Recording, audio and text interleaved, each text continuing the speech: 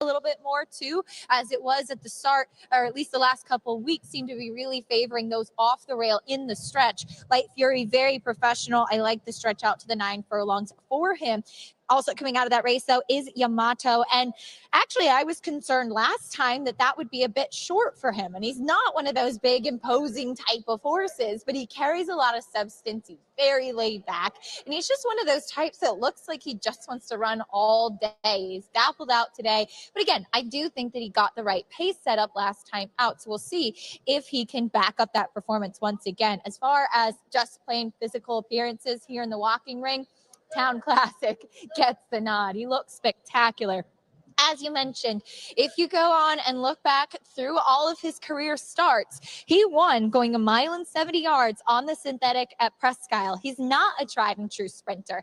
To be fair, I've actually always questioned if he really wants to be a sprinter. I love him getting back out to this distance. I love that we already know that he can handle the surface. He has been carrying himself so well. He's eager. He's nicely into the bridle, but he's been really professional.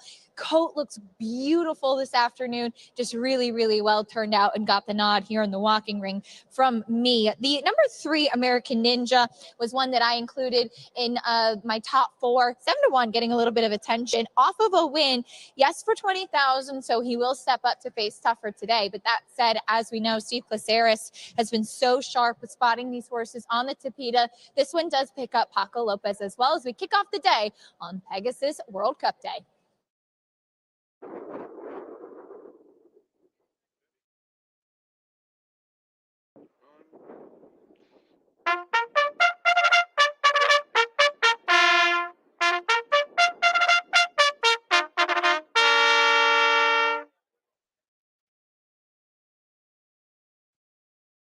That's the call to pose for this afternoon's first race, the first of 12 on Pegasus World Cup Day 2022 on the all-weather at 1.125 miles. This is the South Beach starter handicap. Scratch the 12 Small Hope, scratch the 13 Merzaz, a field of 11. Win, play, show, exacta, quinella, trifecta, superfecta, super high five, daily double, pick 3, and early pick 5 opportunity. The early pick 5 in race 1 at 11:30 in 6 minutes. You have 6 minutes until post time. For those just joining us here today, track is fast, the all-weather is fast, and the turf course is firm. 12 races in total featuring a $750,000 jackpot pool guarantee in the Rainbow Six, a guaranteed pool in the late pick 5 of $750,000. Late pick 4 also guaranteed at $750,000, and new this year, the $2 Pegasus pick 3, linking the 3 Pegasus World Cup races here today. Enjoy your time with us. 5 minutes to the opener.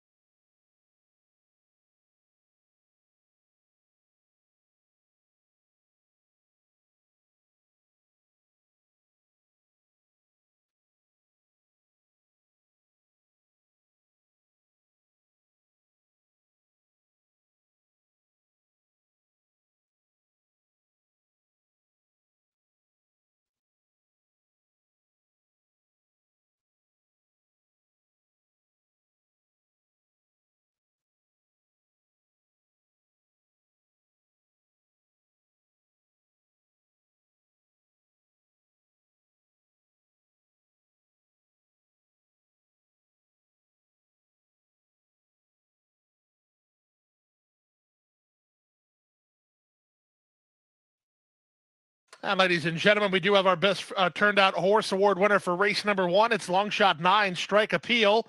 Congratulations to groom Odin Londano Jr. Odin Londano Jr. gets down the best turned out horse award winner for his job with number 9, Strike Appeal, in race number 1. Our thanks to the Thoroughbred Aftercare Alliance and Centennial Farms. Good luck here.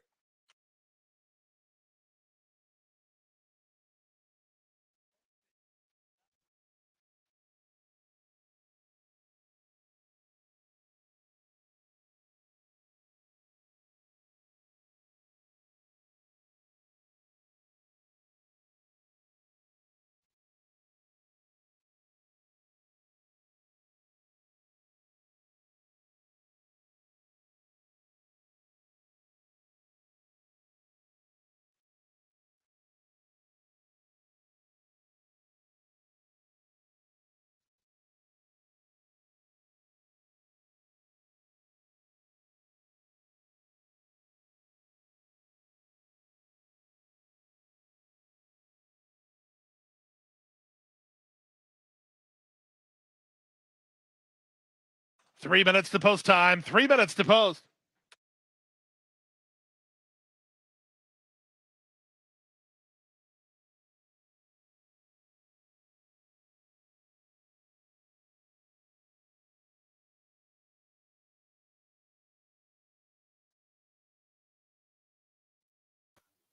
For this first race at Gulfstream, I'm going to go with the price horse, the number 5, 1, 11. 5, 1, 11 at Gulfstream. En esta primera me voy con el 5 para un precio, entonces el 1 y el 11. Buena suerte a todos. Good luck to everyone.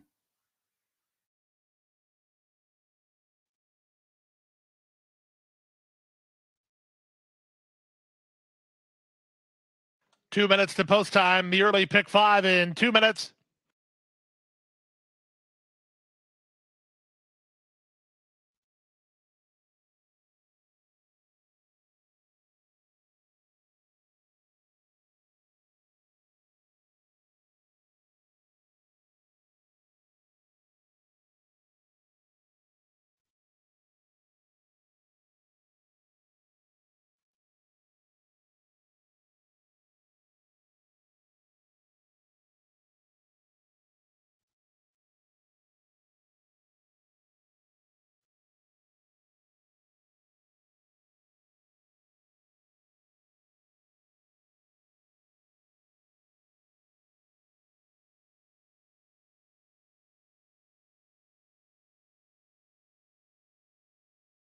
Race 1 in 1. The early pick 5 pool blasting past $700,000.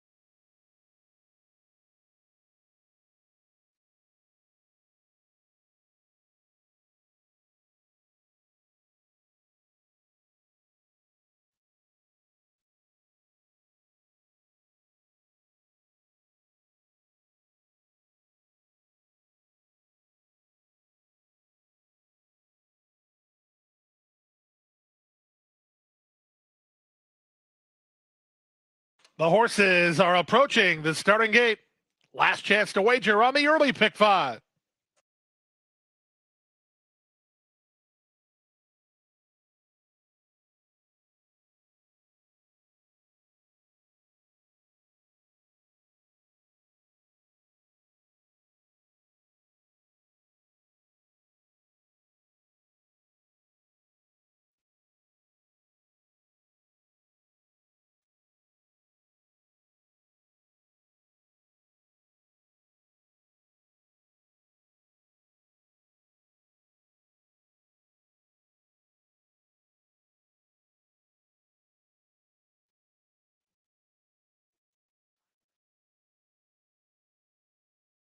It's post Buena time for the suerte a Pegasus todos. World Good luck Cup to of everyone. 2022.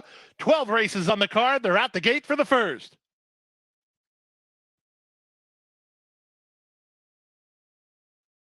Five to 2 favorite is number 4 Yamato. Luis Saez riding. Town Classic draws the outside gate. The inside gate goes to Light Fury. They are the second and third choices here. Some money for American Ninja. Diligent also under 10 to 1 here. They're moving in for the start of the early pick 5. It's over $1 million. Thanks for your support and good luck, not only in the early pick 5, but all day long. Town Classic to the outside.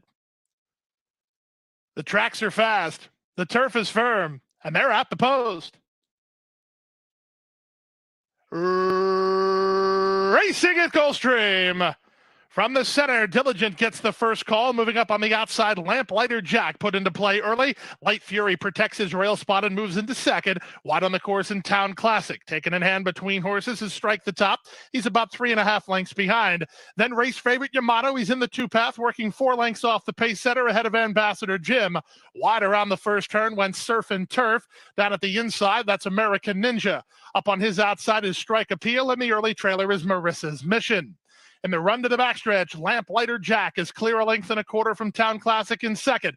Light Fury's on a nice hold while racing in third from Diligent in fourth. Strike the Top is 3 wide while fifth. Strike Appeal is on the far outside, then back to Yamato together with the gray Ambassador Jim. Third last is American Ninja. Second last is Surf and Turf, and still 2.5 to the trailer, Marissa's Mission.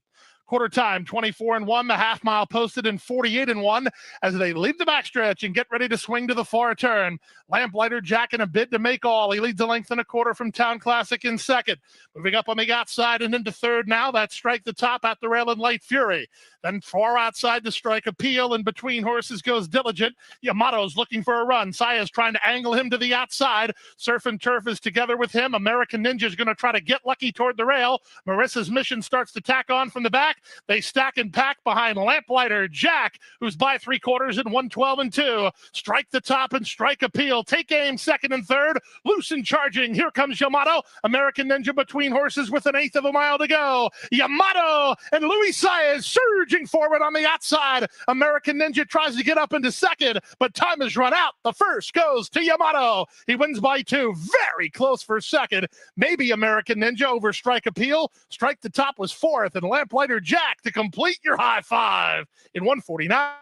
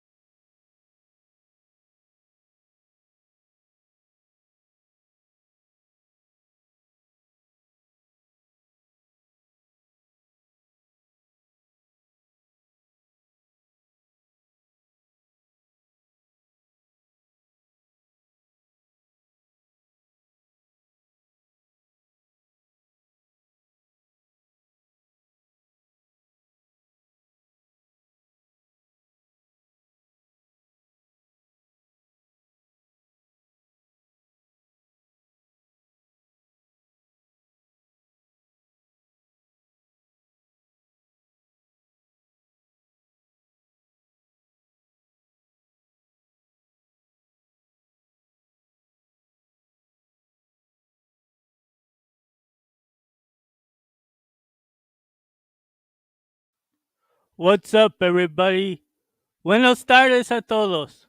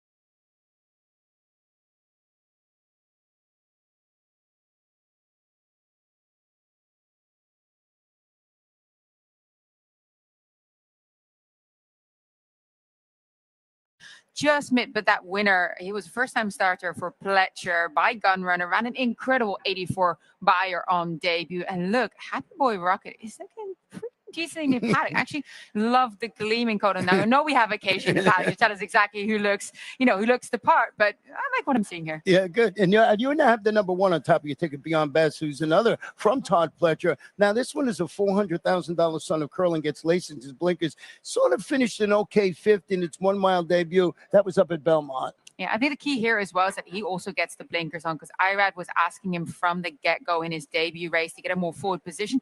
I think the blinkers are just going to key him up that little bit more further up, that meaning that he can get that better position. But they were going so fast in those early sections, sub 23, subs 46 over the mile. He just backed up that day. Very sharp work coming into this. And the winner of that race, Unbridled Bomber, ran back into Jerome, finishing a decent fourth, so that held up well enough. I like Louis Size taking the ride. The number 10 is the other one from Todd Pletcher. Completed gender, is back locally after shipping up to Tampa and finishing second. That was going a mile 40 yards. Here's where Irad is going to end up. He did indeed, didn't he? I mean, you have to take note where Irad goes. Complete agenda. I'm pretty sure they've been working together, him and Beyond Best, both very sharp working into this. But stablemate Pioneer Medina bested him in his last race. Came back to win again after Fairgrouse at one other then. Ran an 80 buyers. That really franks Complete agenda's form. No early pace, but the expected further development as a 3-year-old, I think he's going to get a piece of it here because he really ran hard in those final sections. Well, I know Acacia's somewhere in the crowd checking these horses out. Where are you, Acacia? I'm right here, Ronnie, in my regular spot. Well, actually, move forward a little bit, but this is a really nice group, and so we'll go through them, starting off where you left off with the number 10, Complete Agenda for Todd Pletcher. As this horse, as Naomi mentioned, he doesn't have much early speed, but he looks like one of those grinding types. He's very laid back, very chill, and it's windy out here. Typically, and especially with these young horses, when it's windy like this, they get on their toes. They can get a little bit revved up, get a little wind under their tail. This guy couldn't care less about anything else that's going on. So he certainly has a lot of professionalism for a young horse, but he doesn't look particularly quick, if that makes sense. To his inside, the number 9, Happy Boy Rocket, I did land on as well for Bill Mott. My notes from his debut were that he looked like a 2-turn type. So we get to see him going 2 turns today. My wish comes true. And he's pretty sharp today. He is reacting to the wind a bit, but he's not doing too much. He puts those blinkers on as well, I think, to get some more focus out of the gate. I really thought that he would build off of that last race. And big, leggy, stretchy individual, I think, will love the added distance today. The number 3, Practical Way. Before his last start, he worked 45-4 in company with Drain the Clock, a grade 1 winner going into that last race. And I think it just took some starch out of him. Now, I have on my first cut that he gets blinkers on. He's not wearing blinkers here, so I'll have to double check on that. Maybe not getting blinkers added this afternoon. But that said, his last work, or at least 2 works back, was in company with Make It Big, who's a stakes winner, and he kept up every step of the way. It was a little bit more of a contained type of work. I think you're going to see a better performance from him today, and he is a nice price. The number 6, Montauk Point, is the half-brother to multiple grade 1 winner and champion sprinter, female sprinter, Kofefe. But this is a horse who I remember I interviewed Shug McGahee before his last race in Saratoga, which was back in August, and he said he was a little bit more compact as a baby, and then once he came to the racetrack, he actually grew quite a bit, and he had a lot of extra stretch to him, looking like he was going to be a type that will want to go some more distance. So we do get to see him go the 2 turns today off the layoff. He hasn't grown too much more now as a 3-year-old. He was pretty big as a 2-year-old as well, but he does have that big white face similar to Kofefe, which is definitely something that I like. And he's been sharp and very, very fit off the layoff. So we'll see how he handles this group this afternoon. Early pick 4 kicking off here, 158,000 as we get ready for this nice maiden race in race 2.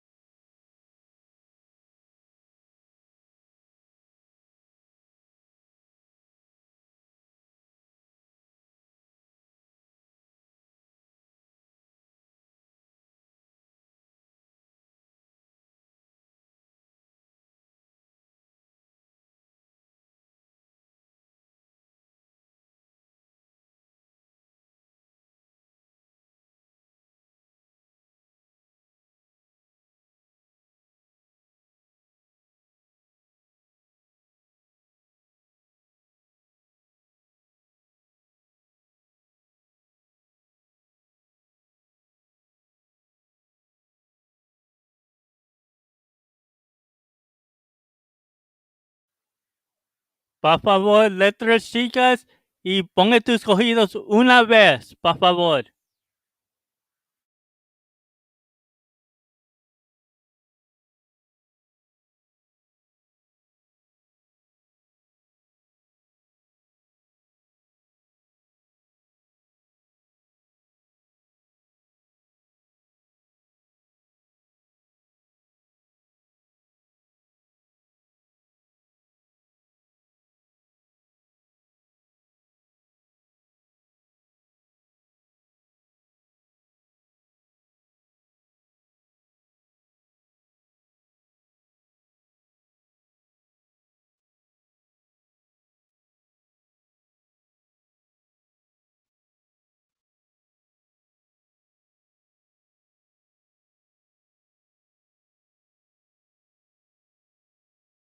Just a minute now. 1 minute to the start of the early pick four.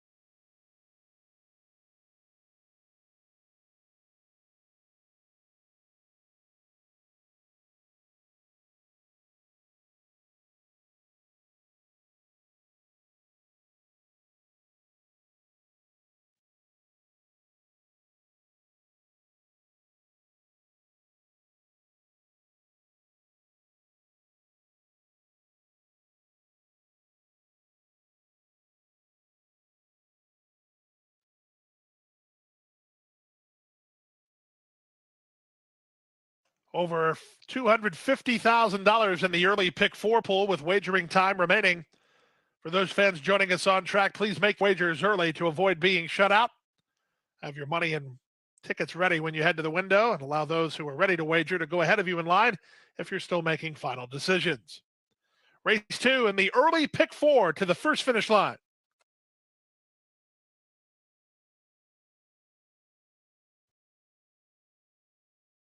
The horses are approaching the starting gate. Last call to wager on the early pick four in race 2.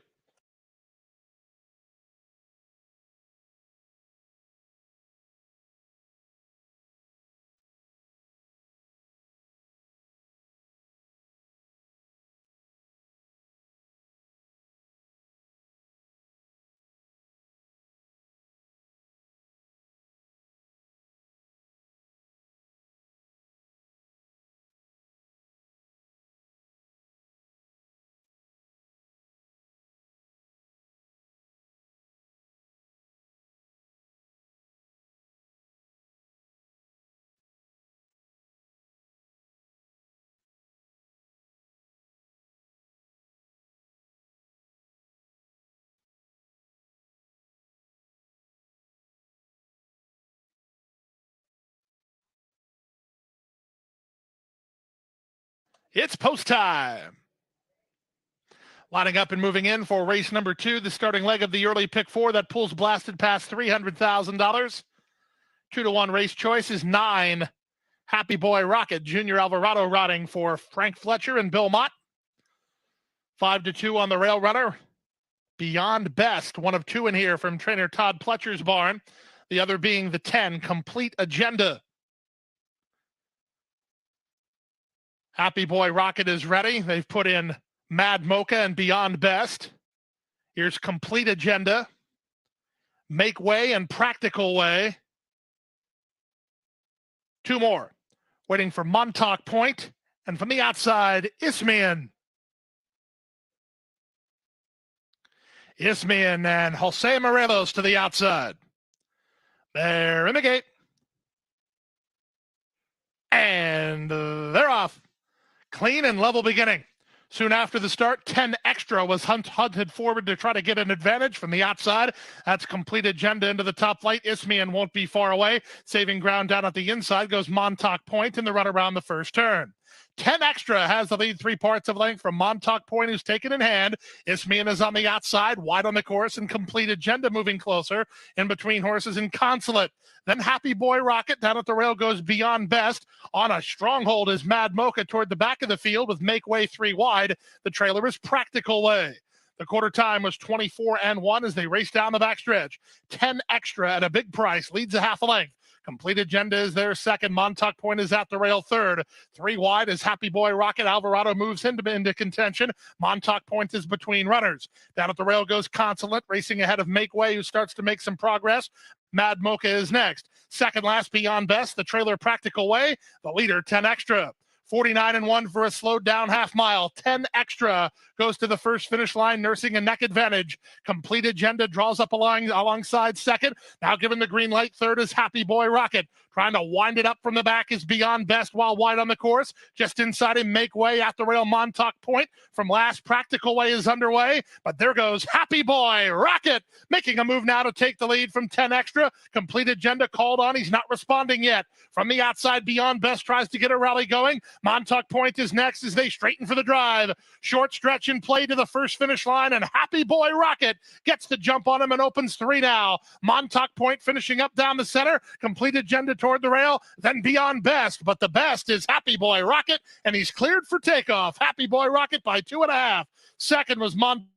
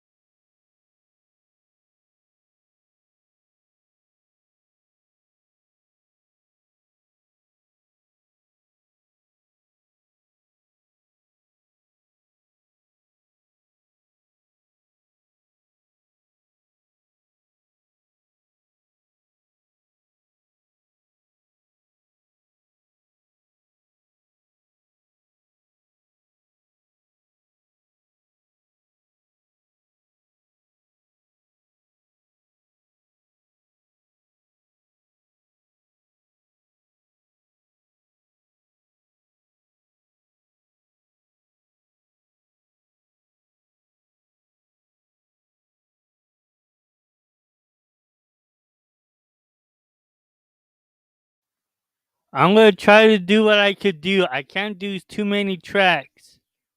So I don't want to be pushed around and say, oh, put this track on, then put this track on. Then they want me to put another track on. Then I get all messed up and, and I only got one hand to be able to do stuff. Yo no puedo hacer tan muchos trajes porque más tengo una mano y ahí va a estar gente gritando que quiere una traje y el otro y que hace así. Y no me dicen por favor o algo así. So no me pushen por favor. Me estoy diciendo que puedo.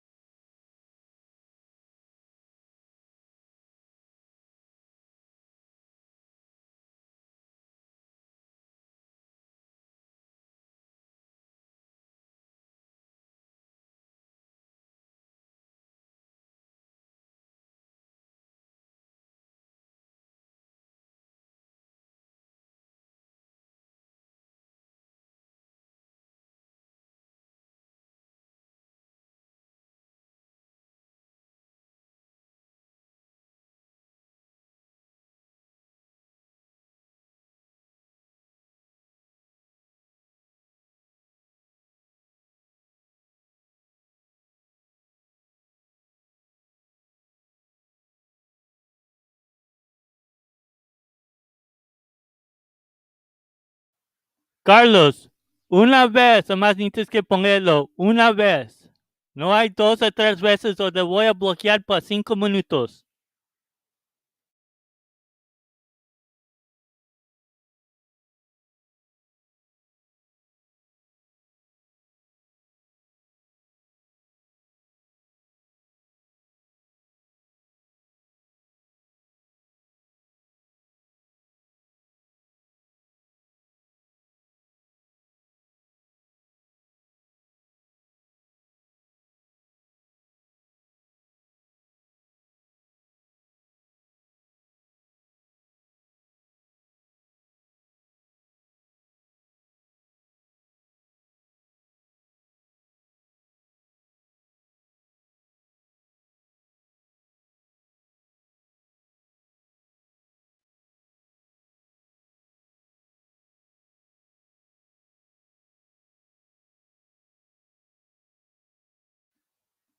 What's up, Pick 6 Pro?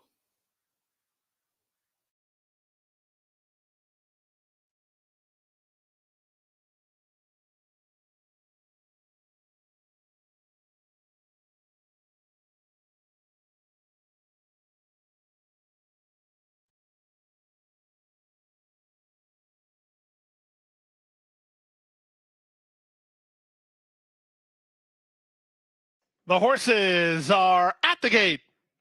It's now post time. Moving in on a firm turf for race number 3 on the card. A competitive betting board. The race favorite is currently the 8 Star Seeking. Irad Ortiz Jr. riding for Michael Tabor and trainer Todd Pletcher. Second choice at 7-2 is number 11, Gladys. Tyler Gaffleone up for trainer Kelsey Danner.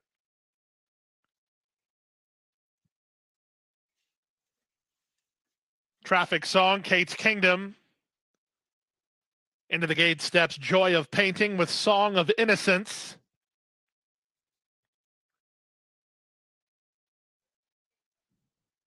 Now the gray, Passion Plus, Earth Strike. Your best turned out horse award winner for this race. 4 away from a start, waiting for Star Seeking, Final Bell, Champagne Lady, and Gladys.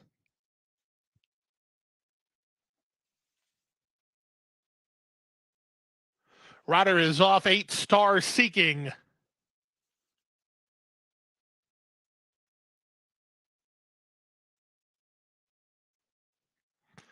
Star Seeking surveys the situation.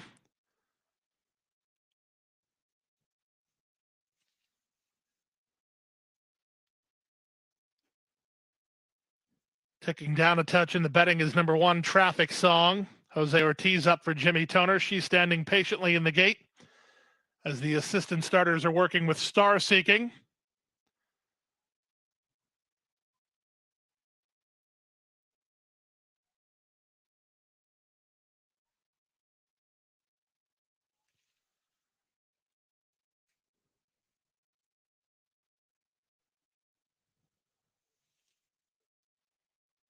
Star Seeking is now in the gate. Irad Ortiz Jr. reunites.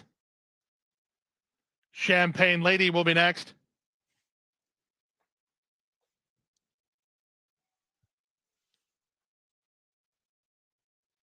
Final Bell and Gladys to the outside gate. Gladys and jockey Tyler Gaffleone to complete the field. They're in the gate. And they're off. Good start for Champagne Lady from her outside draw, sent through at the rail. Traffic Song won't be far away. These two get acquainted as they race to the finish line the first time. And a beautiful spot third is Star Seeking off the embattled duo. She's 3 behind, a length in front of Final Bell. Down at the rail goes Song of Innocence, then to the outside Gladys. Passion Plus is the gray between horses. She's 2 better than a rail running Kate's Kingdom. Joy of Painting on the outside, and the trailer is Earth Strike. While Traffic Song was intent on getting to the top, and she's there now, she shakes free from Champagne Lady, who defers and races from second. Star Seeking is an in-hand third, getting a good run of it is she. A gap of 3 to Final Bell, racing inside of Gladys, then Passion Plus and Song of Innocence. Wide on the course and Joy of Painting, 2 in front of Kate's Kingdom. The trailer is Earth Strike. They make their way past a half mile in a sharp 46-3. Jose Ortiz, offensive-minded with Traffic Song. She's committed for home now on a 2-length lead. Champagne Lady, the nearest pursuer, second. She starts to take up the slack. 3 better than Star Seeking in third. Another 3. Final Bell racing by herself in fourth. A length and a half in front of Passion Plus. Gladys is dropping back. Passed by Joy of Painting. Song of Innocence toward the rail. Then Kate's Kingdom. Out the back is Earth Strike as they try to reach Traffic Song. Quarter of a mile left to go. Jose Ortiz still sitting chilly on Traffic Song. She turns first on top. Champagne Lady to the attack second, and wheeling for the drive is Star Seeking. Star Seeking has had a beautiful trip. Let's see what she can do. Eighth of a mile to go. Traffic Song is still in front. Star Seeking gathering momentum on the outside, but time is ticking away. Traffic Song close to home. Traffic Song went all the way. Very close for second. Bob of the noses between Champagne Lady and Star Seeking. On late was Final Bell in 1:41-2.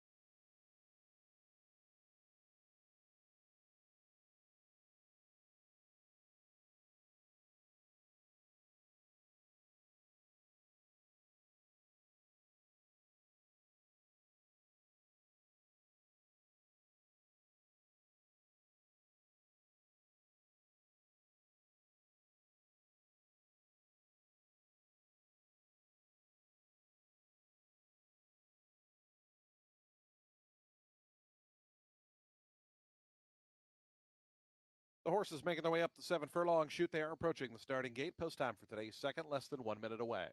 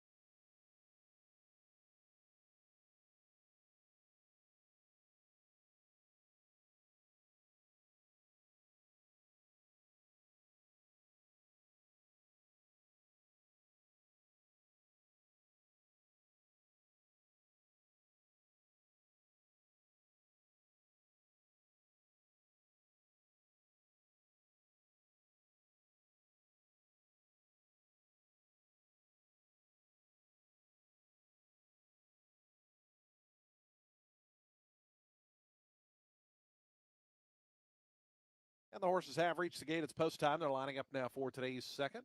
Field of 5 here at 7 furlongs. Favoritism to the number 4, the jig is up, is at 6-5. 2-1 on the outside runner, Menelao. 3-1 on the 3, Broadway Ruckus, who moves forward right now.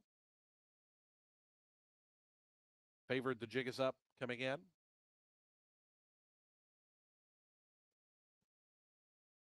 Waiting on General Command, and Menelao will be all set for a start here in today's second.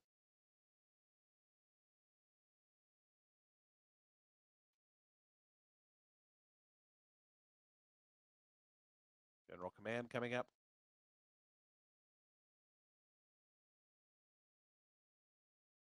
Menelao to the outside to complete the line. Just about set for a start. And the race is on.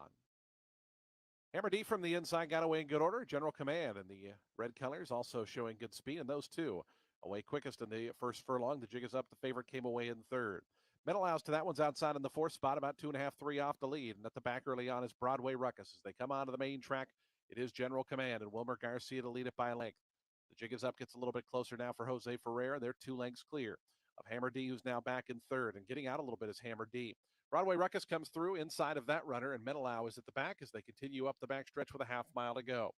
23-3 for the opening quarter mile. General Command going nicely into that far turn in front by just over 2. The jig is up a clear second. They're now 5 lengths ahead of down toward the inside of Broadway Ruckus. Menelao is out of last. Hammer D, the long shot, drops out to the tail. Past the 3/8 marker, they run. And up on the front end, it's General Command still leading it nicely. General Command letting it out a notch in front by over 3. The jig is up under a drive from that second spot. They're still 6 or 7 in front of Menelao. Broadway Ruckus, Hammer D has dropped way out of it. They come to the top of the stretch. It's General Command still there. General Command to lead is 3 lengths. Down toward the inside, the jig is up. Still 5 more lengths, then back to Broadway Ruckus and Menelao. General Command still has to make another furlong, though. It's General Command past the 8th pole. The jig is up, going up and down right now from the second spot. It's still 4 more back to the other 2 who are having a good battle for third. But inside the final 16, General Command is still there, and General Command at 9-2 going to go on to win it wire to wire by about 3.5, 4 in the end. The jig is up with second. Menelao prevailed for third, and then came Broadway Ruckus in fourth.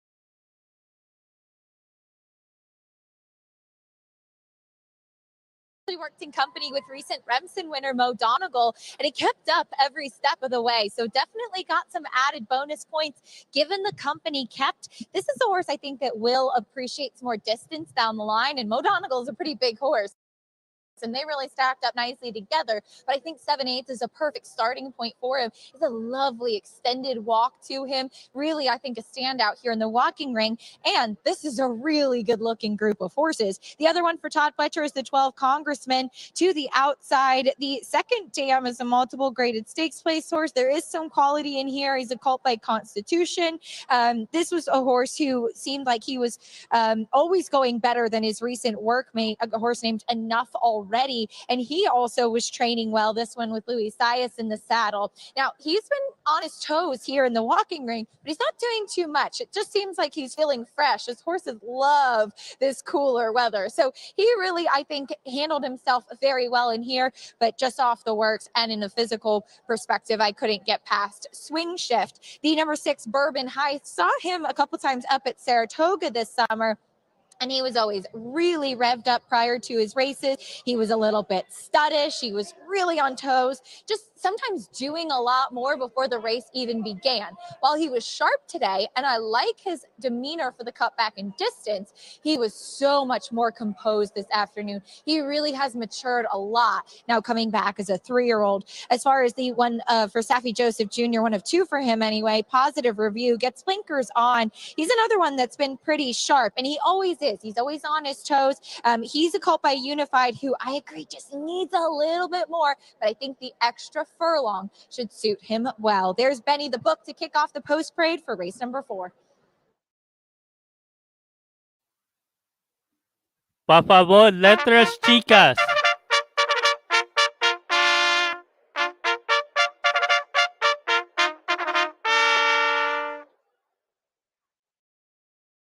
That's the call to pose for this afternoon's 4th race. The 4th race brings out 3-year-old maiden special weight runners on the fast main track at 7 furlongs. 5 is out, but 11 will go. Win, play, show, exacta, quinella, trifecta, superfecta, super high 5, daily double, and pick 3 opportunity. Post time for the 4th race, just 4 minutes away at 12:57. You have 4 minutes until post time.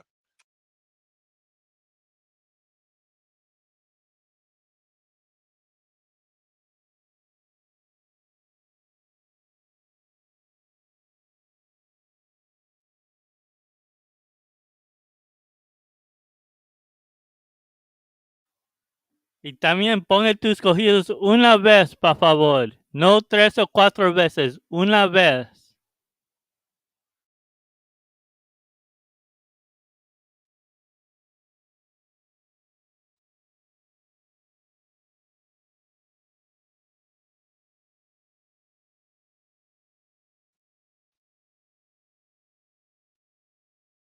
Ladies and gentlemen, we do have a late scratch here by the order of the steward. Scratch number 2, Superstitious. Number 2, Superstitious, is a late scratch from this, the 4th race. If the 2 is your choice in the daily double, you'll get paid on a consolation. If the 2 is your choice in the pick 3, you'll get paid on a consolation. If you use the 2 as part of your early pick 4 or your early pick 5, those tickets are replaced by the starting favorite. Again, here in race number 4, a late scratch of number 2, Superstitious. Still plenty of time to make changes to your wagers.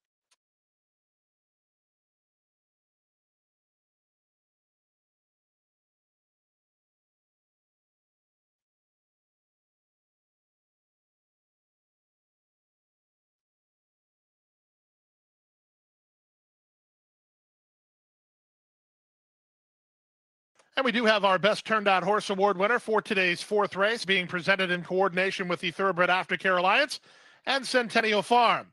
Congratulations in order to groom Robin Alvarez, the groom of number 6, Bourbon Heist, who is the Best Turned Out Horse Award winner here. Congratulations to Robin, and good luck to Bourbon Heist in race 4.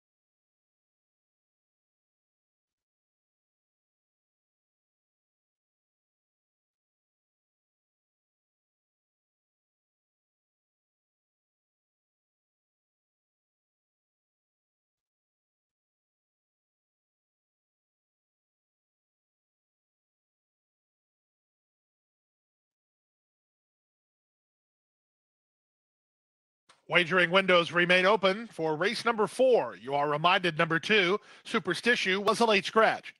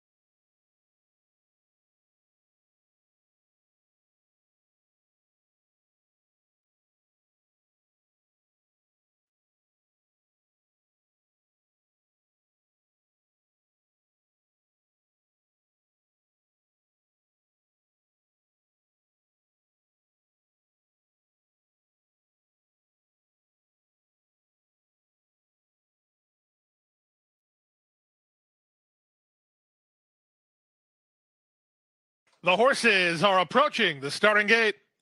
1 minute.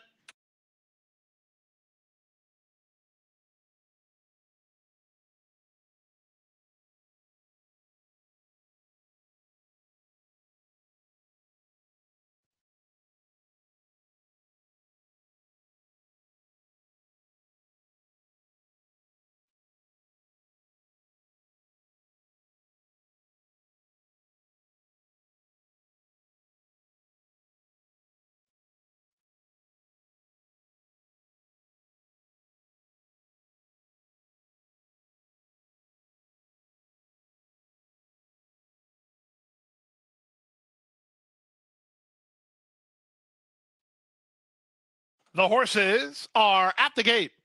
It's now post time. 7 furlongs the trip for race number 4 on the program. 5-2 favorite is number 10, Swing Shift. Todd Pletcher trains with Irad Ortiz Jr. riding. Second choice is a battle between 11 Positive Review and 12 Congressman. The outside 3 dominating the wagering here.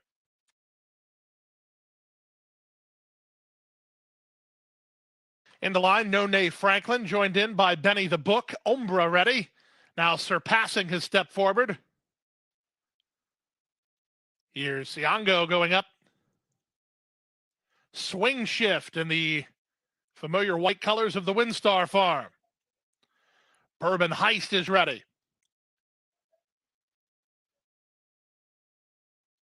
Magianera. Paco Lopez for Mr. Amore Stable and Kelly Brain.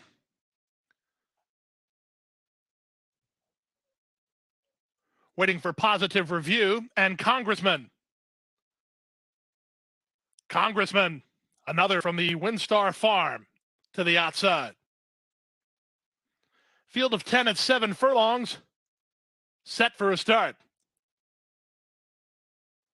And they're off. Slow to start, Umbra at the back. Quick to break with Surpassing, taken on early by Swing Shift, who's on the go. Siango splits horses, and No Nay Franklin is down toward the inside. Wide on the course, but improving is Congressman, then Magianera. Benny the Book is in tight toward the rail with Positive Review out wide on the course. Splitting runners Bourbon Heist, and the trailer is Umbra. They make their way to the half-mile point with Swing Shift leading stablemate Congressman Windstar 1-2 through a 22-4 opening quarter. Magianera is off their flank while racing in the clear third. At the rail, surpassing wide on the course, Positive Review. He's way out in the center, but Positive Review is on the improve as they swing to the far turn. Congressman on the outside, Swing Shift toward the rail, their heads apart. Positive Review throws his hat into the ring, 3 wide while third. These top 3 put on some speed, working 3 ahead of Bourbon Heist, who improves outside of Magianera. Dropping back is surpassing ahead of No Nay Franklin through a 46 3/2 mile. Congressman up to challenge the stablemate Swing Shift. These two kick on. Swing Shift, the more confidently handled of the two, tries to cut the corner and battle back. Congressman has the momentum, but these two are shoulder to shoulder down the center, and Bourbon Heist comes alive late. Bourbon Heist lifting up on the outside. Congressman from between, and Swing Shift toward the rail. There's inside and left an eighth to go, and Swing Shift tries to turn away Bourbon Heist, and he is. It's Swing Shift, and Irad Ortiz Jr. to win it. Bourbon Heist was second. Third was Positive Review. Congressman had to settle for fourth, 124-2.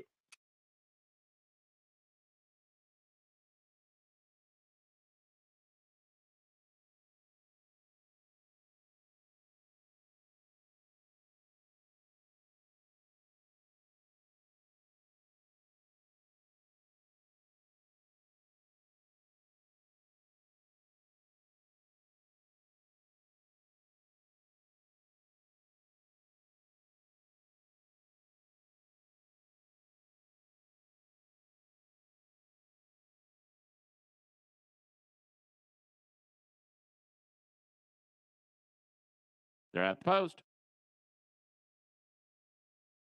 They're off. Cold as Hell and Bull Hollow break well. Sturgill is close to the pace. Wild Behavior and Ultimate are next. Then comes Long Term Thinking and Substantial, and the trailer is Flat Lucky. 4 of them up the backstretch, and here's Sturgill to ride the rail and put ahead in front. Sturgill and Cold as Hell are 1-2. A half length to Wild Behavior in third. Then 2 lengths now to Bull Hollow, who backs off fourth, and 3 from the front. Another 3 lengths back, too. Substantial between horses.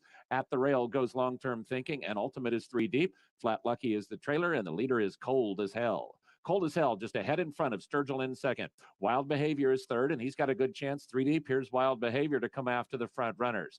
Ultimate is moving up, and here's Ultimate up into fourth. Forward momentum. Long-term thinking is next. Then Bull Hollow. Cold as Hell is the leader. Cold as Hell. Wild Behavior a length back in second. Ultimate is flattened out to the center of the racetrack. Here comes Flat Lucky, and he's got run. Flat Lucky is 2 from the front, trying to run down Cold as Hell. Substantial emerges at the rail. Cold as Hell. Wild Behavior. Ultimate between horses. Ultimate puts ahead in front. Cold as Hell. Flat Lucky to the outside. Ultimate in front. Ultimate beat both Flat Lucky and Cold as Hell. Substantial finish fourth.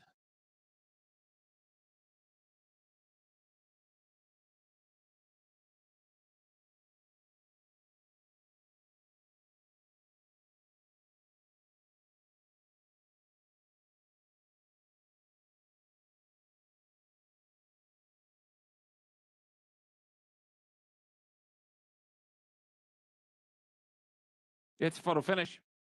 The judges will examine the photograph before posting the order of finish.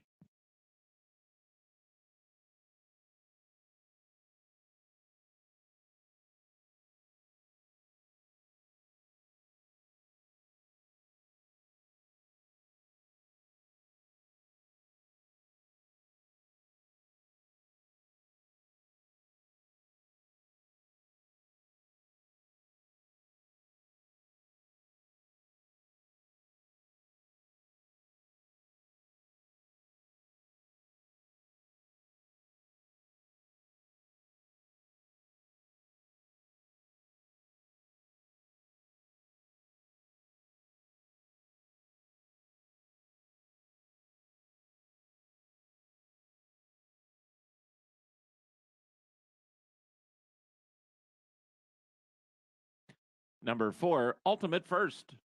Number 5, Cold as Hell, second. Number 8, Flat Lucky, third. Number 2, Substantial, fourth.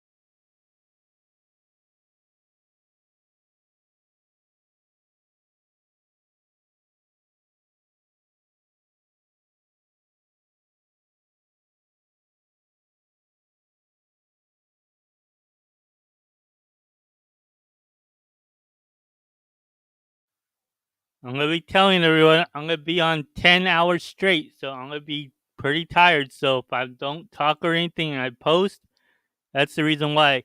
And if you guys are going to be wanting to play some Sam Houston, I posted my selections in the community.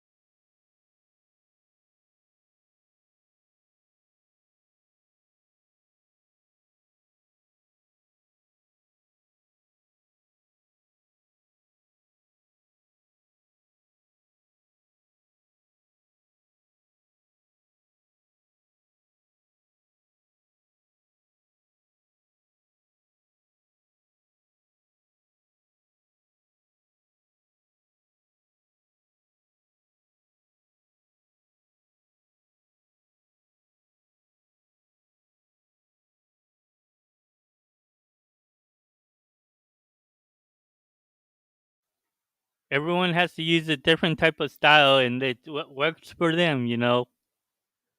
With me, I used to do that along when I first started was just jockeys.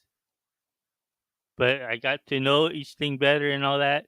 So now with the style that I use, it's just the technique that I use is so far off. I have to switch back and forth sometimes to my old style to the new styles that I have now.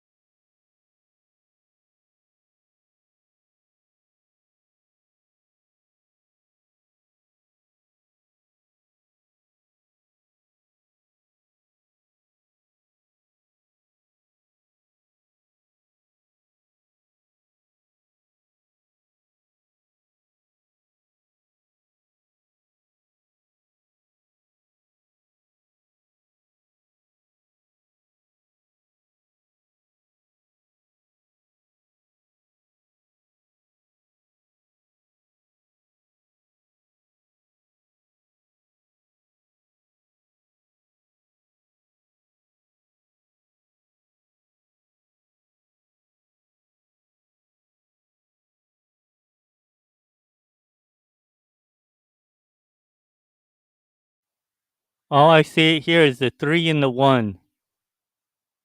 Acá me veo el 3 y el 1. Buena suerte a todos. Good luck to everyone.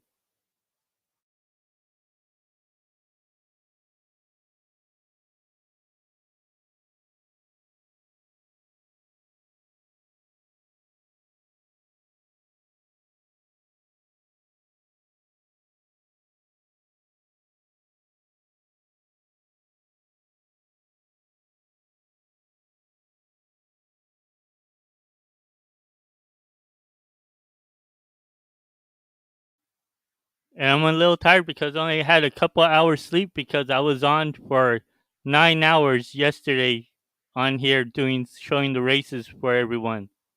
So please be patient with me.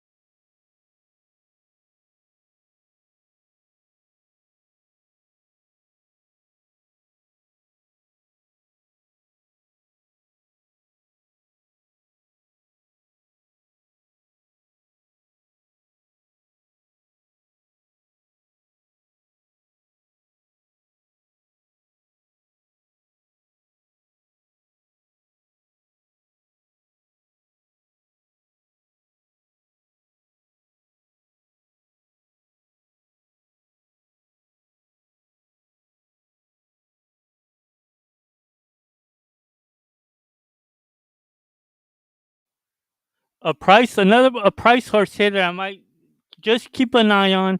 It is the number 4. Un caballo para un precio que más me voy a estar chequeando es el número 4 acá. Me gusta el 3, 1 y para un precio me voy a estar viendo el 4.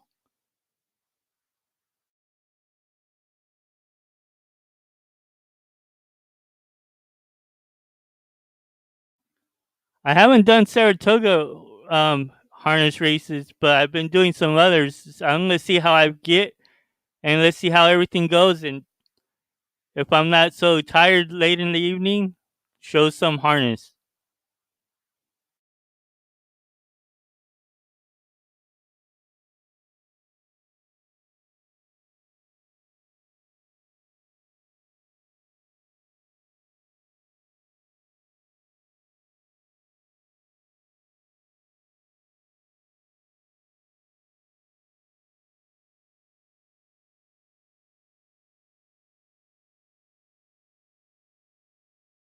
Go with her up on the front end. They open up a length and a half. The lineup of 4. Folk Hero, Scoop, there it is. Tactical range down toward the inside and Fall Campaign. That quartet just 2 lengths behind the battling leaders up front. Estilo Differente just ahead in front of Sassy Like Julia on the outside, those 2. As they go through that opening quarter mile, length and a half ahead of Folk Hero, who now merges out to a clear-cut third. Tactical range stays toward the inside from 4th, only 2 lengths off the top 3. After that, we come back to Scoop, there it is, and Fall Campaign at the back, but the 6 of them just covered by 3. 23 and 4 for that opening quarter mile, but that was right into the wind as they wind around the turn. Sassy Like Julia, Folk Hero stoking the fires up on the outside, and here's Folk Hero right up alongside of Sassy Like Julia. They're 2 clear. Tactical range. Jesus Castadon gives that runner the cue. Going to swing out to the 3 wide side as they wind around to the top of the stretch. Folk Hero up on the outside of Sassy Like Julia, who kicks back toward the rail. Tactical range is in that range as well and is only 2.5 lengths behind as they have a final furlong left to go. Sassy Like Julia, here's Tactical range down the outside who has good momentum, and Tactical range quickly goes to the front. Folk Hero back to second. Sassy Like Julia, long way back to Scoop. There it is. Tactical range, though, going to go on to what it here is the odds-on favorite. Tactical range by 2.5 in the end. Folk Hero was second. Sassy Like Julia third. Fourth was Scoop. There it is.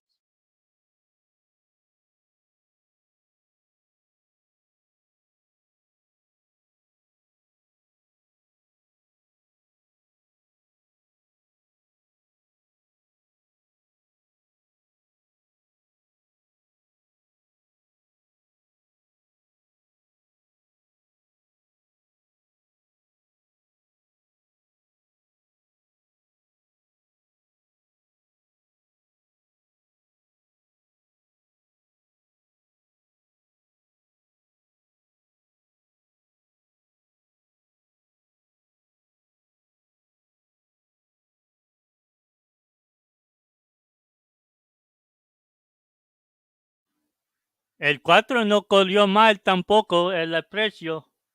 Se corrió muy bueno para esta vez.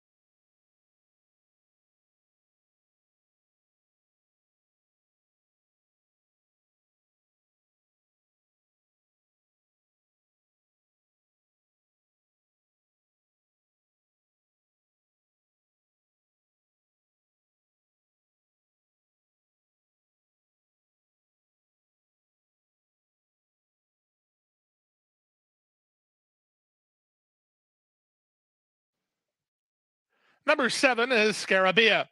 Scarabea is owned by the Calumet Farm and trained by Jack Sisterson. In the irons, Jose Ortiz. Number 8, Hungry Kitten, is owned by Emery Hamilton and trained by Shug McGahee. In the irons, Javier Castellano. Rounding out the field, number 9, Honor Hop, owned by Jim and Susan Hill and trained by Brian Lynch. The jockey, Julian Laperoux. That's the field for today's 5th race, the 52nd edition of the Grade 3 La Provent. They go 1.5 miles on a firm turf. Post time in 4 minutes.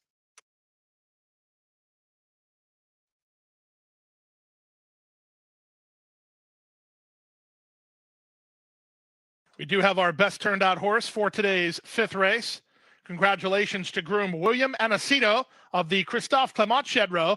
He's the groom of 6, Beautiful Lover, who's the best turned out horse award winner here. Our thanks to the Thoroughbred Aftercare Alliance and Centennial Farm. And good luck to Beautiful Lover in the La Provence.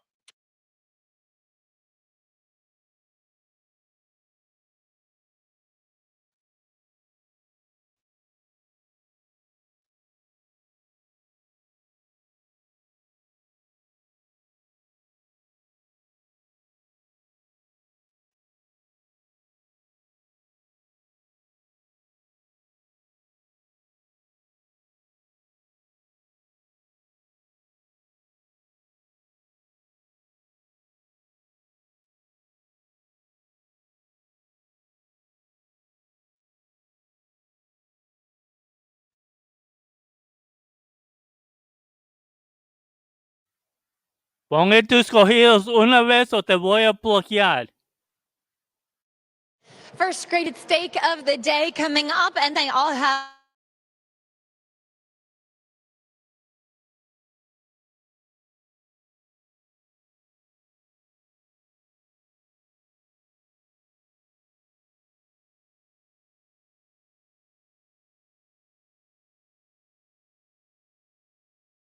time out. She took a huge step forward. Once again, just like last time, Tyler Gaffleone took her right away from the pony and gave her a big solo warm-up out there on track. She seems much more assured of herself, or sure of herself, I should say. And obviously, she really seems to flourish down here in Florida and loves this Gulfstream Park turf course with now 4 for 6, and of course, a win in this particular race. Again, they have her to get around, and there's not much pace on, as you heard Tyler Gaffleone say, and she does have the ability to be forwardly placed. I did try to get a bit of a price, though, with the number 1, Sorrel, who picks up by Rad Ortiz today, and I thought that she was much further back last time than I really had anticipated her being. I would imagine, and she's not as sharp as she was last time. Last time she was very, very energetic prior to the race. But I would imagine that she will be more forward, much as she was 2 starts back in the Long Island when beaten by her stablemate, Musa Makina. She is a horse that I think has really benefited from having racing since the layoff, and she's really built up in her hindquarters and gotten much stronger in her last couple of starts. Plus, you're getting 6-1 on an Irad Ortiz horse. Certainly nothing wrong with that. The other one for the barn is the 6, Beautiful Lover, who finished 3rd behind Always Shopping last time out, and closing from off of it. She's a very big, very solid mare, and she was really on her toes this afternoon once again. She is the one that tends to come from off of it, and I think has kind of found a home in some of these longer distances. Seems to really appreciate giving her size some more ground to work with. Finally, off a layoff since October is the 9, Honor Hop. What a beautiful mare by Honor Code. She is stepping into graded stakes company for the first time, but she looked good off the bench. She touted herself beautifully and was dappled out from head to toe for Brian Lynch as they approach the gate. Pete Aiello standing by with the call shortly. Thanks, Acacia. The horses are at the gate. It's now post time. Moving into line for the La Provence, the rider is off Nicino, who goes forward without jockey Relu Gutierrez. Sorrel stepping forward at the fence. Little time remains for pick 4 wagers. This is the starting leg of your middle pick 4. Moyglair Stud Farm represented with Beautiful Lover. She's a strong second choice behind number 4, Always Shopping. Always Shopping, the 4-5 favorite. Tyler Gaffleone up for Rapoli Racing. Onyx moving forward. Scarabea just broke her maiden on the all-weather, but did so nicely. 3 more waiting for Always Shopping, Hungry Kitten, and Honor Hop. Honor Hop The colors of Jim and Susan Hill to complete the field. They're in the gate. They're racing, and the La Provent, Always Shopping, comes out firing with Beautiful Lover moving to her. On the far outside, it's on her hop. In between horses, Scarabea. Sister O'Toole is at the rail, and Nicino is in between horses. Then it's a length and a half back toward the fence, while second last, that is Sorrel. The trailer is Hungry Kitten. The leader is Always Shopping. Always Shopping to the far turn the first time by a length and a quarter over Honor Hop in second. Beautiful Lover takes a trail. She's third, 2 lengths behind. 3 more to Scarabea, who's 2 in front of Sister O'Toole. Then it's Onyx. Sorrel is toward the back of the field with Nicino just ahead of her, and the trailer is still Hungry Kitten. They make their way toward the top of the stretch for the first time, and Always Shopping doing it nicely on the top end. She's into the stretch for the first time on top 3 parts of a length. Token pace pressure from Honor Hop in second. Beautiful Lover and Joel Rosario sit a chilly third, covered up only 2 lengths behind. Scarabea races from fourth, out wide on the course, and Sister O'Toole saving ground, while down toward the inside is Onyx, 2 better than Sorrel, then Nicino, and the trailer is Hungry Kitten. 1 lap left to go in the La Provent. They went 50 for a half-mile speed. Always Shopping to the clubhouse turn on top 3 parts of a length. Honor Hop is there second. Beautiful Lover is at the rail third. Scarabea remains in the 2-path fourth with Onyx fifth toward the rail. Then Sister O'Toole ahead of Sorrel. She's about 6 lengths off the lead at this stage. 2 better than Nicino, who races second last. And on hold at the back is Hungry Kitten, as they've completed 6 furlongs and they race into the backstretch. 3/4 and 1:16 flat. Always Shopping, still cruising and still in front 3 parts of a length.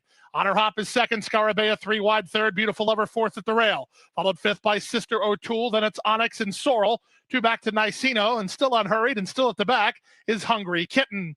They covered a mile in 1:42 flat. There's less than half a mile to the finish. And the 2022 La Provent, with Always Shopping, the favorite to catch. Scarabea moves up on the outside to claim second. Rosario hasn't moved yet on Beautiful Lover, third at the rail. Sister O'Toole given the green light to launch a 3-wide bid. Onyx is next. Sorrel tries to rally, while about 5 lengths off the lead as they run to the top of the stretch. Always Shopping under siege from long shot Scarabea. Beautiful Lover needs to find a way out. From the outside, Sister O'Toole. Then it's back to Sorrel with an 1/8 of a mile to go. Now racetrack for Beautiful Lover to try to mow down the top 2. 1/8 of a mile to go, and Always Shopping is still in front. Here's Beautiful Lover surging up on the outside, wide on the course, and Sorrel and Beautiful Lover won it.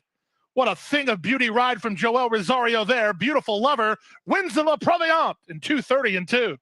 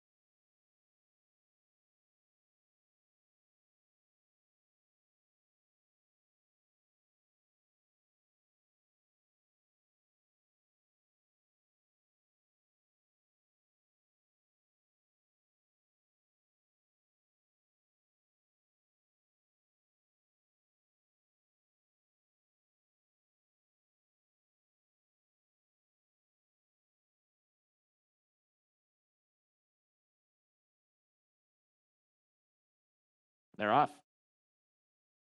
Sky Scanner and Verrazano first, tapping for a dance, and Town Champ with Lonely Private at the rail. Then comes Don't Forget, Archie My Boy, Alex's Strike, and Storm Advisory with the Queen's Jewels and Riverboat Gambler, and the trailer is California Swing. Match racing up the backstretch, Lonely Private and Town Champ, and these two sprint away. Lonely Private at the rail, Town Champ outside, and they are 4.5 lengths in front of Tappin' for a Dance. Another length and a half to Verrazano first. Then comes At the Rail and Sky Scanner. Moving up between horses is Don't Forget. Then comes Archie My Boy, midfield and about 6 from the lead, 2 in front of the Queen's Jewels and Storm Advisory. Alex's Strike has 3 beat and 12 from the lead. They are California Swing, and at the back of the pack is Riverboat Gambler, and at the top of proceedings, it's Town Champ. Tappin' for a Dance comes after him in second. Town Champ leads 3/4 of a length. Tappin' for a Dance is second, 2.5 lengths. Don't Forget now emerges in the green cap. Going to find a way through from the inside. Don't Forget's got a chance. So does the Old Man Storm Advisory. Town Champ still in front. Don't Forget attacks through from the inside. To the outside, Tappin' for a Dance. Town Champ reaches. Don't Forget attacks. Town Champ, Don't Forget. Town Champ wins over Don't Forget. Then Tappin' for a Dance and Verrazano first.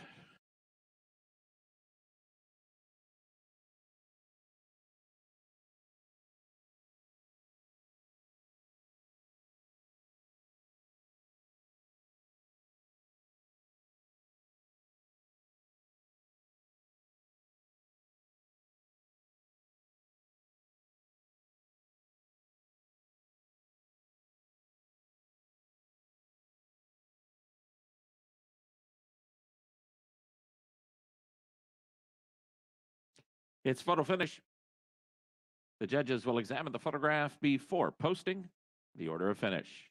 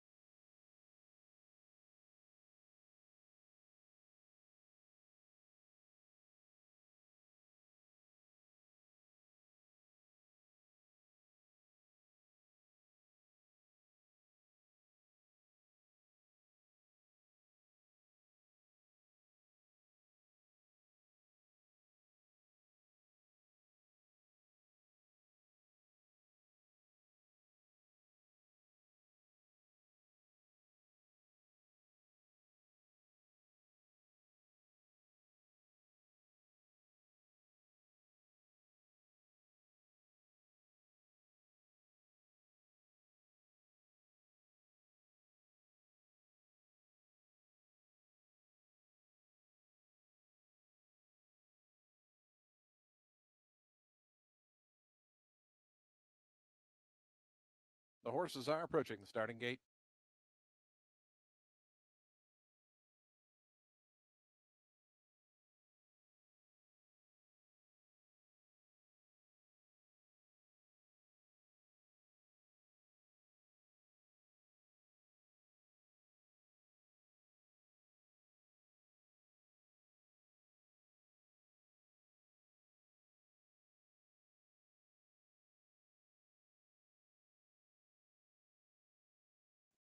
And the horses have reached the gate. It's post time. They're lining up now for today's fourth. Field of 8 fillies and mares here at the mile and a 16th distance. And a favoritism right now to the number 5, Grand Mary at 2-1, 3-1 on the 3. That's Hara, 4-1 on the outside runner, Bebop Alola. A Silver Package, the first to go in. Grand Mary, the favorite, has gone forward.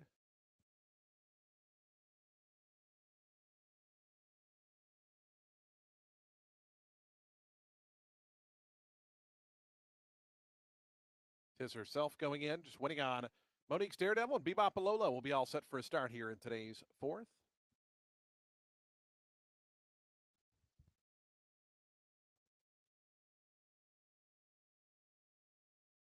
Bebop Alola, Jose Batista to the outside gate goes in. They're in the gate. Yeah, the race is on. Hara stumbled right at the start. Pretty good start for Monique's Daredevil, who heads out for the early advantage. Bebop Alola up from the outside, going to challenge her, and those two speed away a length and a half to Grand Mary, who was out in third. Love and Living down toward the inside is fourth. Hara recovering after that stumbling beginning is now fifth in between horses, with Tis herself right to her outside. Then we come back to Silver Package, and the one at the back early on is Charge It Jen.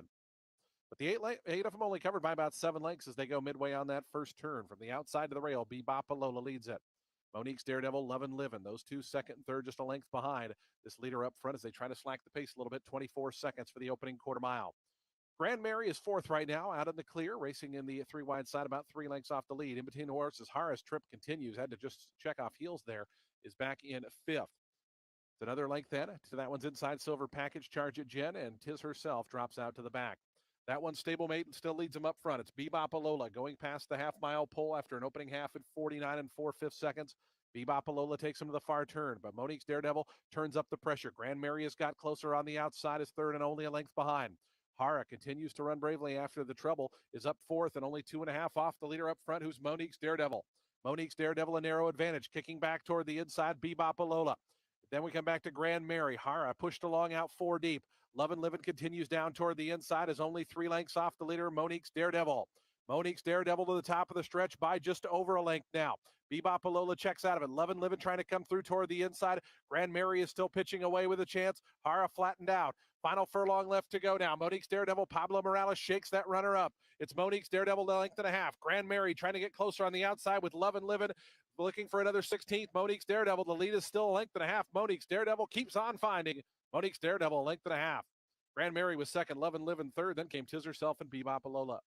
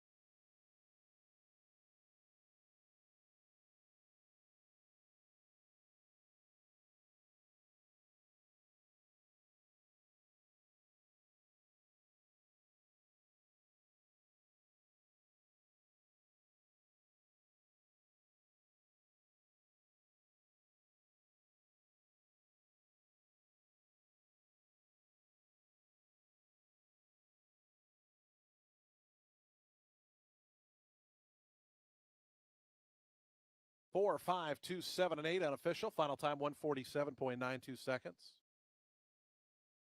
As Monique's Daredevil, 8-1 winner. Please hold all tickets.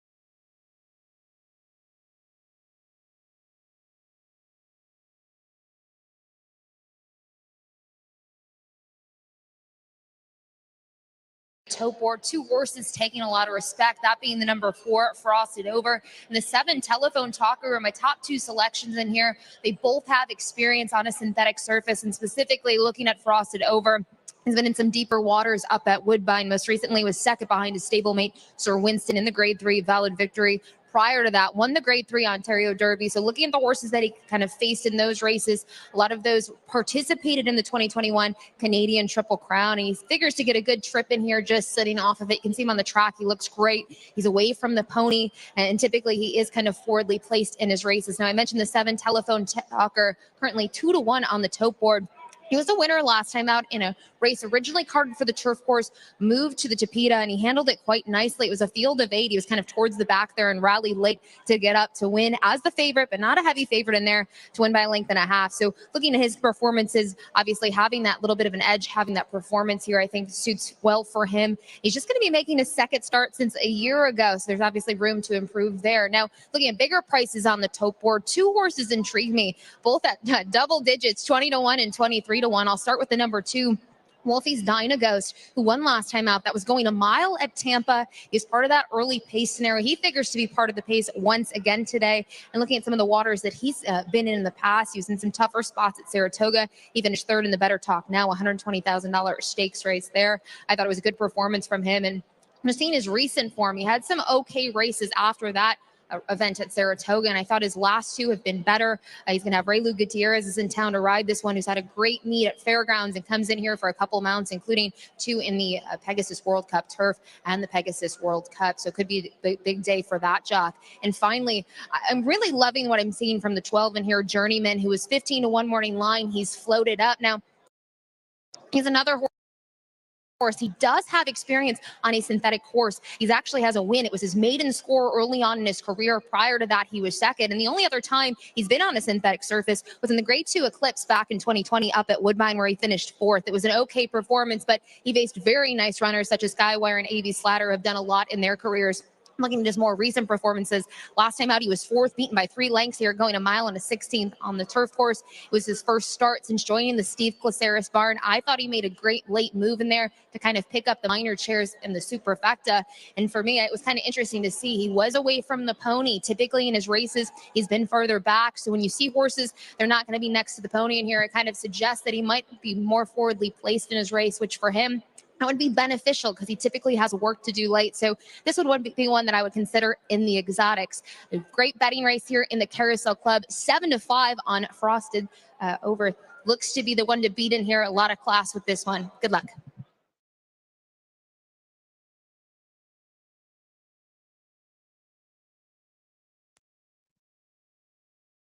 Approaching the starting gate.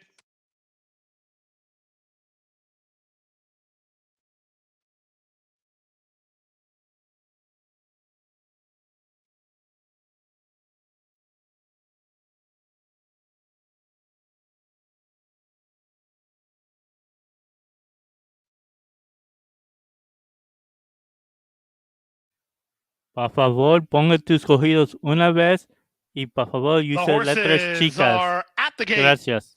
It's now post time for the Carousel Club handicap. This race named for a great new amenity offered here at Gulfstream Park. We welcome our partners at the Carousel Club. Hope you're enjoying Pegasus World Cup 2022. Speaking of welcoming, we'd like to head out to Las Vegas and welcome the folks joining us as part of the $3.6 million National Horse Players Championship at the Bally's Las Vegas. Hello to everybody. Congratulations on making it this far and good luck here. Race favorite is number 4, Frosted Over. Luis Saez riding in the Gary Barber hot pink colors. Mark Cassey trains. Telephone Talker in the Ken and Sarah Ramsey white and red, a strong second choice. On the Tapeta track here, quality field assembled and they're moving in. Paco Lopez hops off Fancy Liquor, who's a bit stirred up behind the gate.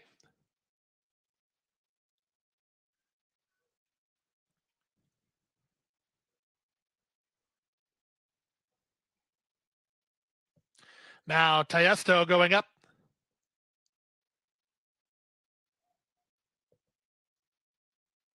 Fancy Liquor still yet to cooperate, just being a bit stubborn. Fancy Liquor now brought forward.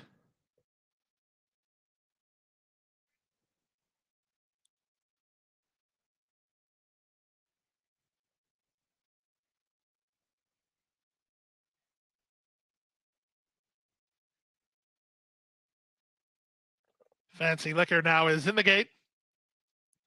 4 away from a start, waiting for race favorite Frosted Over, Sand Dancer, and Fighting Force, with Journeyman drawn the outside.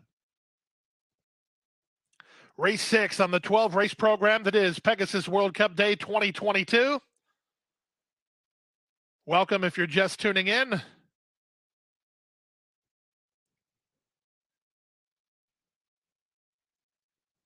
Frosted Over surveys the situation.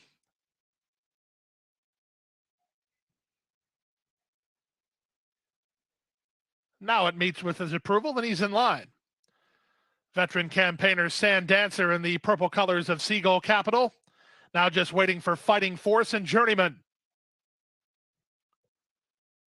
Fighting Force, Journeyman to the outside. It's a field of 11. They're in the gate. Racing in the Carousel Club handicap. From the outside, that's Hello Hot Rod, who springs off for an advantage. Moving between horses and Fancy Liquor. Down at the inside, speed from Mischief afoot. Wolfie's Dynagos not far away. In fact, Raylu Gutierrez sends Wolfie's Dynagos to the top. Hello Hot Rod is second. Fancy Liquor is third. Race favorite Frosted Over. He comes away fourth, about 3 lengths off what looks like an ambitious early pace. It's a gap of 4 to an in-hand Fighting Force. He's just inside of Order in Law. Then back to Telephone Talker, who's covered up with Journeyman on his outside. It's a gap of another 2 lengths back to the outside in Tiesto ahead of Mischief afoot. And at the back is Sand Dancer. Strung out over a lot of ground. They're rolling here. 22-2 for a quarter speed. Hello, Hot Rod, letting it all hang loose. He leads by 3 over Wolfie's Dynagos in second.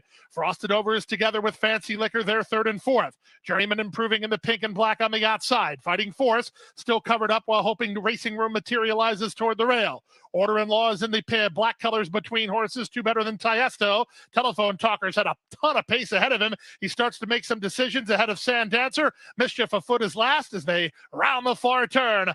3 wide. Here's Frosted Over. 4 wide Journeyman. Wolfie's Dynagos has been inhaled. Dropping back is Hello Hot Rod, then Fancy Liquor. Trying to wind it up his Fighting Force. He knifes between runners. 3 quarters, 111-1. They're at the top of the stretch. Wolfie's Dynagos not finished yet. He's battling back. Journeyman on the outside. Frosted Over between horses. Wolfie's Dynagos responding to Raylu Gutierrez, trying to turn Journeyman away. Journeyman with 1 more surge on the outside, but Wolfie's Dynagos is in front. Wolfie's Dynagos and Raylu Gutierrez win the Carousel Club handicap. It's howling time.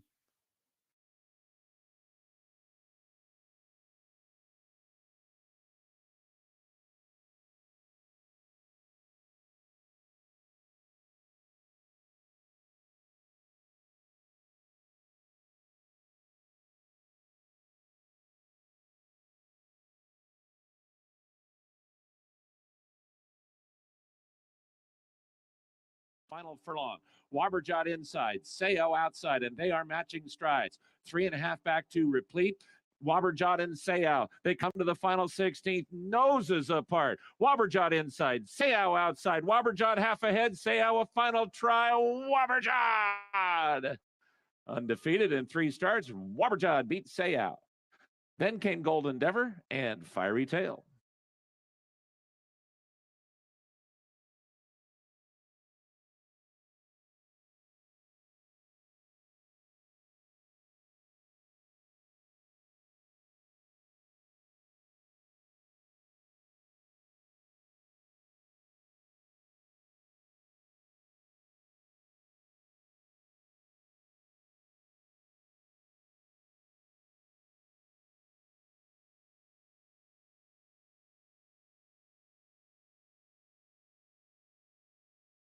It's photo finish. The judges will examine the photograph before posting the order of finish.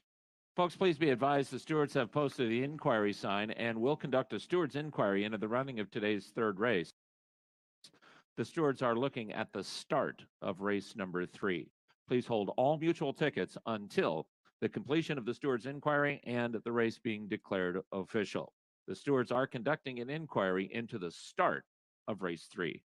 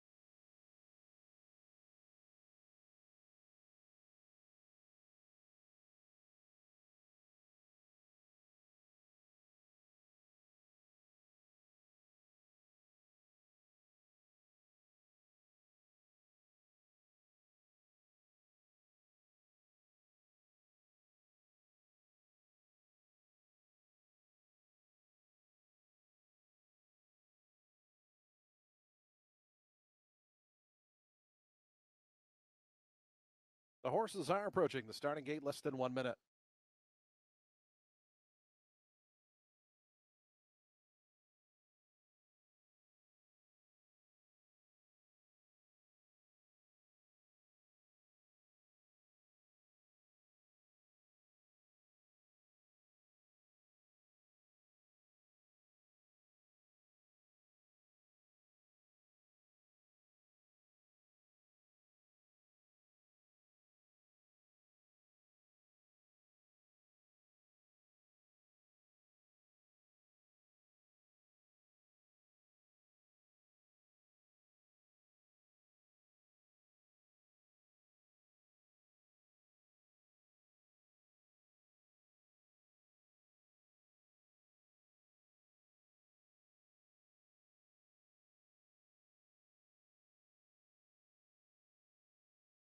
And the horses have reached the gate. It's post time. They're lining up now for today's 5th.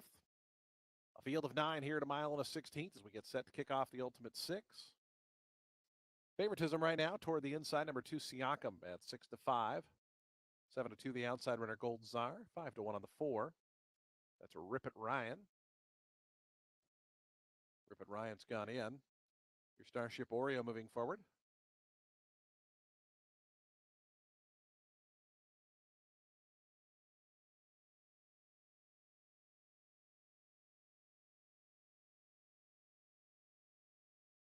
Commander Keith coming in. Mr. Sarcastic's gone forward.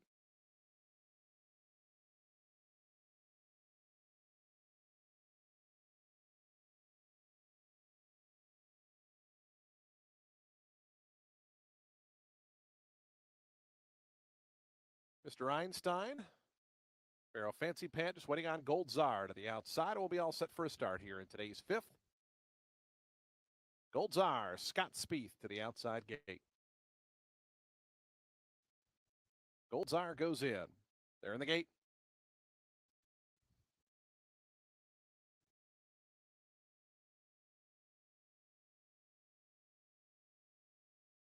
And the race is on. Action Warrior showing good speed toward the outside, sent hard for the early lead. Siakam came away in good order in between horses, and Commander Keith down toward the inside. But Action Warrior trying to clear over to that rail as they go to that first turn. Commander Keith, Siakam just in behind horses. Gold Czar out 4 deep as they go into that turn as Mr. Einstein is 5th, but only 2.5 off the lead. And we come back to Starship Oreo, Pharaoh Fancy Pants. They race together 6th and 7th. The top 7 only covered 3.5 for 4 lengths. Then comes Mr. Sarcastic, and it's a break of 2.5 more back to Rip It Ryan, who's at the back. A long shot Action Warrior to dictate terms up front, leads them through an opening quarter in 24 and 2/5 seconds. Gold Czar presses a little closer on the outside, just a length back from second. Then comes Commander Keith. Siakam, the favorite, ended up out 4th, about 3.5 off the speed now as they're midway up the back stretch. Then comes Mr. Einstein. Pharaoh Fancy Pants is after that. Mr. Sarcastic starts to sneak through down toward the inside in the red colors. It's a length and a half more then back to Starship Oreo and another 4 back to Rip It Ryan, who still trails. Action Warrior took him through that opening half at 49 and 3. On the outside, Gold Czar. Mr. Sarcastic continues to make up ground down toward the inside. Mr. Einstein trying to follow that move as they go to the 3/8 pole. It's Action Warrior by a half. Gold Czar out 3 deep on the outside is second. Mr. Sarcastic stalled out just a touch toward the inside. Is still only a length back. 2 more then back to Mr. Einstein. Siakam is 5th right now and 4 lengths off the lead as they come to the top of the stretch. Action Warrior trying to fend off Mr. Sarcastic, who continues to progress down toward the inside. Then comes Gold Czar. Siakam swings wide for the drive. In behind horses, Mr. Einstein down the outside. Pharaoh Fancy Pant. Mr. Sarcastic trying to get through and does so. Action Warrior now back to second. Gold Czar on the outside third. Late run from Pharaoh Fancy Pant, but Mr. Sarcastic, Fernando de la Cruz, clear with 50 yards left to go. Mr. Sarcastic at 8-1 to win it by 2.5. Pharaoh Fancy Pant flew to get up for second over Action Warrior, and back and forth Gold Czar and then Siakam.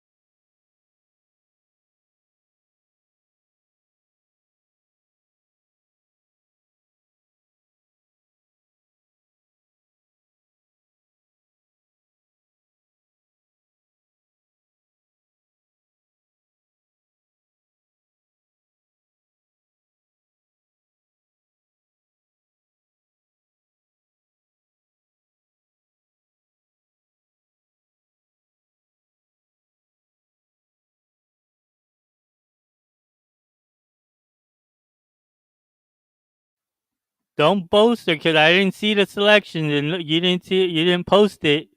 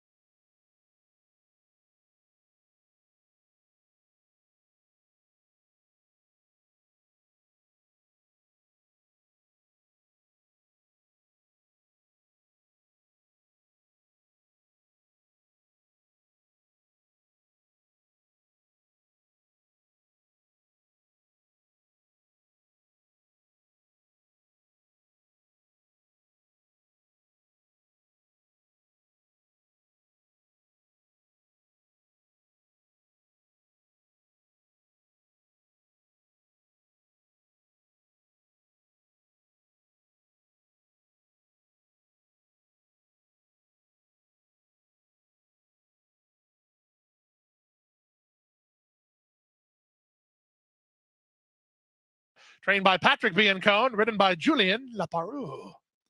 Rounding out.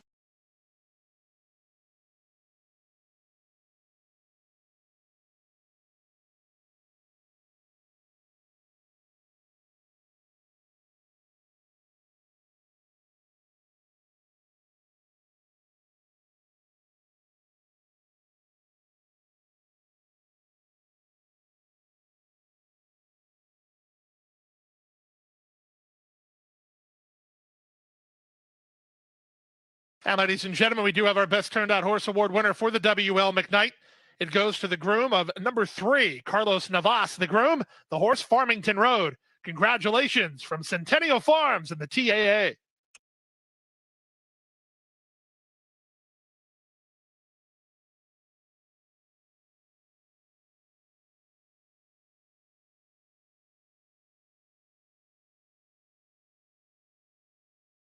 I'm trackside here before the WL McKnight graded stakes action back here. Nice big field, and looking at the tote board, 9-5 on the number 10 Aban, who I know moments ago both Ron and Naomi touched upon, who looks to be a big respectable horse in here. Just looking at his last several races, he's been forwardly placed, and when he's found his way into the winner's circle, well, he's been on that front end right off the get-go. So I don't want to say he's a one-trick pony in that sense, but he does have a ton of early foot. Last time out, he raced longer than today's 1.5-mile distance. He raced 2 miles on the turf course and was much the best in that field.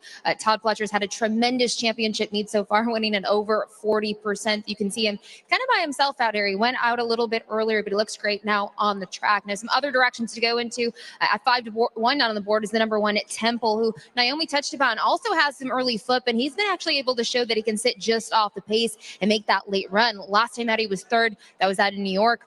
Only his first start for the outfit, who claimed him 2 starts back for $80,000. And this is one of 4 runners in the field for trainer Mike Maker. Umberto Rispoli gets the call here. His last win came at 1.25 miles. That was back at Belmont. It was a pretty good performance from him. And this is what you're seeing. He was able to sit. It wasn't a big field. It was 7 runners. He was 3rd early on and then made the late move to win by a length. Now, he's faced some nice horses in the past.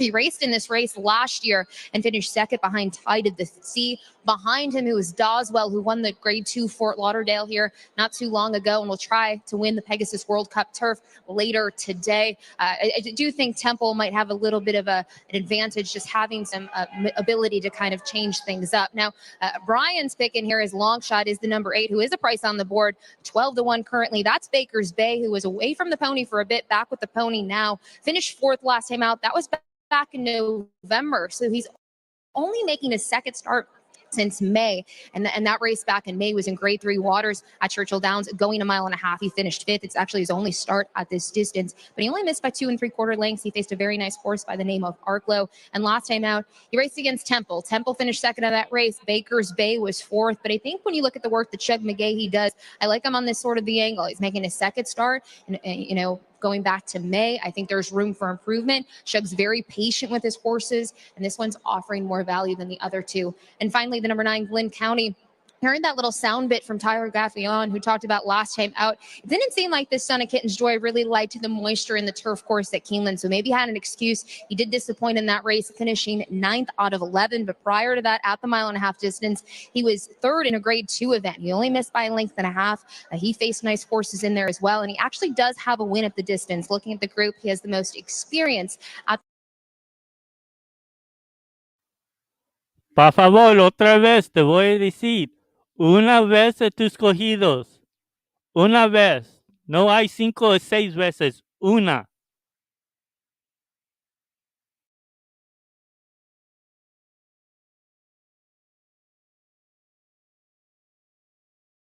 but right now, all the tote action is on the number 10 of Bond, who will look to stretch out his win streak. Best of luck.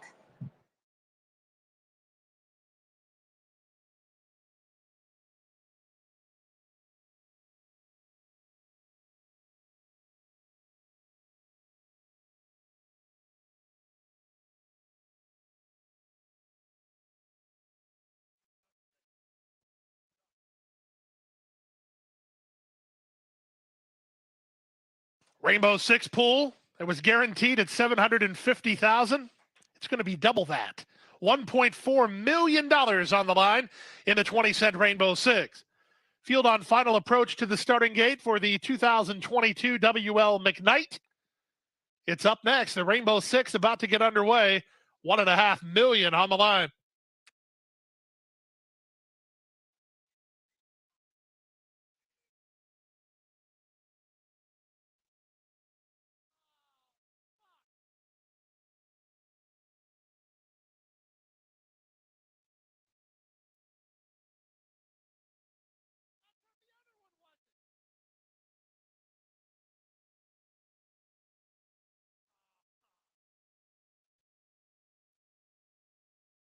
The horses are at the gate.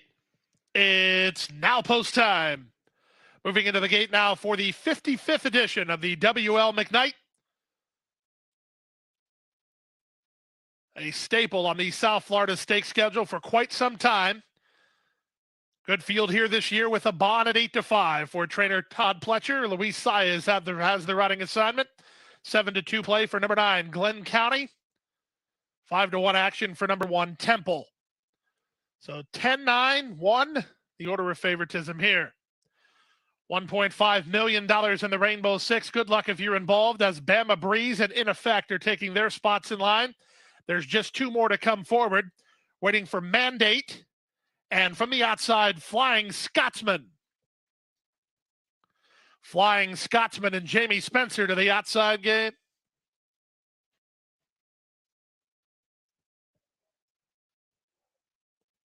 Flying Scotsman.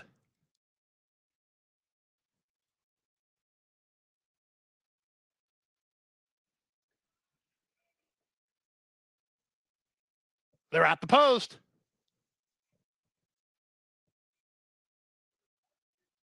And they're off in the McKnight.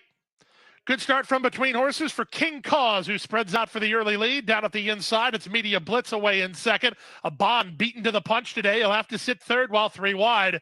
From between horses, that's Glen County into fourth. And down inside, Farmington Road. Wide on the course, but improving his Flying Scotsman, getting ahead of Baker's Bay. Down at the fence, that's Temple. He's dropped about 8 lengths behind. On his outside, Soleil Volante toward the back of the field alongside Mandate and Bama Breeze. In effect, is at the back of the field as well for the opening quarter mile of 25-1. So a Bond does not get to play the game his way today as King Cause has beat him to the punch, and King Cause enters the stretch the first time on a length and a quarter lead. A Bond is second, Media Blitz well spotted third at the inside, followed fourth by Flying Scotsman. Down inside, that's Glen County. He's racing from fifth. Outside sixth is Soleil Volante, seventh at the rail, Baker's Bay. Eighth is In Effect, ninth is Farmington Road. Bama Breeze is 10th at this point, 11th is Temple, and the trailer is Mandate. A field of 12 enters the clubhouse turn through a 50-1 opening half mile. They have King Cause to catch. He leads by a length and a half. A Bond is second. Media Blitz is there third. Up on the outside and into fourth is Flying Scotsman. Glen County at the rail fifth. Followed sixth while on a hold, Soleil Volante. Then at the fence to Baker's Bay ahead of In Effect. Farmington Road and Bama Breeze travel as a team about 10 lengths off the pace setter. Still unhurried at this age is Temple, and the trailer is Mandate. 3/4, 15-2. There's 5 furlongs remaining. King Cause has the lead from a Bond in second. 3 back to Media Blitz in third. To the outside and Flying Scotsman. Down at the inside and improving a touch is Glen County. Baker's Bay is on his back with In Effect next. Trying to rally from mid-flight is Farmington Road. Then to the outside and Bama Breeze. Still at the back are Temple and Mandate. They leave the backstretch and move on to the 4 turn, and there goes a Bond. Let go for a run to stick a neck in front. King Cause is back to second. They quicken up. Nobody running home yet, although Glen County would like to. He's got no place to go while dead inside. Wide on the course and improving in Flying Scotsman with Soleil Volante. Far outside, Temple is underway from well back, but a Bond has cleared off at the top of the lane. Now he leads by 4. Glen County with a rail run is up into second. Temple charging hard with Soleil Volante, but a Bond is still well clear with less than an eighth to go. He didn't make an easy lead, but he didn't need to. Eclipse Thoroughbred partners. A Bond wins the McKnight by 2.5 lengths. Temple second, third Media Blitz, fourth with Soleil Volante in 2:29-2. Made a little extra money with the exacta.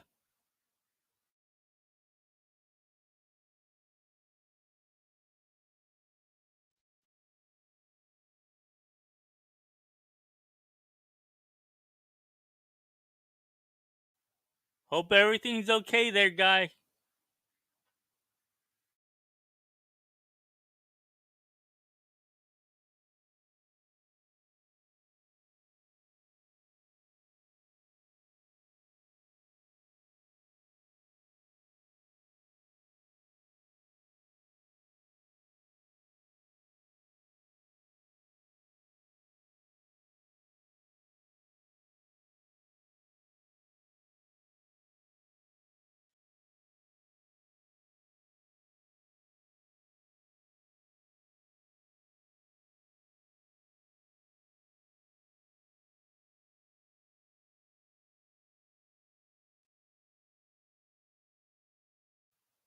Oh, I am. I'm trying to. I'm seeing what I can see. That's why I'm keeping a close eye here. I'm gonna be on for another 7 hours.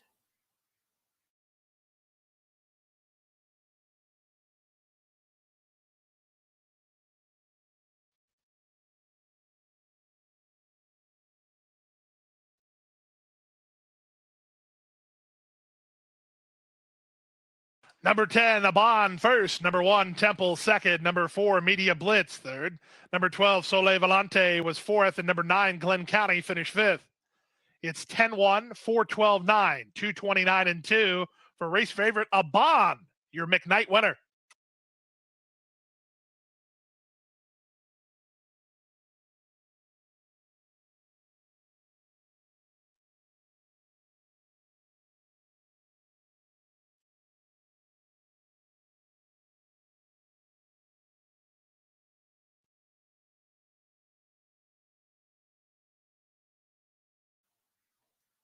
At Oaklawn, it came in 6, 4, 6431. 6431 was the official results over at Oaklawn.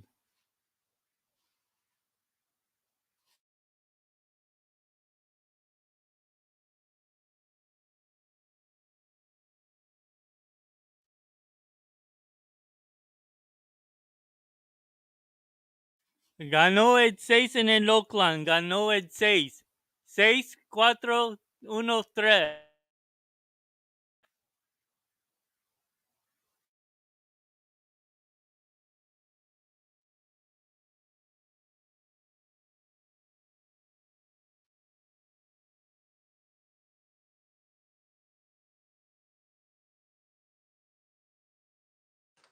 The result of the 7th race, the WL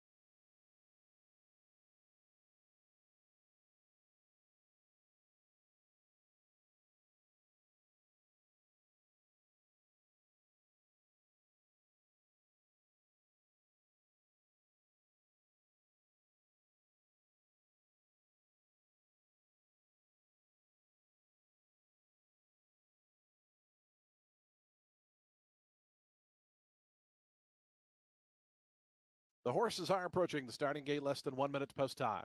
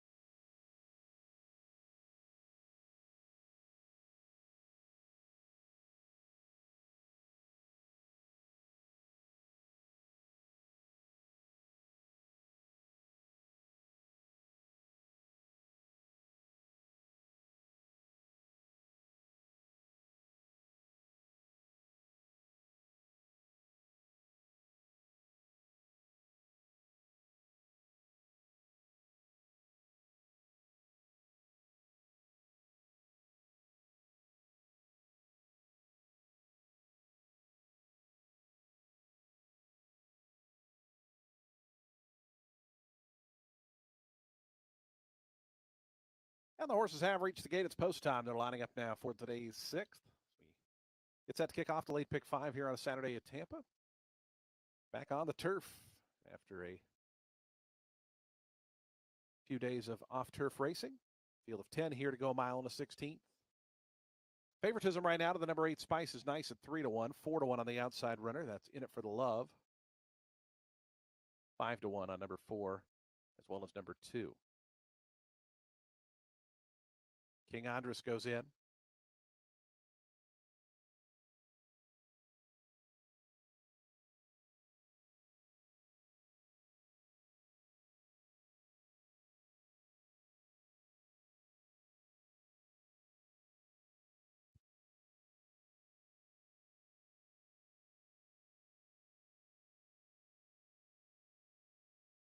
Here's Osprey moving forward. Hector Diaz Jr. on board Osprey. Winning on Golovkin and In It for the Love as Osprey backs away once again.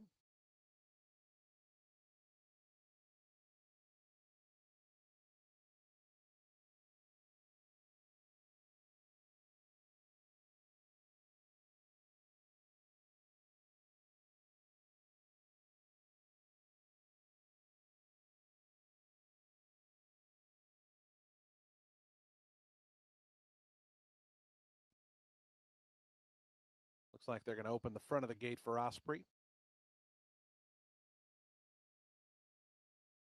who now strides right in. Golovkin, In It for the Love, the final pair, just about set for a start, the late pick 5.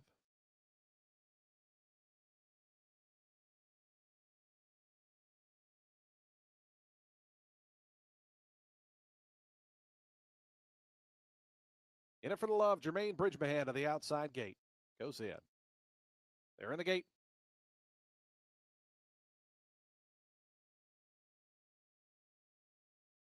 And the race is on. Bit of a slow start there for Spice is Nice. Line Charmer in the center shows good early speed. Osprey is forwardly placed, and in the orange colors, Vintner also front part of that front pack as they come into the stretch the first time around. King Andres just in behind them in the 4th spot. Violent Fight stays toward the inside in the 5th position. The top 5 just separated by 3. It's 2.5 more than back to In It for the Love, who runs all alone in the 6th spot. Break of 3 more after that to Robinson. Then a space of 2 more back to Golovkin. And the 2 at the back, Spice is Nice and Prado's Playboy, got to be about 13 lengths off the lead with 6 furlongs left to go. It's Lion Charmer who leads them now. Lion Charmer in front. They have 5.5 furlongs remaining in their journey. Lion Charmer there by a length. King Andres, Vintner down toward the inside of tugging 3rd. Then we come back to Osprey and Violent Fight. They're together 4th and 5th. The opening quarter in 23 and 2. 2 more lengths, then back to In It for the Love. Robinson moves up alongside of Spice is Nice. They race as a team. They're 2.5 or 3 ahead of Golovkin. Prado's Playboy is at the back, but there's now just 9 lengths front to back with a half mile left to go. Lion Charmer still cutting out the fractions in front by a neck. King Andres on the outside, the opening half in 49 seconds. Vintner stays glued to that fence from the 3rd spot.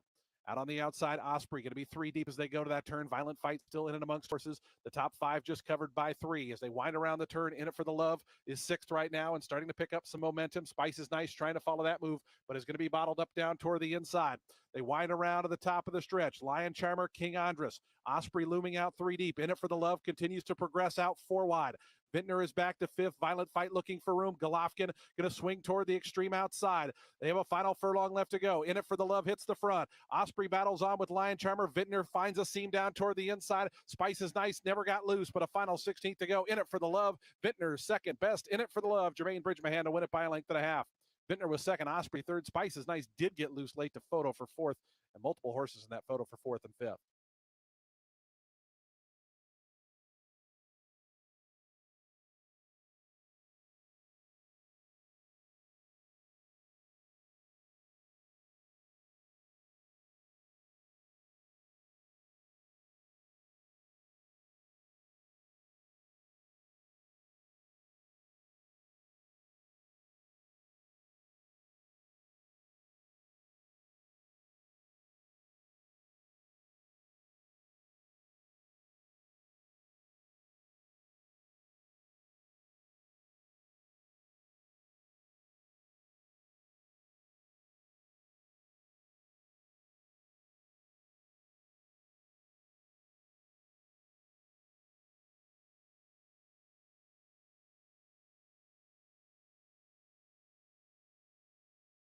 Ten, 4, 9, and a Photo. Final time 139.10 seconds.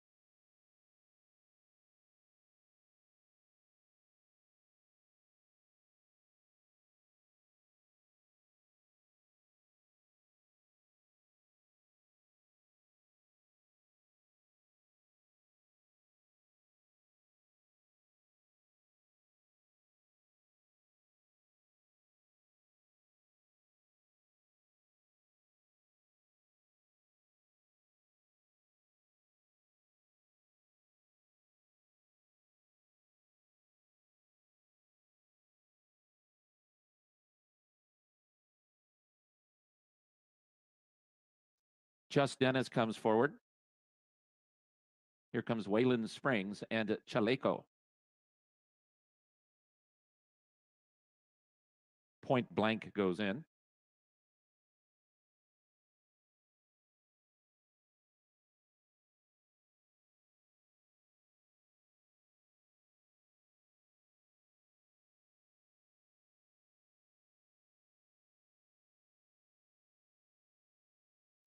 Mucho Rocket Cat.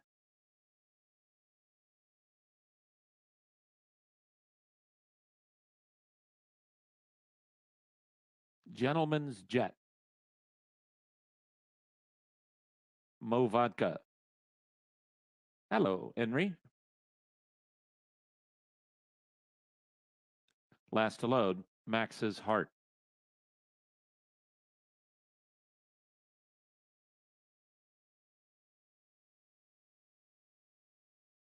They're at the post.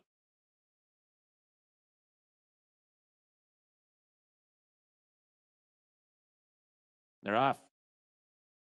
Hello, Henry breaks well. So does At a Party and Max's Heart. Between horses, Chaleco's on the move. These, along with Gentleman's Jet, close up. Then comes Wayland Springs, Point Blank, and Mo Vodka. Where's Randy and 2020 Redo are next. Then Just Dennis, and the trailer is Macho Rocket Cat. It is At a Party just in front from Gentleman's Jet, and at the rail is Chaleco.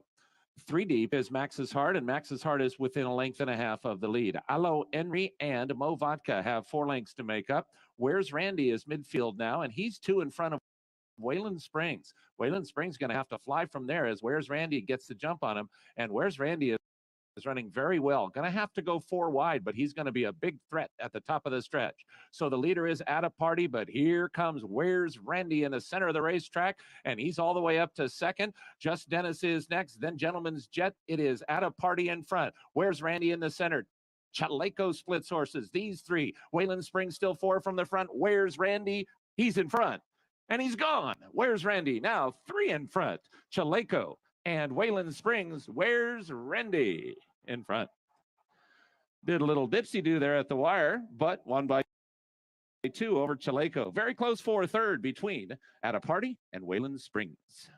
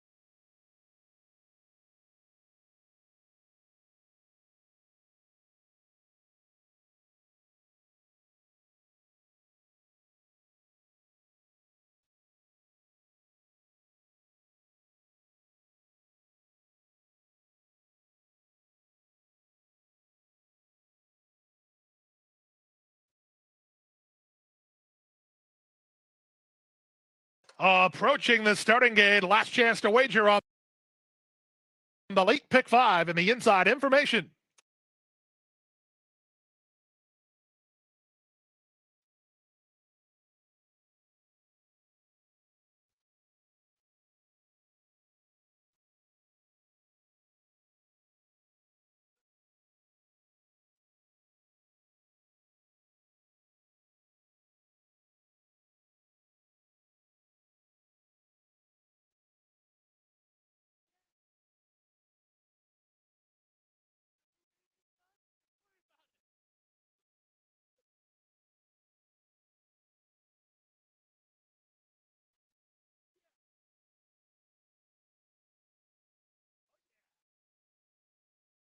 The horses are at the gate. It's post time for the inside information. A field of 10, race 7 furlongs to start the late pick 5. Just one time is favored for the team of Knicks Go. Brad Cox and jockey Joel Rosario. Pennsylvania-bred daughter of Not This Time is the public pick here. Four Graces, a talented daughter of Majestic Perfection, is the second choice. She's one of the last to move in line, just waiting for Four Graces.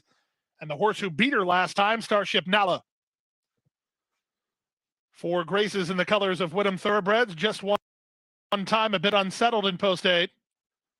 Florida bred Starship Nala to the outside. Starship Nala and the inside information. They're in the gate. Racing in the inside information stakes. Not an especially quick beginning for just one time. It was a sharp start for Jakarta, who's headed off for the early lead. Splitting horses, and Dance Doro is on the go. AG Indy is down toward the inside. Starship Nala posted out deep on the course. Four Graces is away mid-flight. On her outside, it's Crumbun. Then just one time, racing ahead of Pacific Gale, third last. Second last is Family Time, and the trailer is Mon Petit Chou. The speed of Dance Doro is on display. She leads 3 parts of length.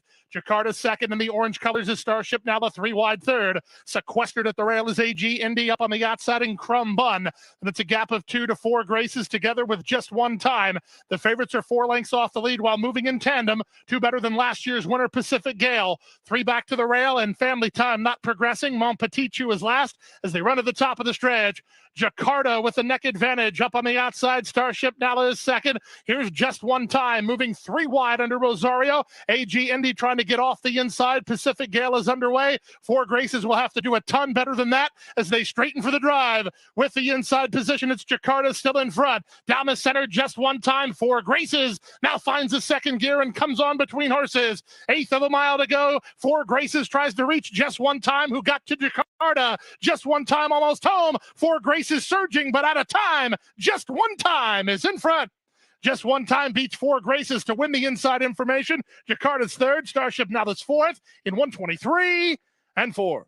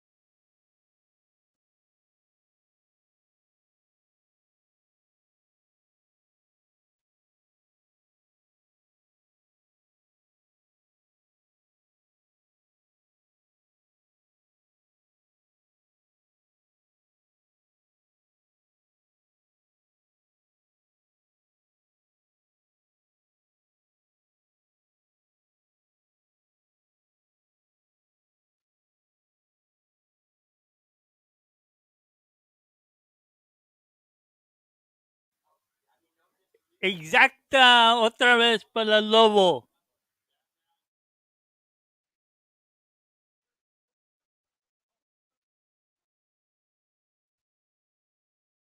Number 8, just one time, was the winner. Number 5, Four Graces, was second in a late pick 5 pool that blew past $2.6 million.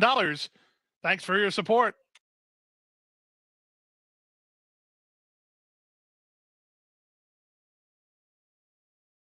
In the photo, number 7, Jakarta, was third. Number 10, Starship Nala, was fourth. And number 6, Pacific Gale, finished fifth.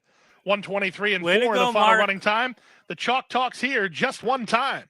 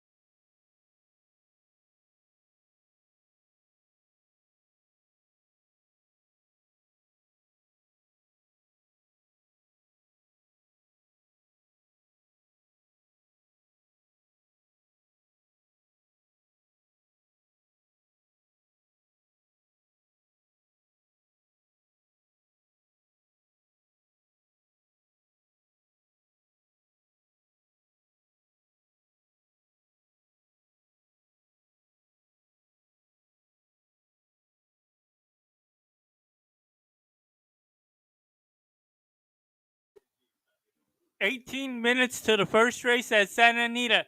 Cerquita de 10 y 15 minutos para el primero en la Santa Anita.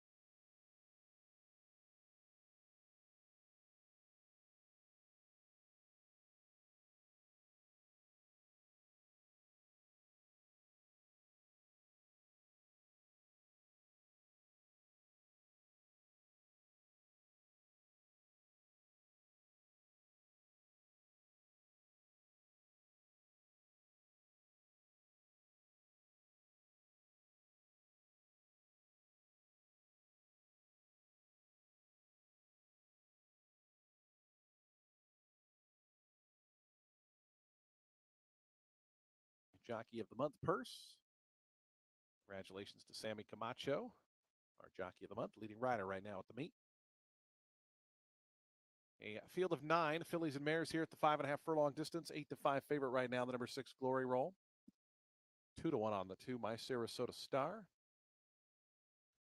As Glory Roll gets set to move in. Here's Mambo Dancer. Rolling Mo. 3 horses left to load. Tee Up, My Blonde Mary, and Clem Gem. And we'll be all set for a start. Today's late pick 4.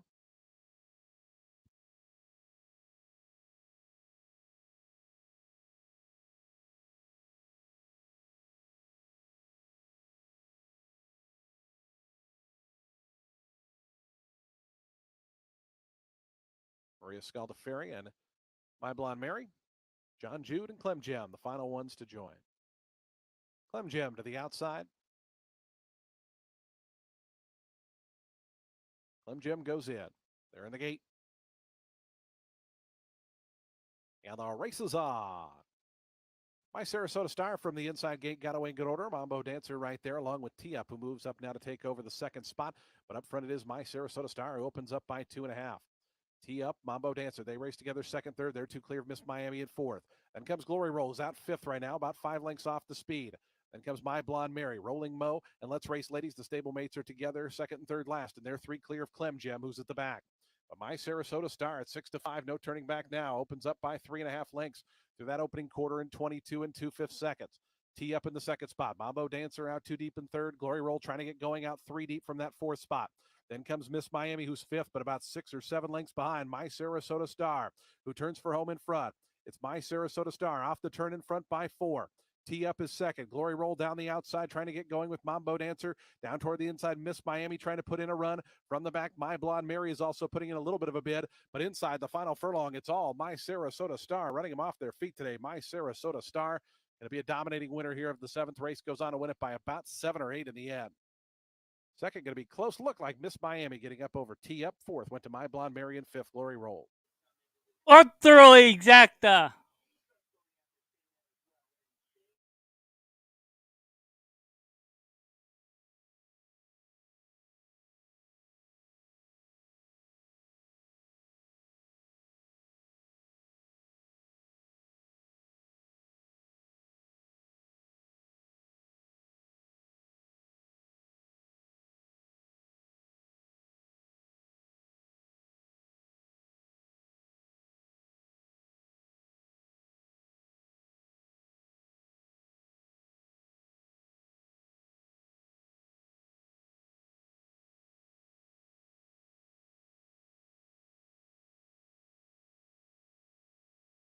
Two and a photo for the minor placings. Please hold all tickets. Final time for the 5.5 furlongs, 105.58 seconds. Second did go to the number 1, Miss Miami. Third was number 4, Tee Up. And 4th to the 8, My Blonde Mary. 5th, number 6, Glory Roll. 2, 1, 4, 8, and 6.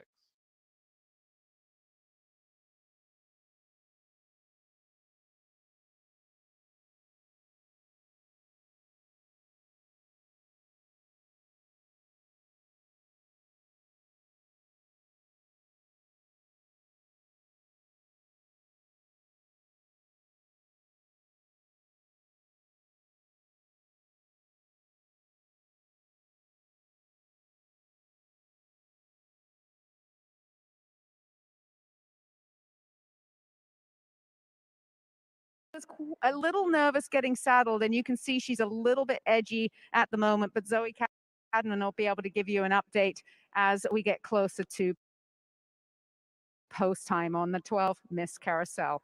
Best of luck.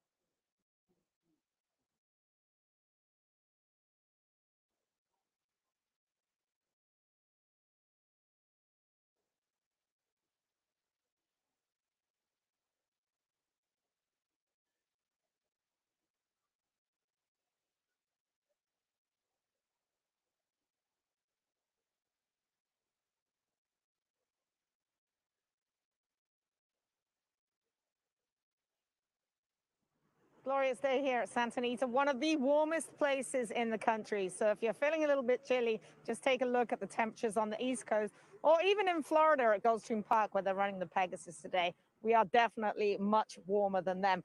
All right, watching these guys on the racetrack. Vegas Palm up and is still getting a good warm up under jockey Joe Bravo.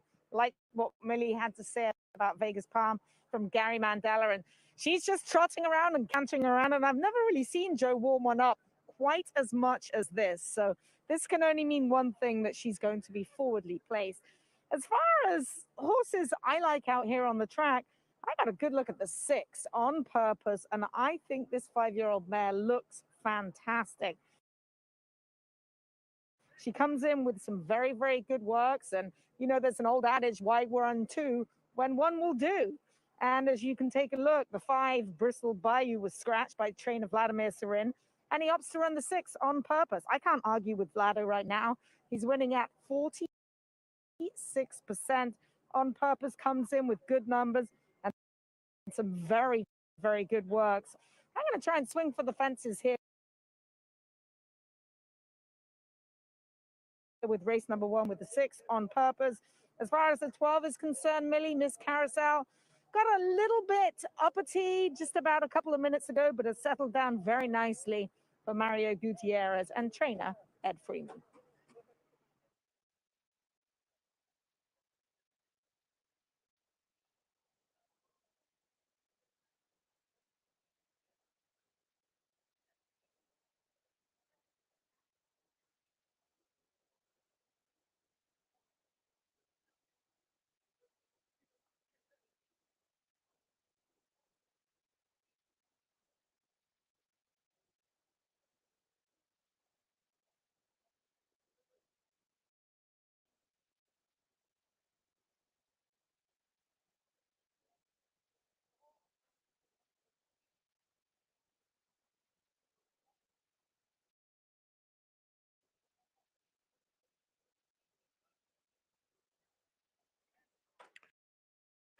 It's post time. They're moving in for the Santa Anita Filly and Mare Starter Series Short Leg 1.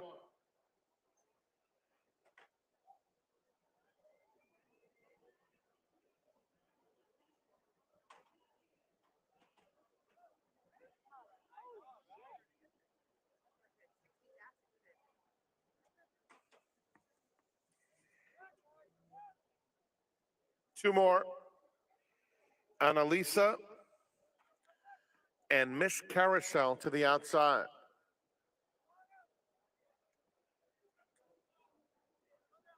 They're in the gate. And they're off. Smooth start. Lots of pepper on the far outside is going to the front. Storming Lady has plenty of early speed too. They're joined by Annalisa. Respectfully is up close. They're joined furthest out by Swirling in the black colors, moving all the way up to be a joint second. Then comes a new piece with the blue sleeves, racing on the outside of Savvy Gal. Miss Carousel is about 8 lengths off the lead, while wide. Then on purpose and Vegas Palm. It's Lots of Pepper taking them to the quarter pole with a 2-length advantage. Swirling pushed along, trying to rally from second. Then Annalisa respectfully. Outside of them, a new piece is next. A seam opens for Savvy Gal, who starts to finish with some interest. In the center of the course, they're in the final furlong. It's still Lots of Pepper in front. Here comes Savvy Gal with a sustained bid, though. And Savvy Gal is going to run right on by. Savvy Gal and Drayton Van Dyke by a length and a half, and it was widening. Lots of Pepper on purpose finished with some strong interest late. Then it was Storming Lady and a battle that did include Swirling for the end of the Super High 5.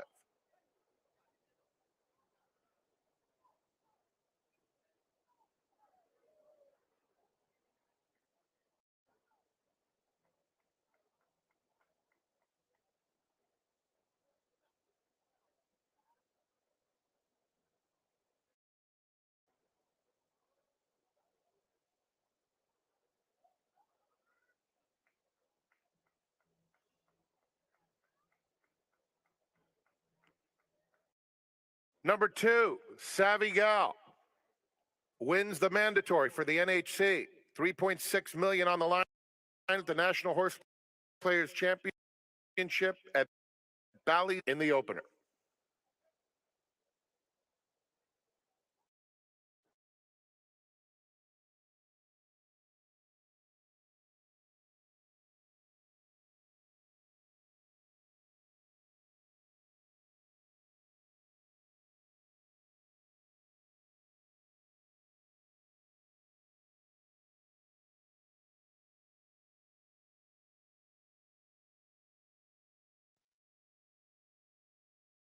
Our first of the three Pegasus races coming up, the TAA Pegasus World Cup Filly and Mare Tour presented by Pepsi. And we'll start with the favorite, Regal Glory, and a logical favorite as well. She's purchased by Peter Brandt a few races back out of the Paul Pompa dispersal. And while she wired the field in the matriarch last time out, she's one that has versatility and she can come from off of it. And that's why I liked her. Go back and watch her run in the first late. 82 starts back, blowout. Her stablemate wired the field that day. She just missed. She was flying. Now, she is one that she came in here. She had a big warm up out there under Jose Ortiz, who's given her a little bit of love, and she was on it. She looked like she had run on her mind. She was really forward. She was eager. She's carrying very good weight for her. She's moving beautifully this afternoon, freshened up a little bit since the end of November, and that win in the Grade 1 matriarch, getting that Grade 1 victory to her name. I think that this is absolutely a logical horse in this race because of her versatility and her class as well, and just really she's ticked all the boxes out there on the track. The number 8, Summer in Saratoga. I know Ronnie really likes this horse to close and come from off of it. And what I like about her is that, yes, she has that late running style. She can also win, though, going from 1 1/16 all the way out to 1.5 miles. She came in with cotton in her ears, as you'll see with all of the Joe Sharp runners, but she's been the ultimate professional. She's very, very fit coming in off that win at the fairgrounds last time out at the end of December. I think a strong prep race for her here. And we do know that 1 1/16 does really suit her quite well. If we see, like we have in the past, where pace holds together on the turf, and in particular, like how the Swanee River, the prep race for this held together, maybe that'll put Summer in Saratoga up against it, but she's in great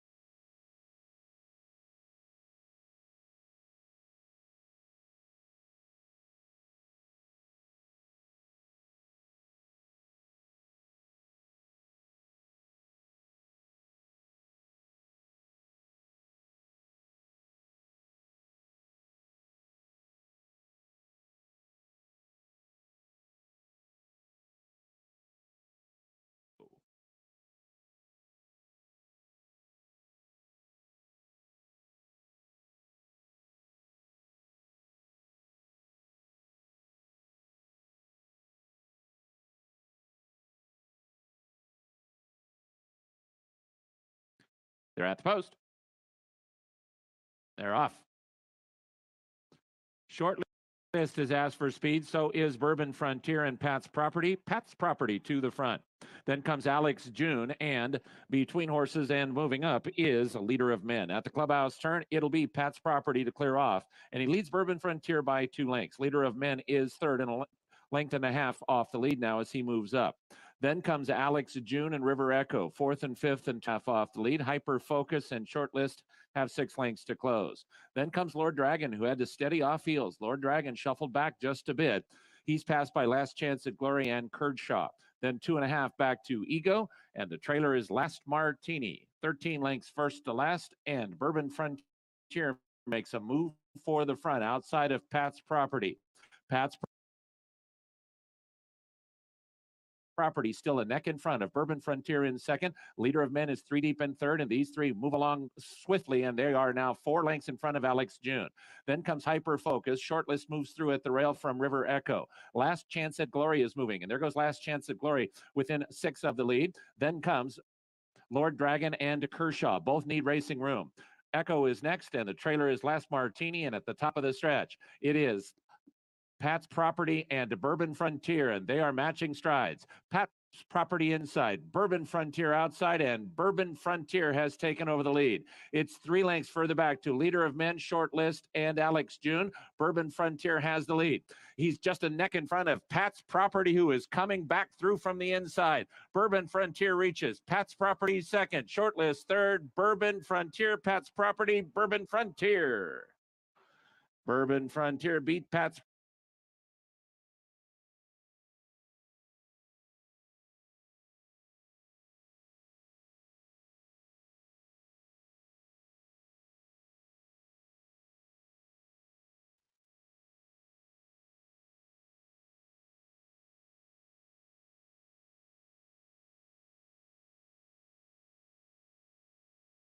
Today's Pegasus World Cup filly and mare turf is brought to us in part by the Thoroughbred Aftercare Alliance.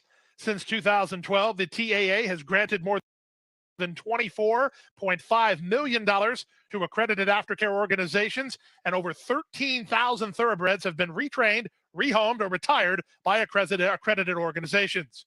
Currently, 82 organizations hold TAA accreditation with 180 facilities nationwide. Thoroughbred retirement remains a priority not only for us here at Gulfstream Park, but across the entire First platform.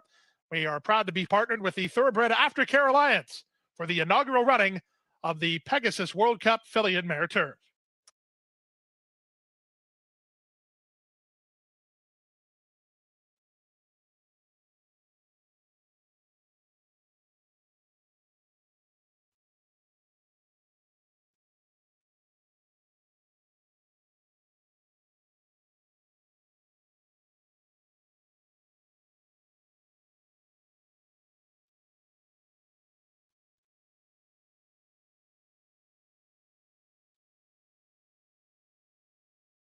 The horses are approaching the starting gate. 1 minute.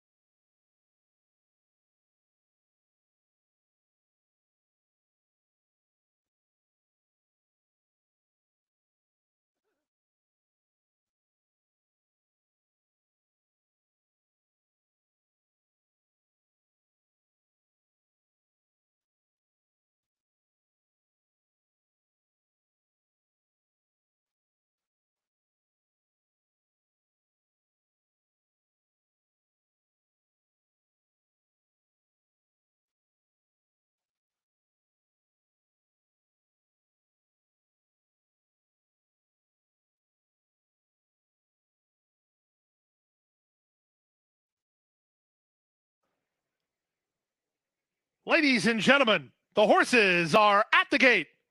It's post time for the inaugural running of the Pegasus World Cup filly and mare turf. $500,000 in guaranteed purse money at a mile and a 16th. Heavily favored at 3-5 is Regal Glory under jockey Jose Ortiz.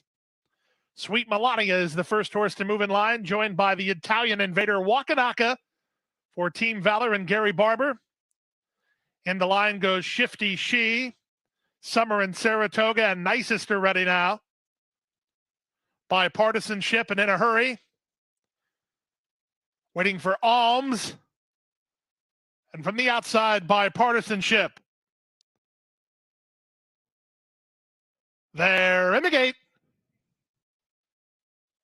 And they're off in the inaugural running of the Pegasus World Cup filly and mare turf. It was an excellent beginning for Shifty She, who's headed off for the early lead. Sweet Melania protects her inside position and sticks a neck into second. Alms is keyed up and moving up between runners. On the far outside, that's In a Hurry. Gift List is not far away. She's tucked in behind the in-battle duo. By Partisanship works over to the two-path from the outside draw, then Wakanaka. It's a gap of 2 to Nicest, who's third last. Race favorite Regal Glory finds herself ahead of only one, and that's the trailer Summer and Saratoga to the opening quarter in 23 and 4. They head into the backstretch, chasing the speed of Alms in the Godolphin Blue. She leads by a length over Shifty She, who angles to her flank to race from second. In a Hurry is now third with Gift List parked at the rail fourth. Sweet Melania is next, then By Partisanship and Wakanaka. Regal Glory is on the far outside, about 8 lengths behind. Nicest is second last. The trailer remains Summer in Saratoga. 48 seconds for the opening half mile, less than half a mile to run. It's Alms in front by a neck. Up on the outside, Shifty She turning up the pressure in second. In a Hurry is a joint third alongside Gift List with Sweet Melania 3 wide. Regal Glory is parked wide on the far turn while starting a move. By Partisanship and Wakanaka are next. Dropping back is Nicest and trailing throughout Summer and Saratoga. Edwin Gonzalez and Shifty She have made a neck advantage as they reach the top of the stretch. It's Shifty She set down for the drive with work to do. Off cover Gift List, down the center Regal Glory. Here comes the favorite Regal Glory under Jose Ortiz. She's down the center and gobbling up the ground. Regal Glory is rising to the occasion and she's going to win going away. Regal Glory in the Pegasus World Cup filly and mare turf by 3 in the end. Alms battled back gamely to be in a photo for second with Shifty She right alongside Gift List in 141 and 3.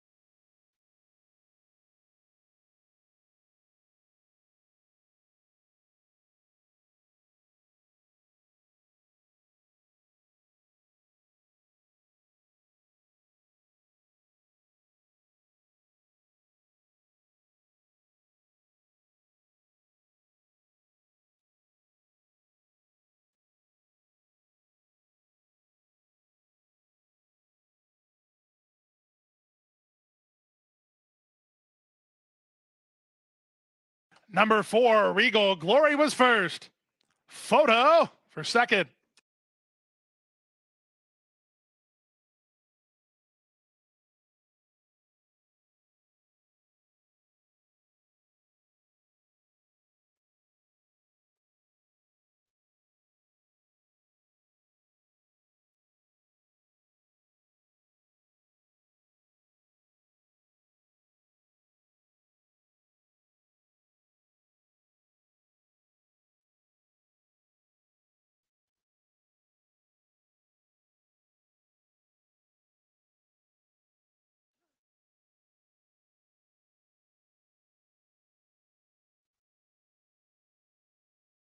In the photo, number 6, Alms, second.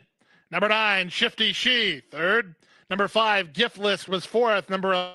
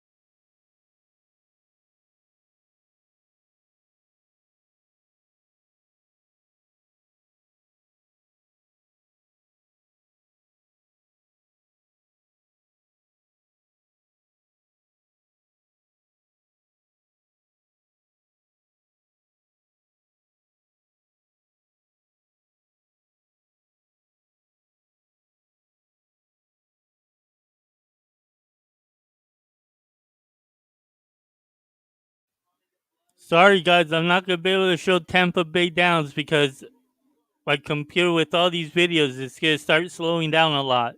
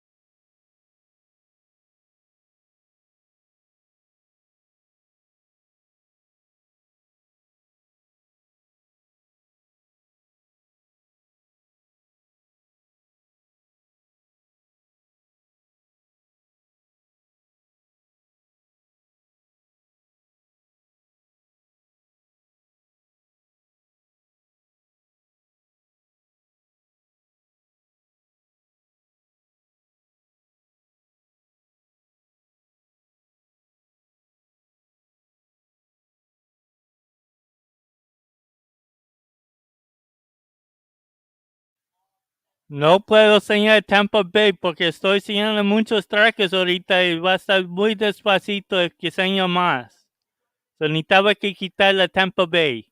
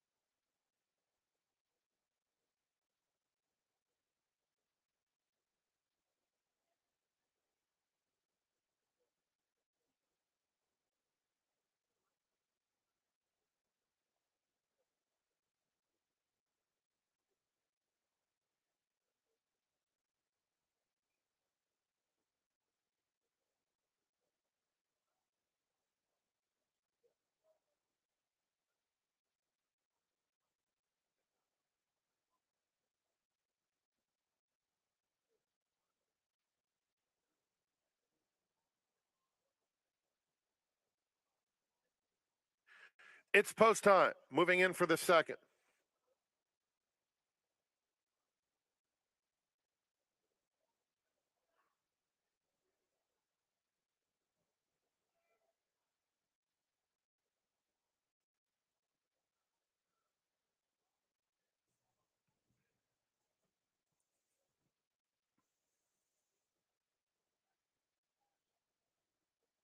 Two more. Viraggio and Granada Flavor.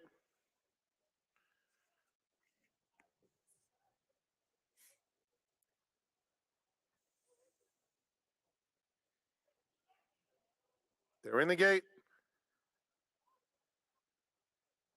And they're off. Very smooth beginning. Strauss's Place in the center. Daddy's Special Dark. Viraggio a little quicker than both of them. And Funkenstein is coming through. Four of them right across the track. And Granada Flavor will trail early on. Funkenstein, the heavy favorite, hustle to the front and takes command. Opens up two. Strauss's Place is in second. A neck back to Viraggio in the orange colors third. Then it's a gap of four to Granada Flavor, who is just in front of Daddy's Special Dark. They have 6 furlongs to run and Funkenstein to catch. He has it by a length and a half. Strauss's Place is second by 3/4, then Viraggio. 5 lengths back to Granada Flavor as they string out, and Daddy's Special Dark at the back. Single file, 4.5 furlongs remaining. Funkenstein, the controlling speed, with Strauss's Place not letting him get away, but has now fallen 2 lengths behind as they head toward the 3/8 pole. Viraggio suddenly 5 lengths off the pace. Another 3.5 back to Granada Flavor and Daddy's Special Dark. It's Funkenstein inside the 3/8 pole. Now Viraggio takes up the chase outside of Strauss's Place. Granada Flavor is trying to get a piece of it too, with a 1/4 mile to go. Funkenstein's lead is still 3. Strauss's Place, Viraggio, Granada Flavor, steady progress. Funkenstein 3/16 out. On the outside, Granada Flavor starting to pose a serious threat, cutting into that margin with every stride. Funkenstein all out. Granada Flavor bearing down on him at the 16th pole. Granada Flavor takes the lead late, and it's a Van Dyke double. Granada Flavor rallies to victory. Funkenstein had everything his own way and settles for second. Strauss's Place, Viraggio.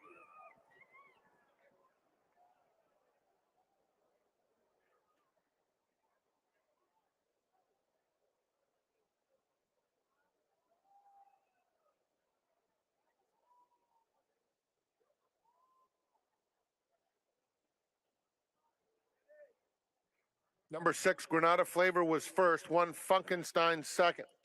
Number 4, Strauss's Place third. 5, Viraggio fourth. 6-1, 4-5.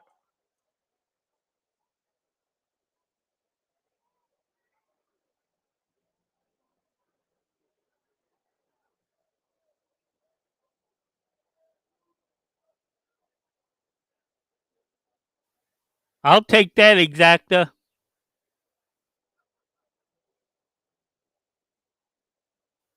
I'll take that Exacta for sure.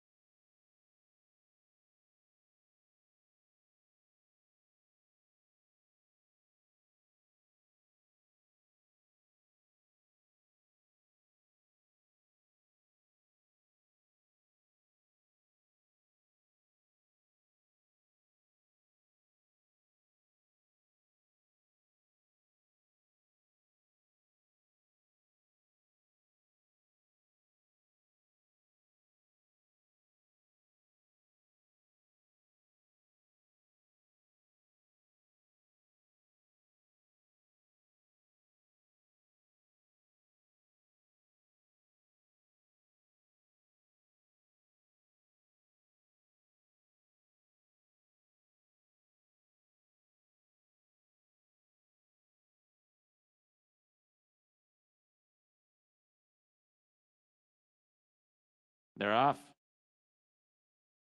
Favorite Outlaw wins the break from Royal King in second. Insolitos on the move. These three are quick. Improbable Journey is also close up in fourth. Then Slim Man, Skyline, Driven One, and Paid in Full. Island Music second to last, and the trailer is Unstable Prince. It is Insolito up the backstretch, 3/4 of a length in front of Favorite Outlaw in second. Improbable Journey is 3 deep in third and 2 from the front. Royal King stays fourth at the rail and 2.5 off the lead. Slim Man has 3.5 lengths to make up. He's 2 in front of Paid in Full, Driven One, and Island Music, who's on the move. Skyline has 12 lengths to make up. Unstable Prince is the trailer. Many chances, top of the stretch. Favorite Outlaw between horses. Insolito at the rail. Insolito's ahead in front. Favorite Outlaw is second. Improbable Journey has a chance. 3 deep in third. So does Slim Man, 4 deep. Final furlong. Favorite Outlaw has forged to the front. It is Favorite Outlaw now 2 in front. Slim Man moves into second. Then comes at the rail and Insolito. Favorite Outlaw is clear. Slim Man is second. Insolito will try to hold third. Favorite Outlaw in front. Favorite Outlaw won by 2.5. Slim Man was second. Insolito third. Improbable Journey finished fourth.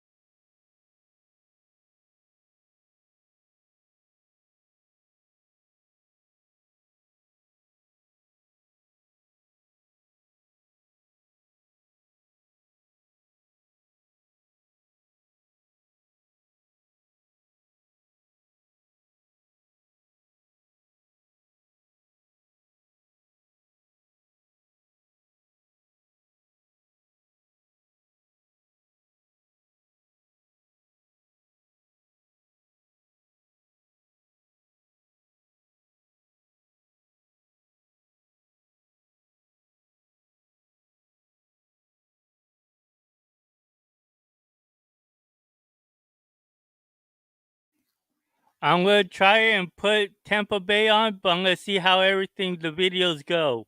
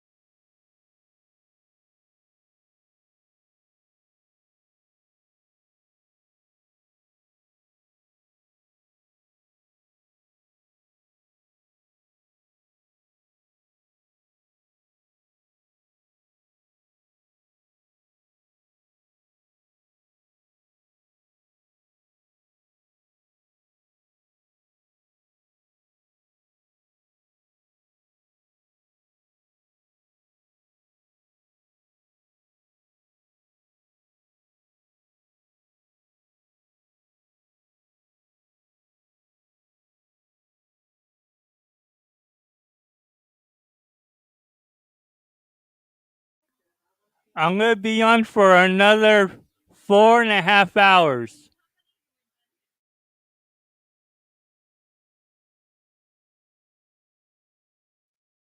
They're in the gate.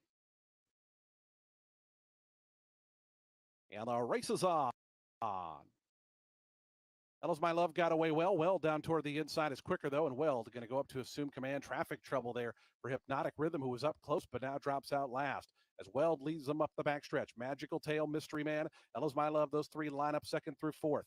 They're a length and a half in front of it. Down toward the inside, Decimator. Swanky George is out wide in six, but only 2.5 off the lead. Then we come back to High Five Cotton Recorder, and after that bad beginning, Hypnotic Rhythms at the back, but the 9 of them only covered by about 6 lengths. They go through the opening quarter in 23-1. It's Weld, long shot, who takes him into the far turn in front, 3/4 of a length to Mystery Man. Decimator looking for room in between horses. Now coming up after this leader is Decimator.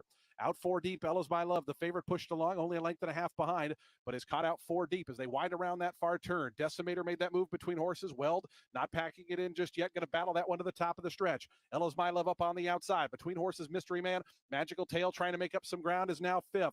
Final furlong time now. It's Decimator still there. Weld, Ella's My Love down the outside. Mystery Man looking for room just in behind in 4th. Decimator past the 16th pole. Ella's My Love still has to make up a length in the final 50 yards. It's Decimator there. Decimator going to go on to win it here, a length and a half. Ella's My Love was second. Third ended up really close.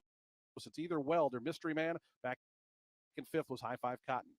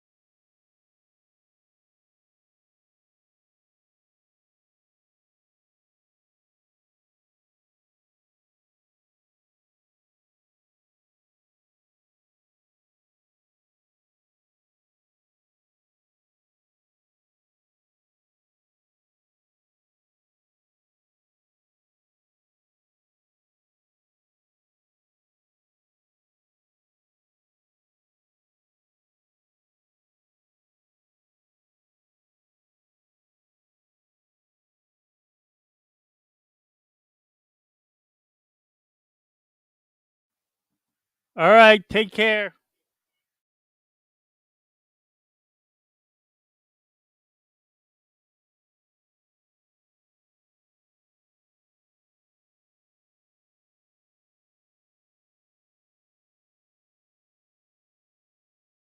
Move on and talk about Sinning and Winning, the half to Sinning and Grinning, a very nice mare that Howie Zucker used to claim. This horse looks terrific out here for trainer Brian Coroner. His horses are just starting to round into shape right now. Will be ridden by the other Frenchman in Ryan Curatalo. And I didn't think he got the best trips back there in October.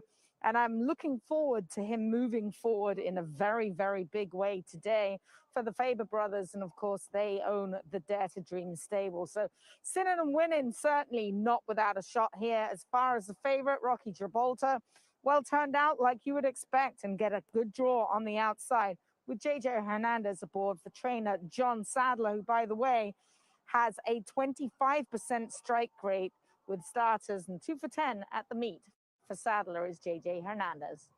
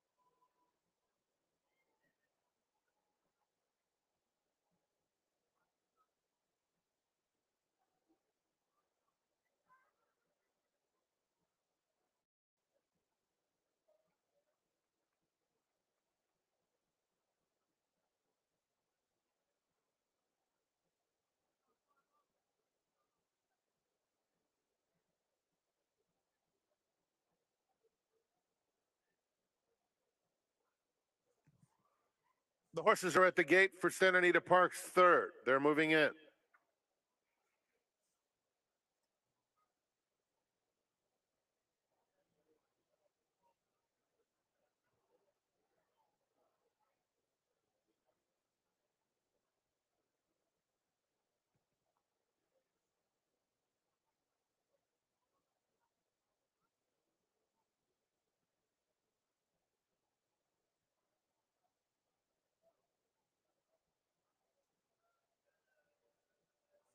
Rocky Gibraltar to the outside.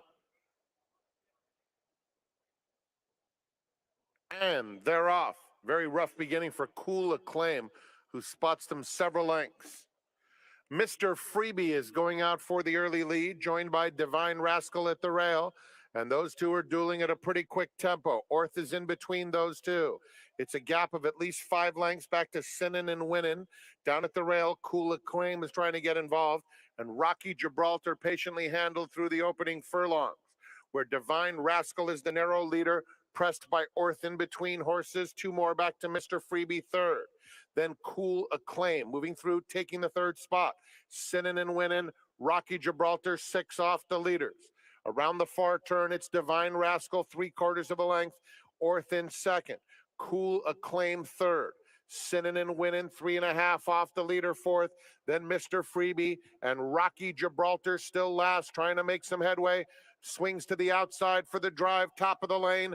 Divine Rascal clinging to a 1.5 length advantage. Cool Acclaim passed by Orth. Center of the course, Rocky Gibraltar is in fact underway now. Trying to lug in is Rocky Gibraltar as Divine Rascal has a 3-length lead. Trying to finish it up is Divine Rascal, and Divine Rascal does just that. Rocky Gibraltar has to settle for second. Sinning and Winning third in front of Orth.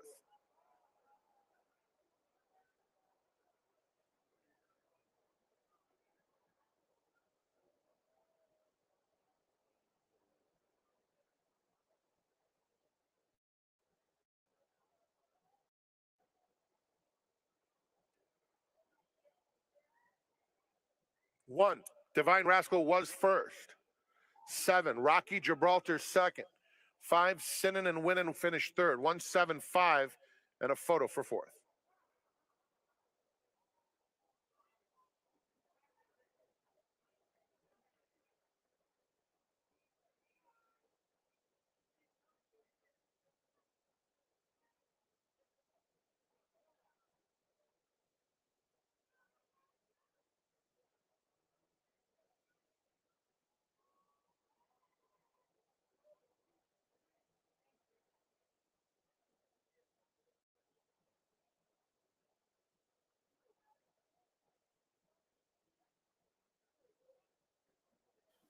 Así es como pegas con precios.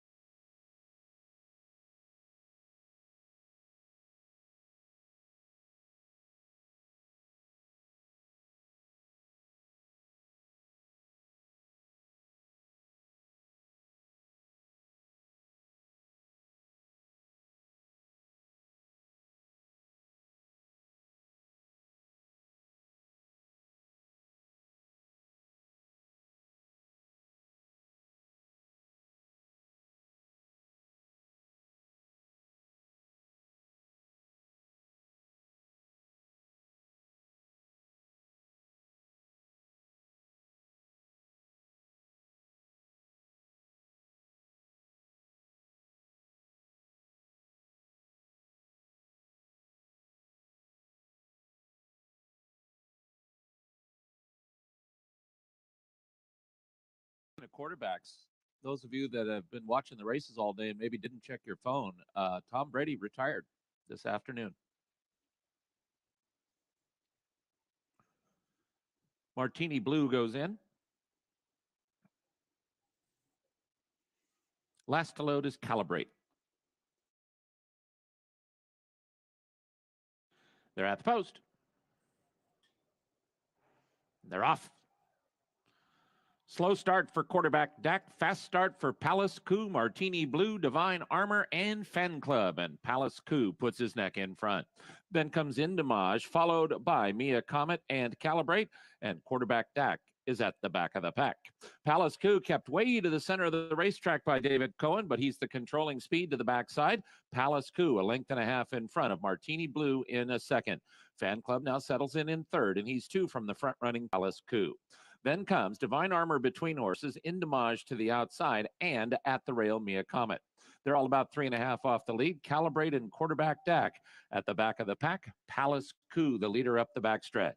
He stretches out his lead to a length and a half, but now Fan Club begins to move after him in second. And here comes Fan Club in the pink of Gary and Mary West. And now Palace Coup only leads 3/4 of a length. Indamage will be 3 wide, leaving the backstretch. Mia Comet's between horses, and Martini Blue at the rail, all 2 from the front. Then 4 back to quarterback Dak and Calibrate, and Divine Armor is the trailer, and Fan Club is at the throat latch of Palace Coup now. Palace Coup just a neck in front of Fan Club in second. These two quicken along and are 2 lengths in front of Indamage and quarterback Dak. And here's Fan Club to put his head in front. Palace Coup is going to have to re-rally from the inside, and he's trying to do just that. Martini Blue is third and 2 from the front. Fan Club final furlong, and now he's a full length in front. Palace Coup continues to do his best, but Fan Club is getting away past mid-stretch. And now he's 2.5 in front. Palace Coup, Martini Blue, and Mia Comet are chasing him home, but Fan Club's got it, and he's 3.5 in front. Palace Coup tries to hold second over Martini Blue. Fan Club, yes. Fan Club won by 4 in the end. Palace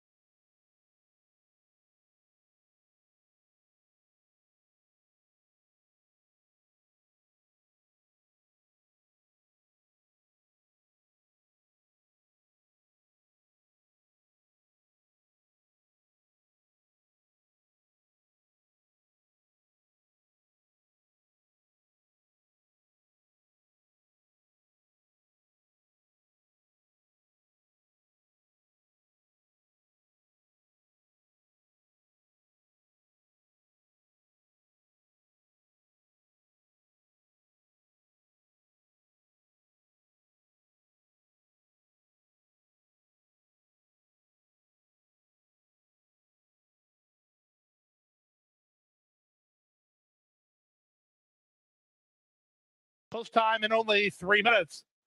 We do have our best turned out horse award winner for this race. It goes to Space Traveler. Congratulations in order to groom Elmer Martinez. Elmer Martinez, the groom of one Space Traveler. Congratulations from TAA and Centennial Farm.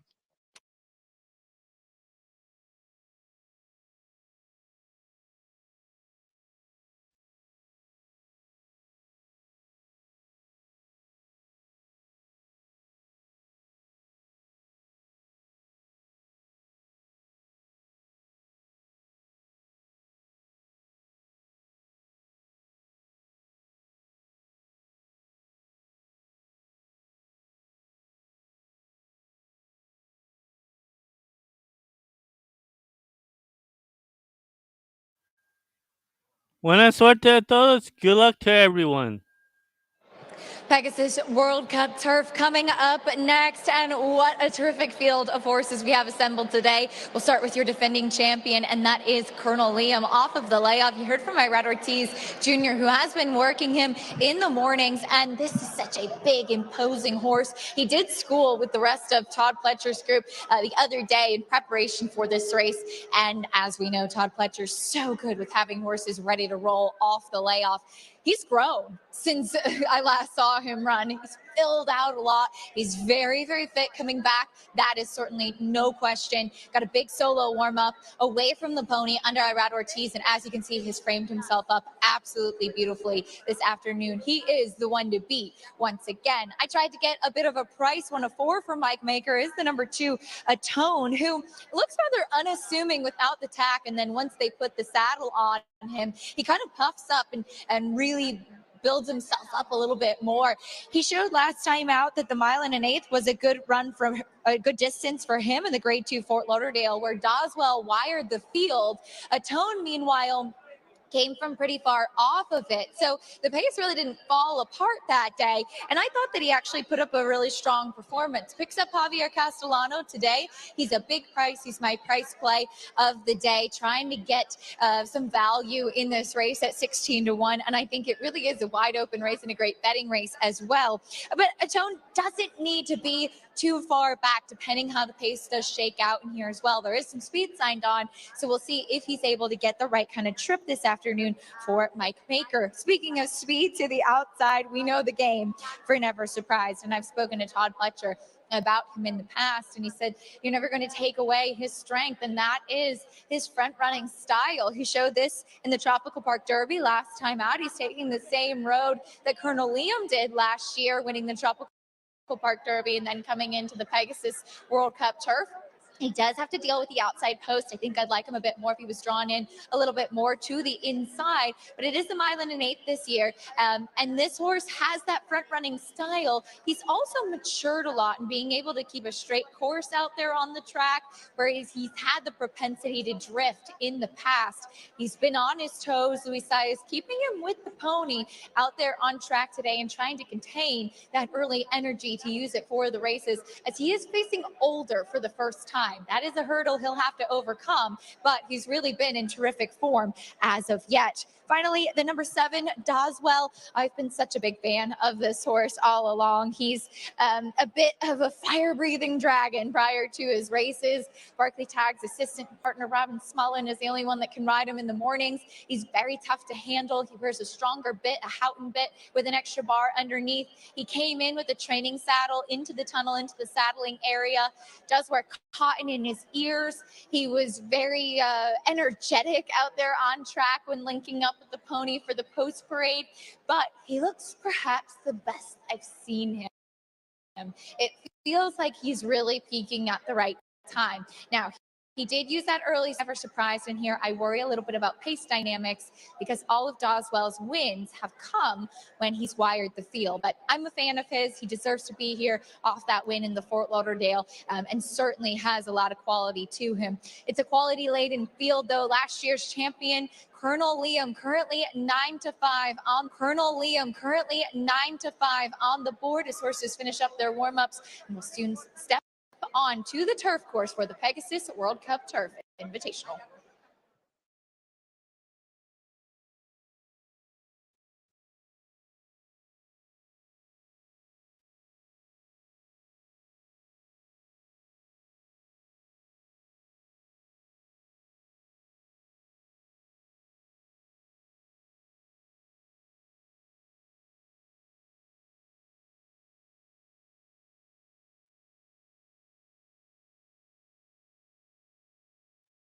The horses are approaching the starting gate.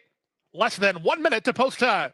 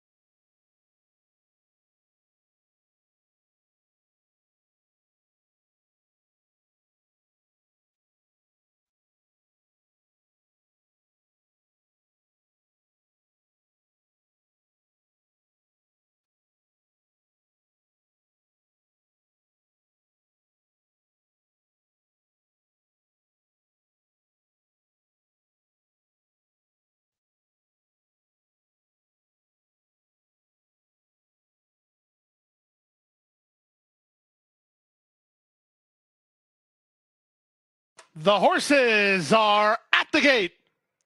It's post time for the 2022 Pegasus World Cup turf. A talented field of 12 gunning for $1 million in guaranteed purse money. Space Traveler and Atone are the first two to go in. Doswell, the Fort Lauderdale winner, is ready. Here's Sacred Life. Flavius will be next. Now Field Pass, one of two in here from the Three Diamonds farm. March to the Arch. Channel Cat. Hit the Road. Three more waiting for Cross Border, Colonel Liam, and Never Surprised. Defending champion Colonel Liam walking forward under Irad Ortiz Jr. Never Surprised, and Luis Saez to the outside. Never Surprised coming up to that outside gate. All set for a start. And they're off in the Pegasus World Cup turf.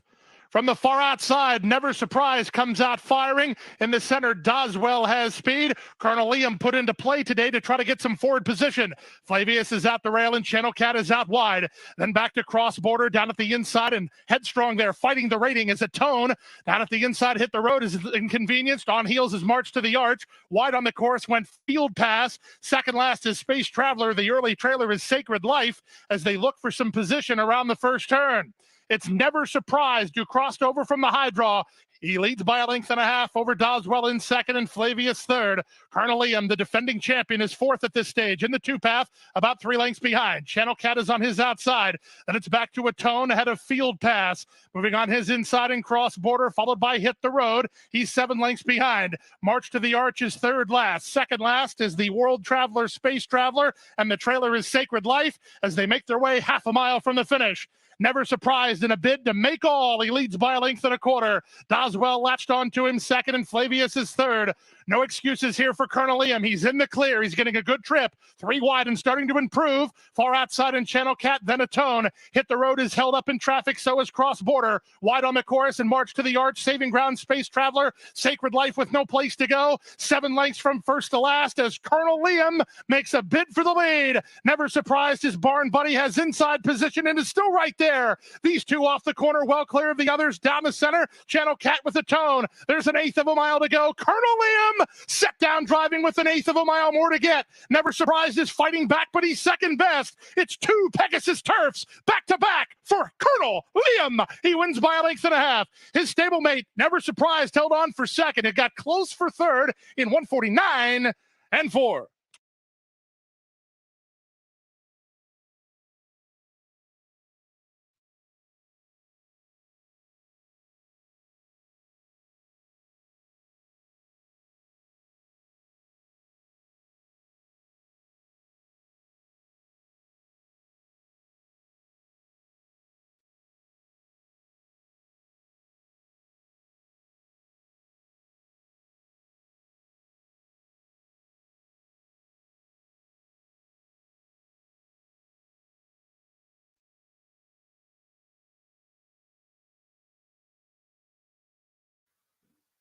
Lo pegué en la exacta.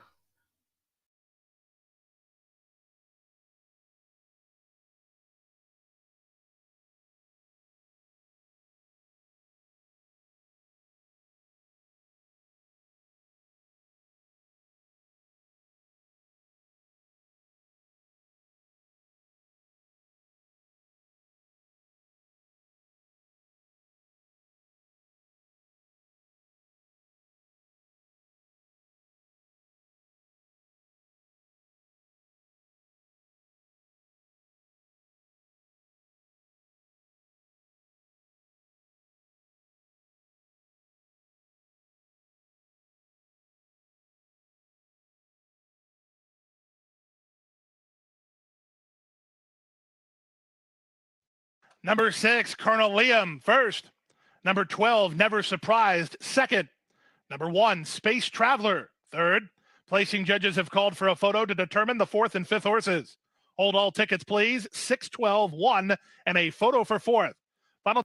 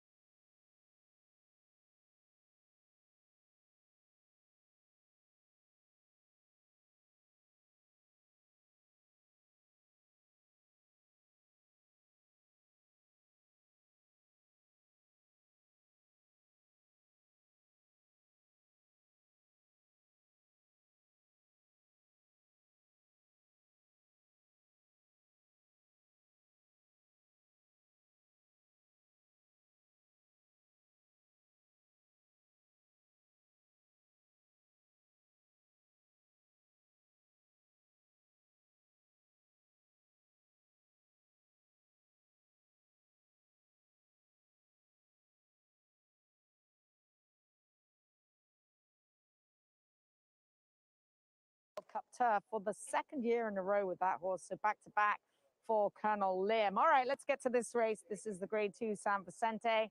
And I like what Millie said about the one Forbidden Kingdom. I was actually on hand here. If you're like me and you don't really follow the calendar very much, the 26th was on Wednesday.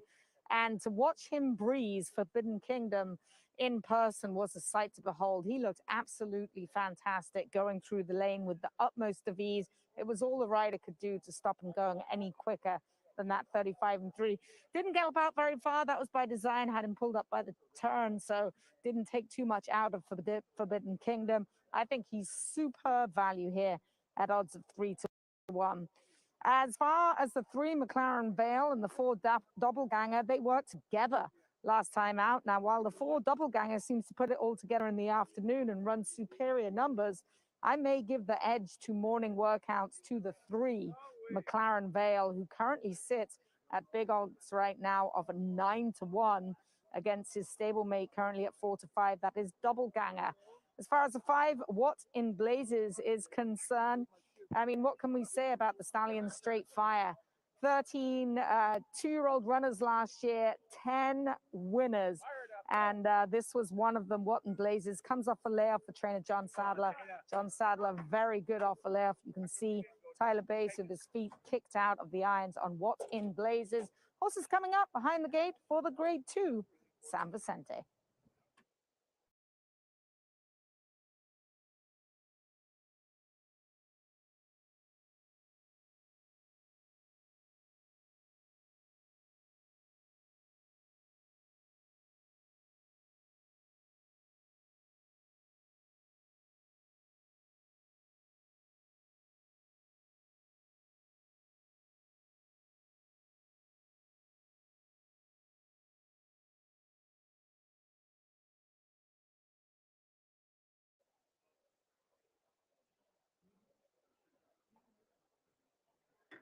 Forbidden Kingdom joined by Pinehurst. McLaren Vale coming up. The favorite Doppelganger. What in Blazes to the outside.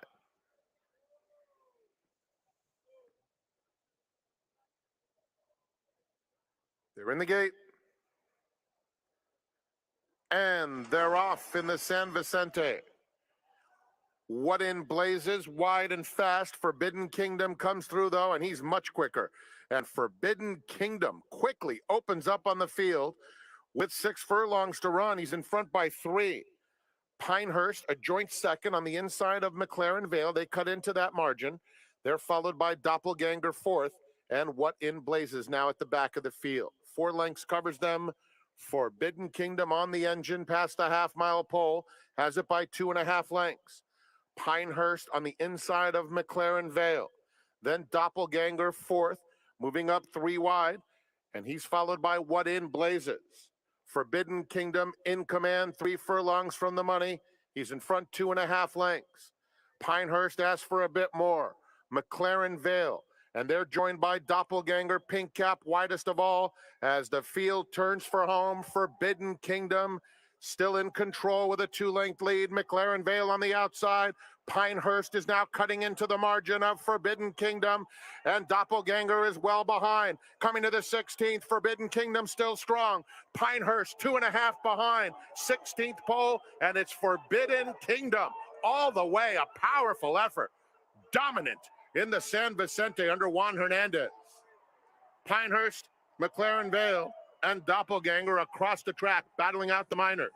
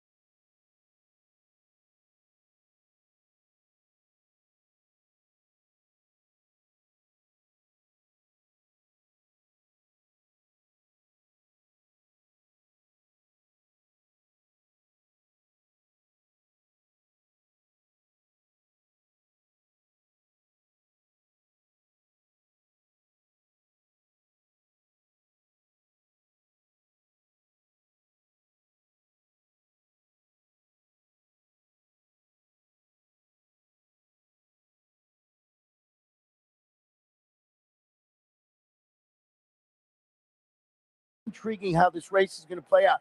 When I handicap it, I think Nick's Go is just going to go and say, come and catch me, and they're not going to be able to. And that's exactly how I handicapped it. And the other way, take it one step deeper, I handicap it where just maybe Life is Good can't see out this 9 furlongs.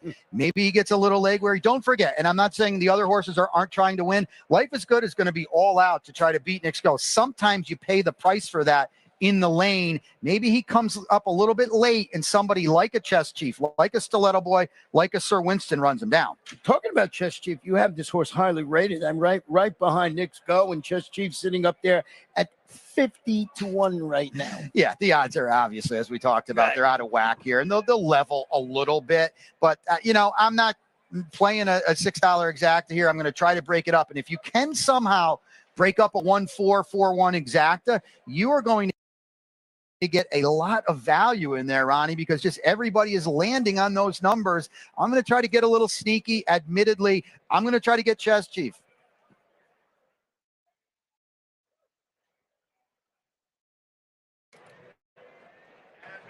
Yeah, so Sir Winston sits the trip, and as you were saying with the number 2 horse in here, so, Chess Chief. Dallas Stewart has done a phenomenal job in his career running second in major races. I think of Golden Soul. I think of Commanding Curve. He's got a penchant for putting long shots in big spots and having them outrun their odds. Yeah, so we'll see how that plays out this afternoon. What else are you looking with other horses in the race? Well,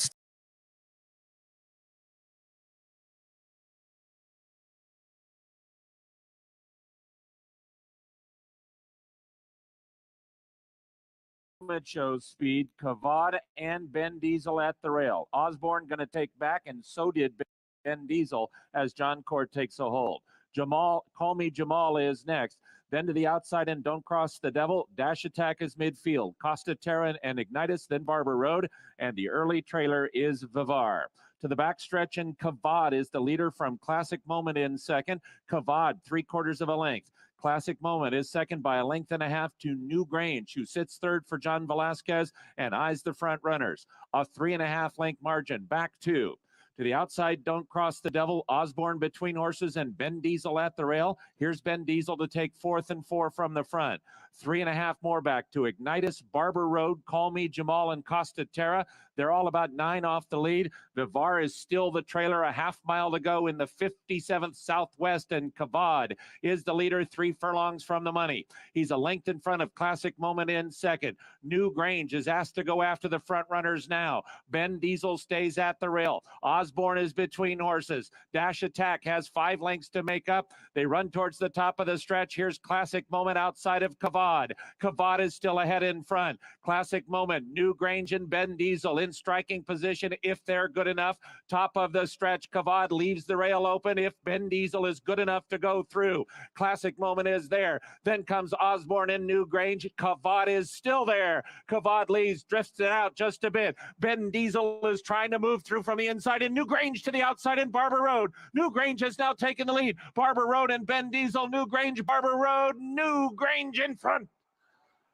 The 57th Southwest goes to New Grange. He beat Barber Road and Ben Diesel. Cavad finished 4th.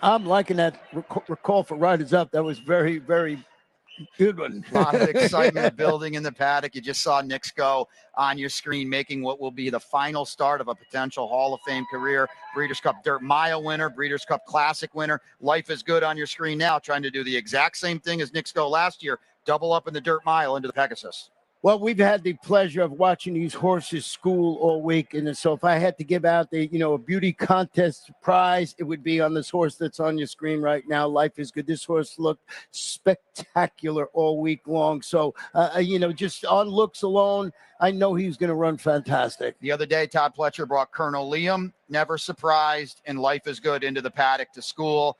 Colonel Liam doubled up in the World Cup turf, never surprised, ran second. Now we sit and watch Life is Good.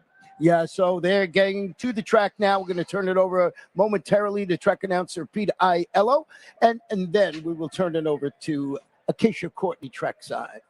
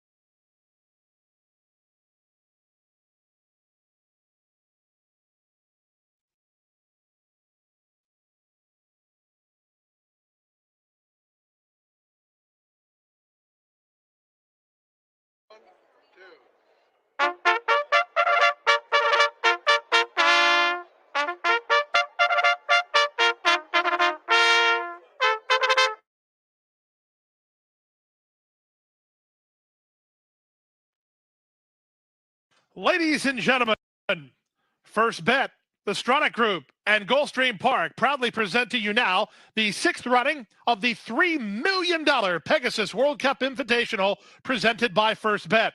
1 1/8 on a fast main track with a field of 9. Here's the field. Number 1 is Nick's Go, owned by the Korea Racing Authority and trained by Brad Cox. The jockey is Joel Rosario. Number 2 is Chess Chief, owned by the estate of James Coleman Jr., trained by Dallas Stewart. The jockey, Relu Gutierrez. Number 3 is Stiletto Boy, owned by Steve Moger and trained by Ed Moger Jr., with Jose Ortiz. Number 4 is Life is Good, owned by CHC International and Windstar Farm, trained by Todd Pletcher, ridden by Irad Ortiz Jr. Number 5 is Empty Tomb, owned by John Grossi's Racing Corporation and trained by Robert Falcone Jr. The pilot is Paco Lopez. Number 6 is Tracy Farmer's Sir Winston. Mark Cassie is the trainer. The jockey is Edwin Gonzalez. Number 7, Title Ready, trained by Dallas Stewart for owner Charles Fipke. Tyler Gaffleone up. Number 8 is Endorsed, owned by Mark Breen, trained by Mike Maker, ridden by Umberto Rispoli. Rounding out the field is AJ Suited Racing Stables Commandeer. Jimmy Toner trains. Julian Laparoux rides. A field of 9 around 1 lap over the Hallandale Beach Oval for $3 million. The 2022 Pegasus World Cup Invitational is up next.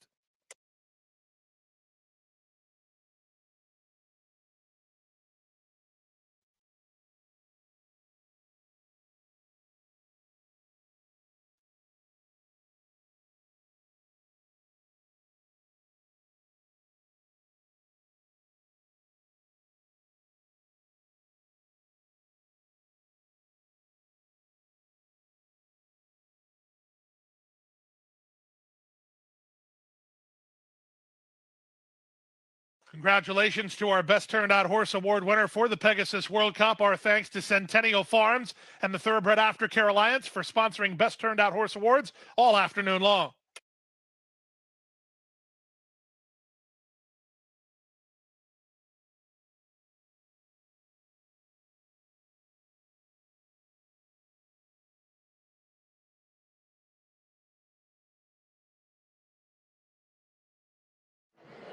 It's the one we've all been waiting for, the Pegasus World Cup Invitational presented by First Bet. And what a matchup it is. Thanks to the racing gods for allowing this one to happen. Of course, all the hard work going in as well. Life is Good is where I landed. As he and Nick's Go, I think are going to duke it out every step of the way down to the wire. Life is Good is a tricky type of horse. You saw him towards the start of his career. He had the propensity to drift a bit, was showing some greenness. Since he's moved into the Todd Pletcher barn, I know that that's been something that they've really focused on. He has been keeping straight and true. He wears that stronger bit, the Houghton bit with the extra bar underneath to give his rider a little bit more control. I don't know if I've ever seen Life is Good this composed as he is today, with the big crowd, with all of the excitement going on. And he was obviously very professional before he won the Breeders' Cup Dirt Mile as well. But I've been blown away with everything that I've seen from him. I've seen him training at Palm Beach Downs, schooling here at Gulfstream Park the other day, and he has just done everything right so far. I'm not worried about the distance either.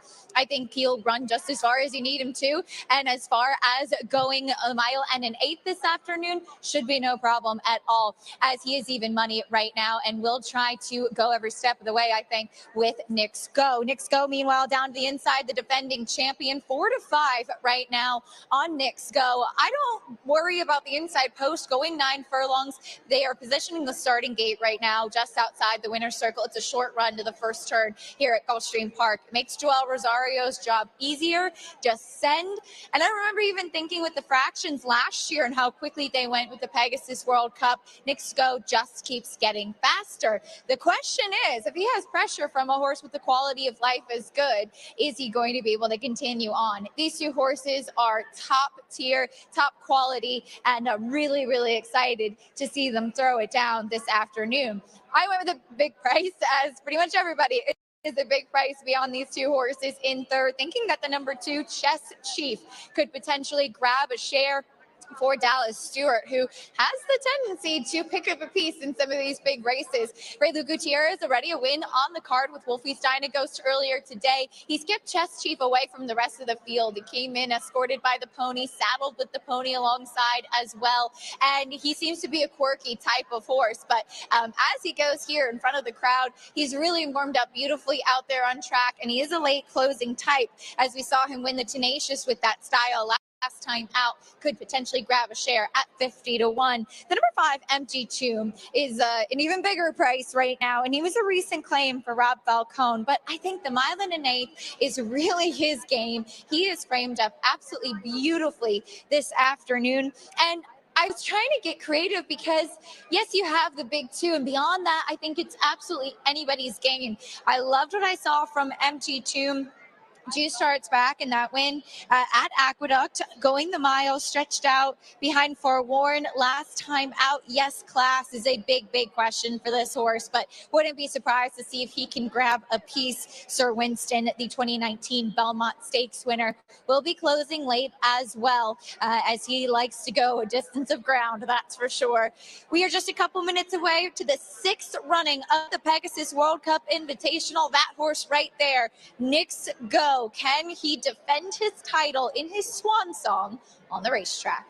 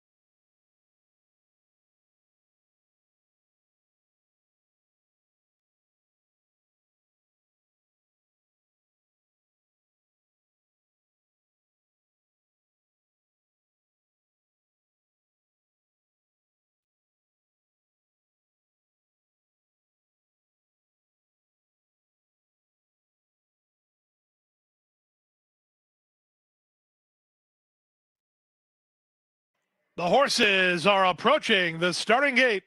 1 minute.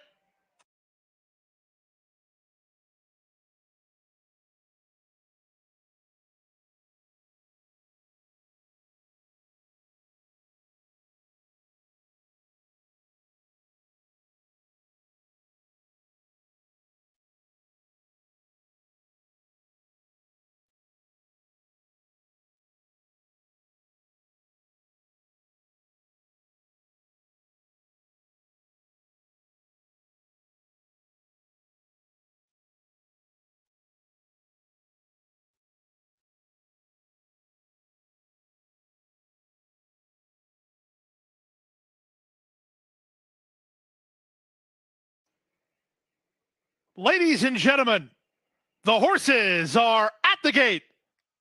It's post time for the 2022 Pegasus World Cup. $3 million on the line at 1.125 miles on the main track. Race favorite is inside. Knicks Go at 4 to 5. Even money for Life is Good. Empty Tomb just went into the gate. Knicks Go is ready. Chess Chief walking forward now under Raylu Gutierrez.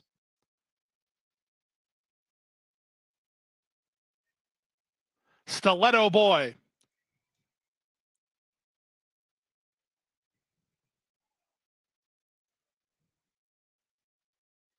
Sir Winston.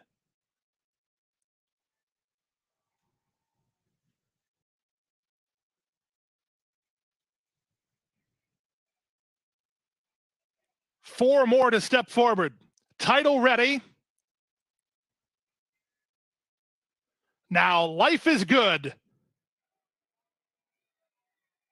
Endorsed and Commandeer to the outside. Commandeer and jockey Julien Leparoux take the outside gate.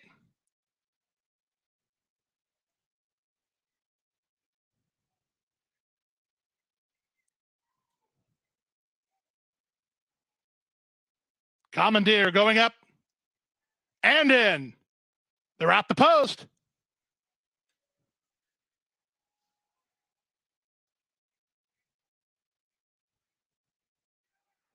And they're off in the Pegasus World Cup. Life is Good came away very quick, and he's reaching out for the early lead. Joel Rosario has to move on Life is Go as he's going to lose his spot. Knicks Go had to shuffle back there. He angles for racing room, and he's third behind the superior speed of Life is Good. Life is Good settles into a rhythm up top. He leads by 2 over Stiletto Boy in second. Knicks Go is going to have to do it from off the speed today. He's racing in third with Empty Tomb at the rail in fourth. Followed fifth and wide on the course by Endorsed. It's a gap of 2 to Chess Chief. He's racing together with Commandeer. Sir Winston is second last, and the trailer is title ready, and the leader is Life is Good. Life is Good, and Irad Ortiz Jr. rolling early. For 23-second opening quarter, he has 5 lengths on his chief rival, Knicks Go, who's racing in second. Endorsed on the outside, wide on the course, while third. Empty Tomb and Stiletto Boy travel as a team, about 8 lengths off this loose leader. 3 better than Commandeer. Then Chess Chief and Sir Winston. Title ready is last of all, half a mile from home. Life is Good is still well clear. He went the opening half mile in 46-1. Life is Good to the far turn by many. Call it 5. Knicks Go will have to go from there. He's now second. Endorsed on the outside, third. Stiletto Boys drop better than 10 lengths off the lead while racing fourth. Up to the outside, Sir Winston is underway, but he's a long way behind as Life is Good is still well clear. Life is Good hasn't seen a rival. He's at the quarter pole and he's in front by many. Knicks Go just has too much to do at this point as they straighten for the drive. 3/16 to go. Life is Good is still well clear. Second is Knicks Go toward the inside. Stiletto Boy back to fourth and Endorsed. Less than 1/8 of a mile from home. Life is Good is looking good. Life is Good and Irad Ortiz Jr. They ran him off their feet in the Pegasus. Life is Good on cloud 9. He won by 3 over Knicks Go in second. Third was Stiletto Boy, tight for fourth. Either Sir Winston or Endorsed in 1:48-4.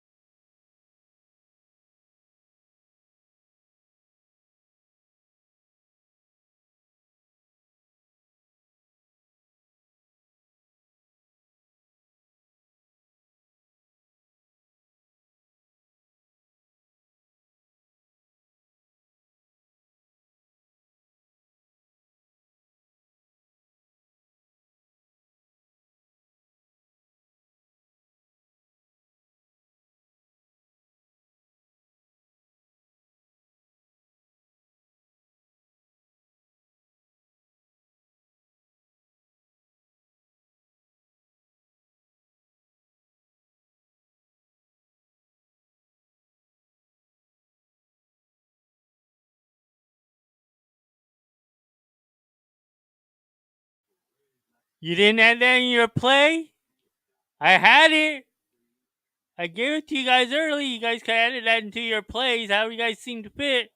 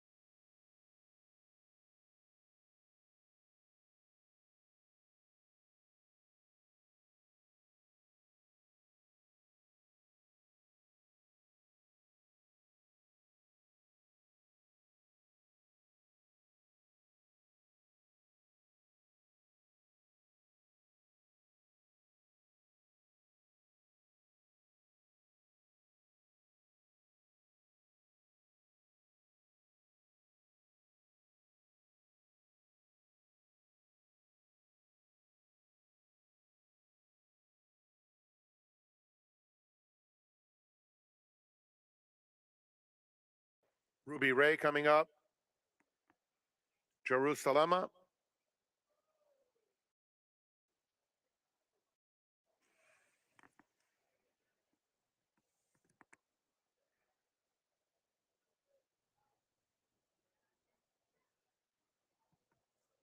Granola Girl.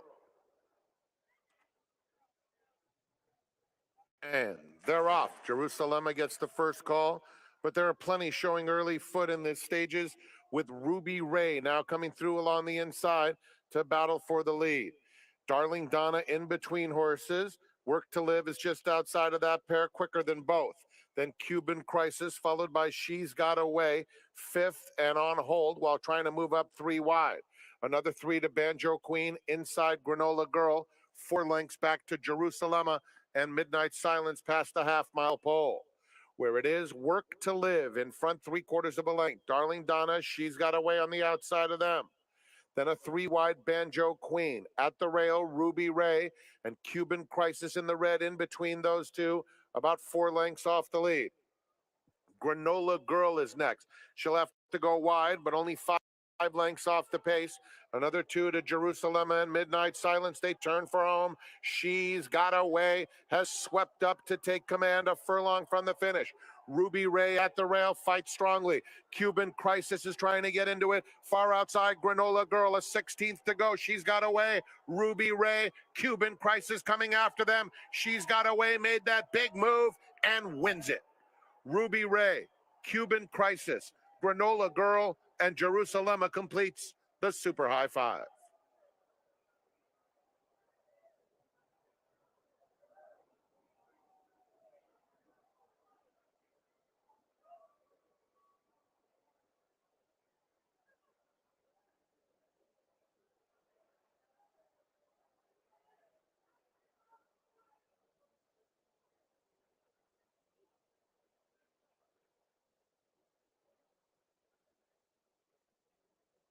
Number 2, She's Got Away first, photo for second.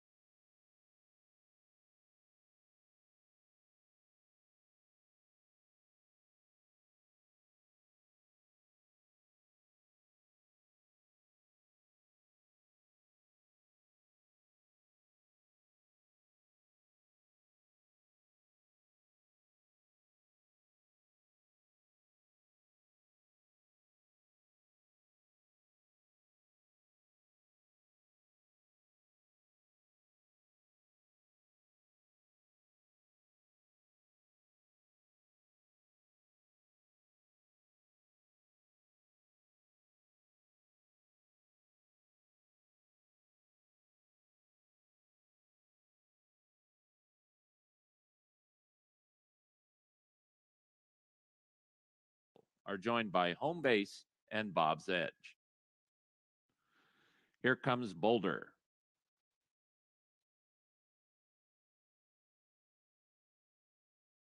Collusion Illusion.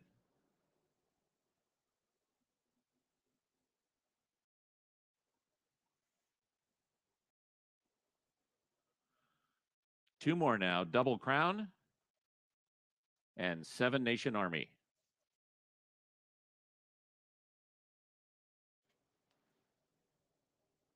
They're at the post. They're off. Home Base wins the break and goes for the front. Nashville actually broke last. Now he's moved up to be mid-pack, but a tardy start for Nashville. So Home Base and Hollis are 1-2, but here comes Nashville up after the front now, and now these three speed along. Seven Nation Army is in a fourth. Then comes Collusion Illusion at the rail. Just outside of him, it's Bob's Edge and Double Crown, and defending champion Boulder at the back of the pack into the far turn in the 72nd King Cotton, and Nashville has the lead. He's just in front of Home Base in second. Seven Nation Army is now a clear-cut third, and he's coming after the top two. Seven Nation Army within a length of the lead.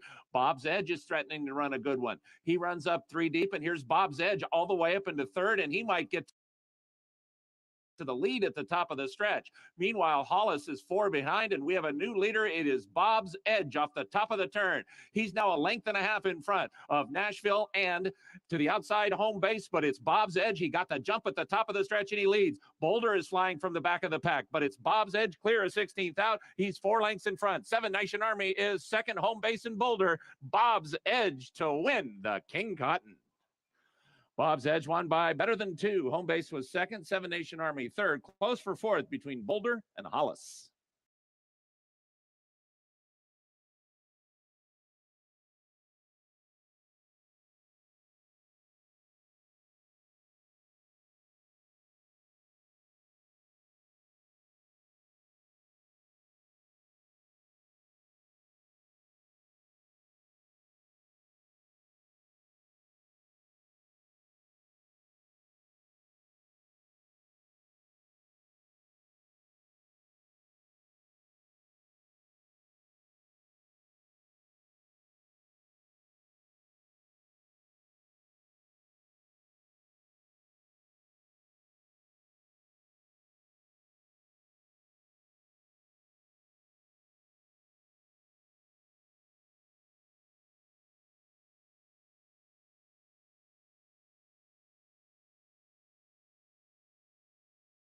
Seven, Bob's Edge first. Number 3, Home Base.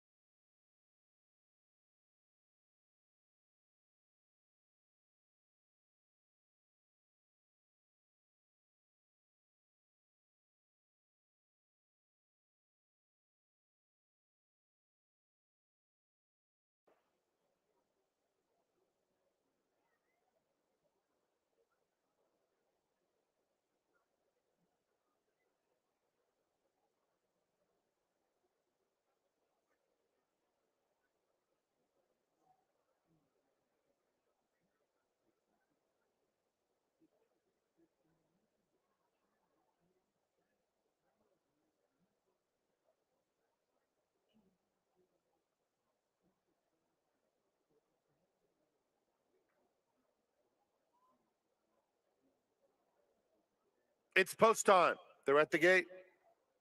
Late pick 4 begins here.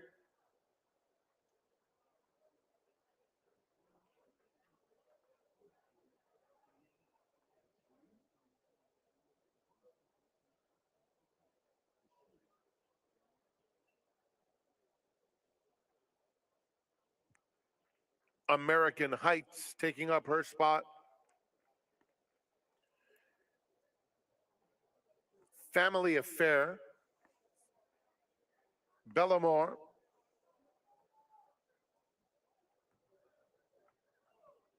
Ironic Twist. Musica. And Secret Fix to the outside.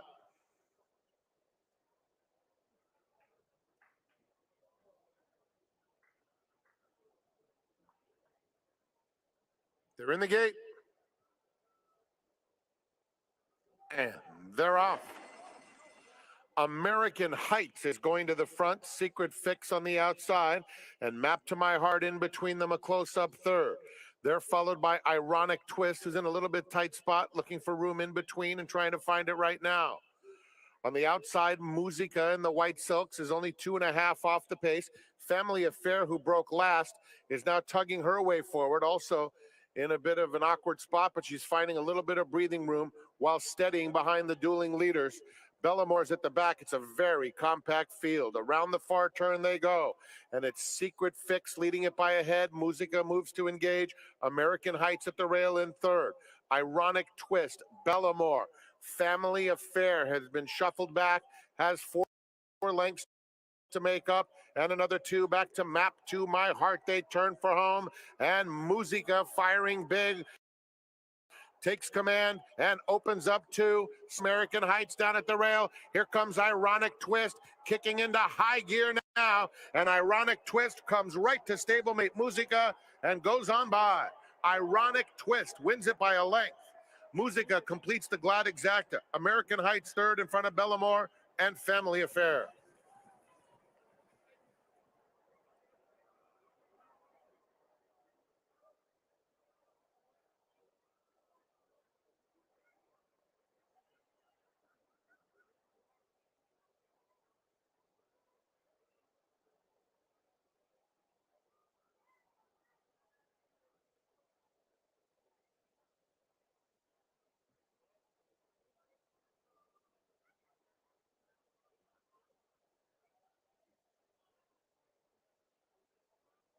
Number 2, Ironic Twist was first. 6, Musica second. 4, American Heights third. 3, It's howling time.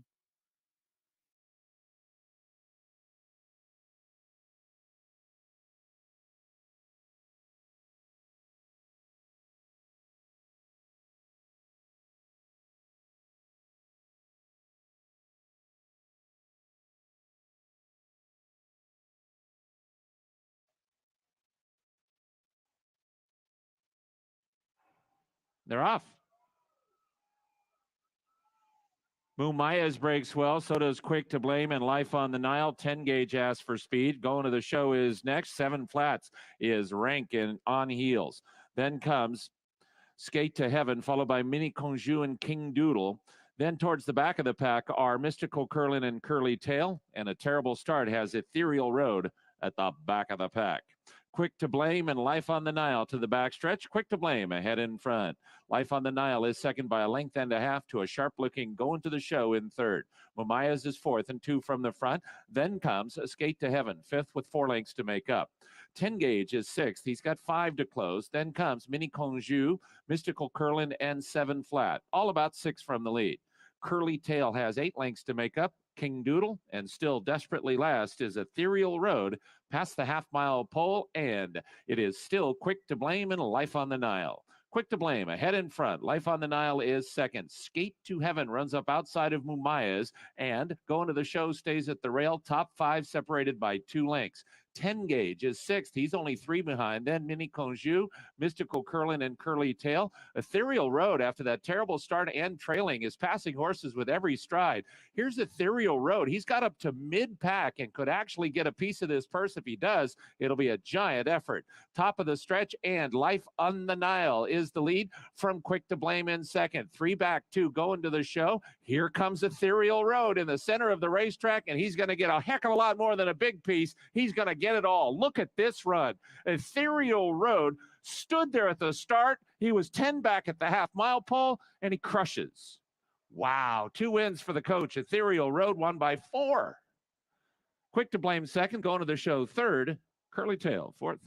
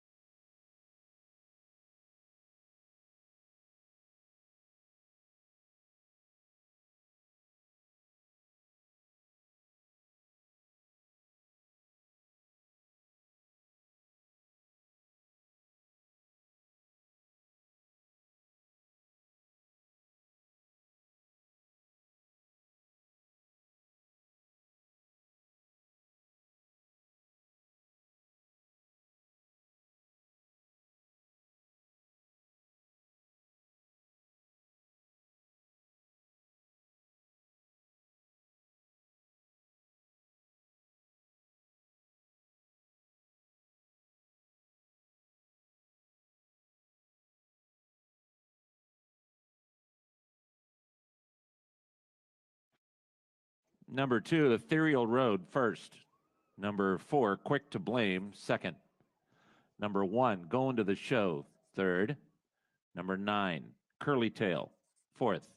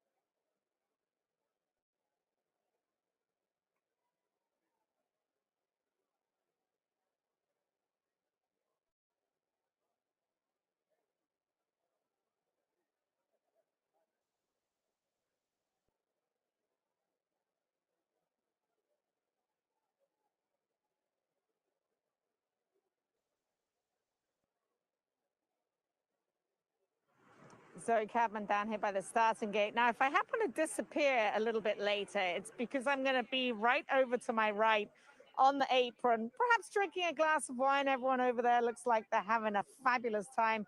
Great tune. So if you're not on the front side, do come on over. Everybody's having a wonderful time. Okay, let's get to the Megahertz Stakes. Bodacita looks like the one to beat in here. Flavian Pratt aboard. She looks great in the warm-up. Can't talk you off her whatsoever. However, I can talk you on to one. I'm looking for some pace in this race. And I have a feeling there are a couple of others with a real bit of pace in here, including the 6, Sloan Garden, the 6-year-old mare by Ifujad. She comes in here and she's just really big and muscular. Some of her best races have been on the pace. I like the fact that Carl Frey gets back aboard her today.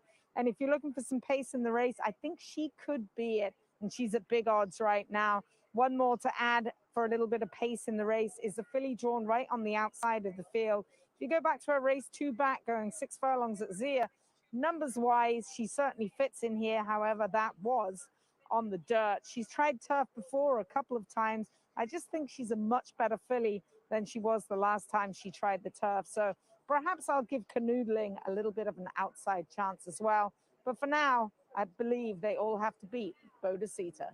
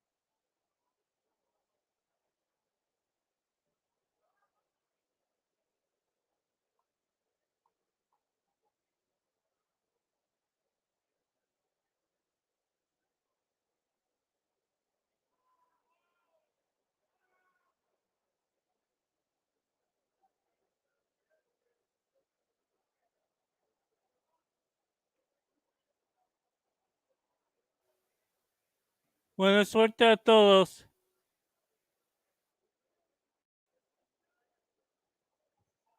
It's post time for the Megahertz Stakes, and a reminder, on Tuesday at Fairplex, 12 noon, the California Thoroughbred Breeders Association has the Winter Mixed Sale. That's this Tuesday, 12 noon, at Fairplex, the CTBA Winter Mixed Sale.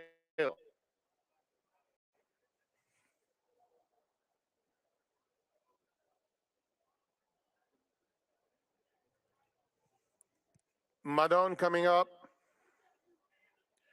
Burgoo Alley, and Canoodling.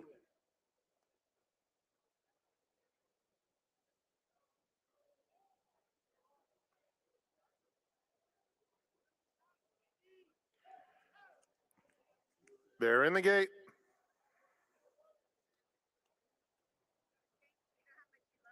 And they're off in the megahertz. Canoodling is sprinting up from that outside post to take command early.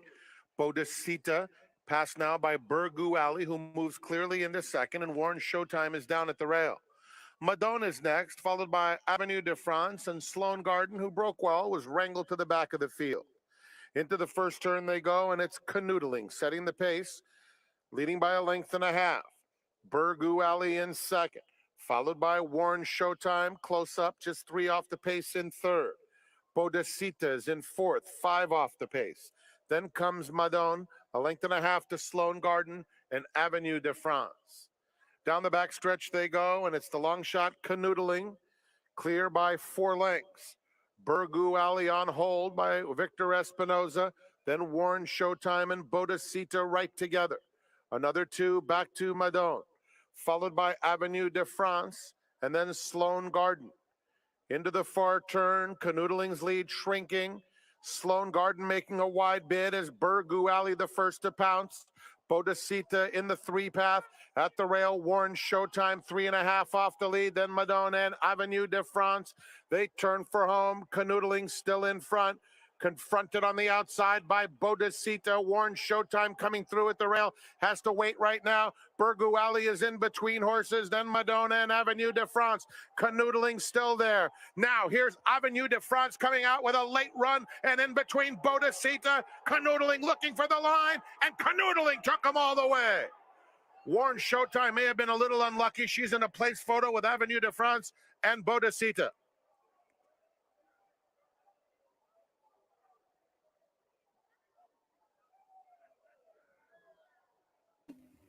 Bueno escogido, Enrique.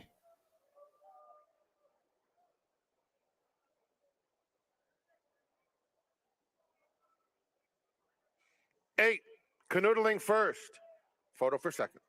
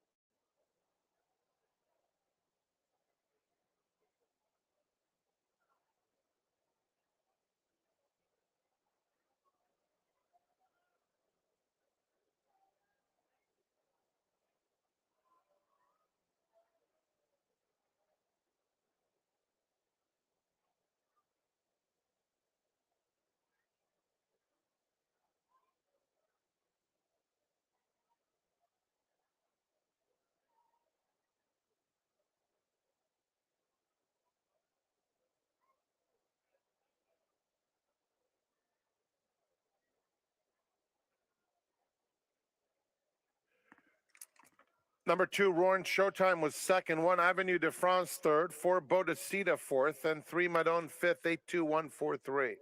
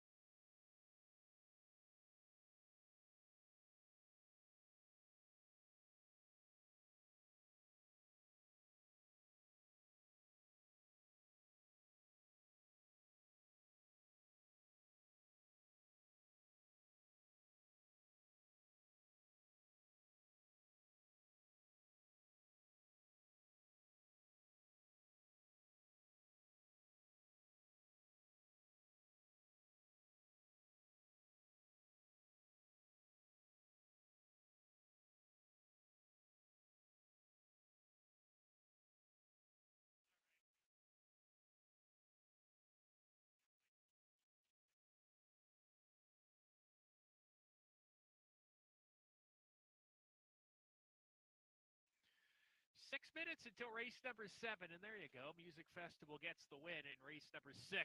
Well-earned diploma for the daughter of Vancouver, and there you go. Steve Sherman, his birthday was yesterday. Happy birthday, Steve. You just got a birthday winner yesterday with Daniela Bella, and so there he goes. Mr. Sherman having a good week. Race number 7, a field of 7 in this race. A good co-feature, an allowance race for older runners going 1 mile. I was going to say 1 turn. They're going 1 mile, and that is 2 turns, my friends. Final is your horse to beat. Wow, 6-5. I mean, this horse is eligible for this level here, yes. But last time out, he ran second. Got a good, fast pace to run into. He likes to sit off and make one run. He's got a perfect sort of stalking type of running style from off the pace. This horse sat well off the speed. He's not a stalker, actually. He's a closer. This horse sat well off the pace and ran on, but ran second. And the winner pushed through, got a dream run up the rail, and got the job done that day under Irving Orozco, who gave that horse a good ride, by the way. Pushed through. He won the race. That final ran second in last time. And I don't think push through would be good enough to win a race like this. I don't think at all. So that's why I'm trying to beat final. I think this is a tougher spot than what he saw last time out. I'm trying to beat him all together. I didn't use him on my tickets. Just trying to beat him. Now, I know that trainer Jonathan Wong is very good first off the claim. He wins at 27%. And this horse 2 starts ago sat a lot closer to a relatively moderate pace, was within 4 lengths of the lead down the backside, and was able to beat push through that day. But I just think the field he finds here is tougher. His speed figures indicate he can win. That's for sure. He ran a 79 buyer last time out, a 78 before. Gallant Warren, who was the morning line favorite in this race, number 1, he earned an 80 last time out and a couple 84s. So he's not too far off final. I still think he's very beatable against this field. I think there are others that are just a little bit classier. I like Bottle of Smoke. Now, I liked him at a little bit of a price, and right now he's not really a price. He's 5-1, but it's still fair enough. This horse here has run well this condition in the past. In fact, he won at this condition back at Pleasanton in June, and he won by 5, but he hadn't won since then. After a poor effort at Fresno, he was given 3 months off. I think something must have happened that day. He didn't have a good break. He stumbled badly, was wide on the turns, just sort of a disastrous trip for him. He came back last time out on January 1st.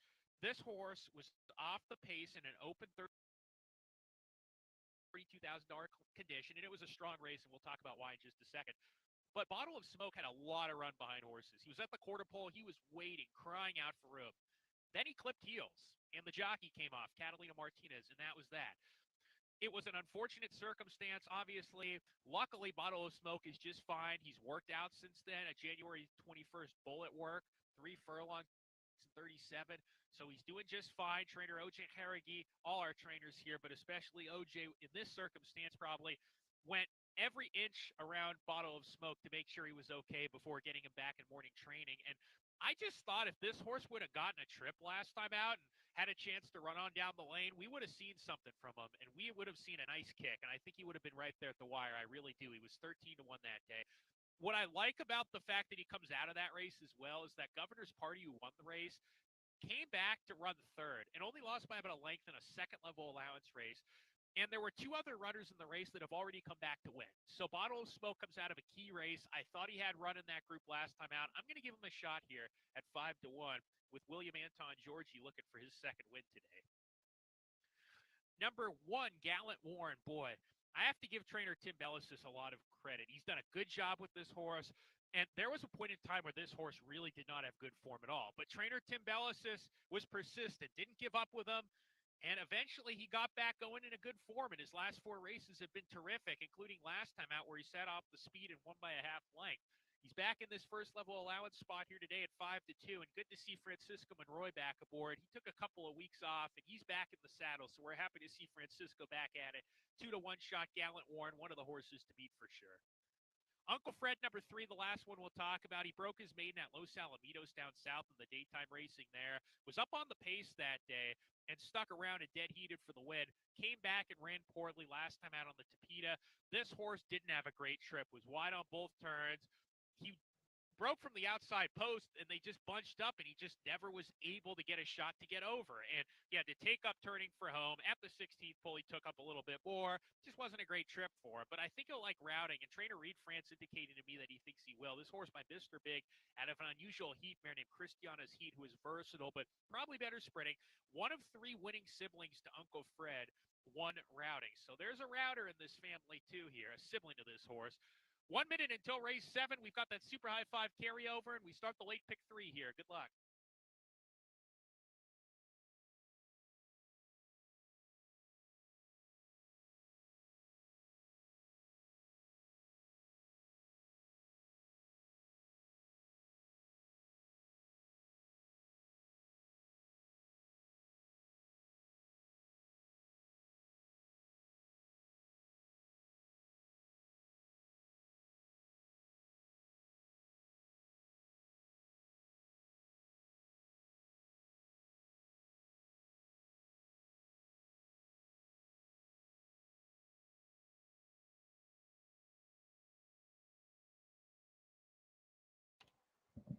And the red light is flashing on the starting gate at Golden Gate Fields. The runners are making their way to the gate for race number 7.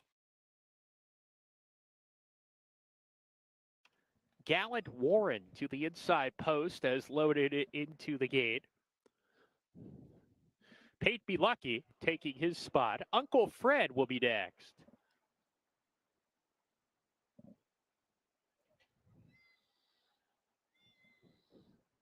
Final.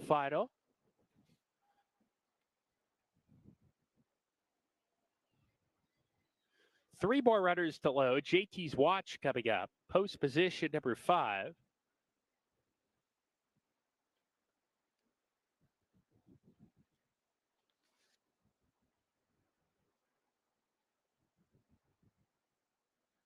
Still working with JT's Watch behind the starting gate.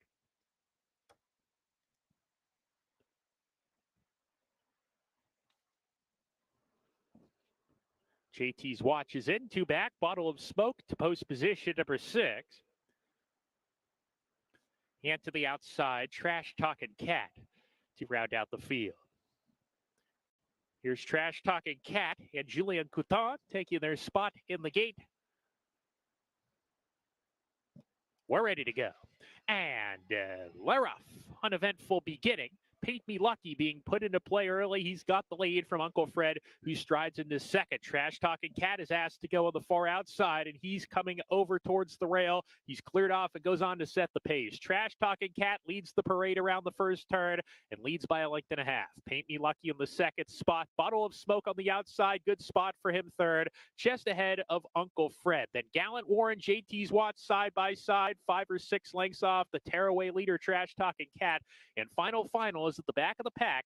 He has to pass the ball today. Down the backside, and the pace is quick. Trash Talking Cat goes on. He's 3.5 lengths clear as he sails down the backside. Paint Me Lucky happy to track from second. Bottle of Smoke put in a good spot third to his outside. A gap of 2 to Uncle Fred, JT's Watch. They run as a pair. Gallant Warren biding his time in the second last spot.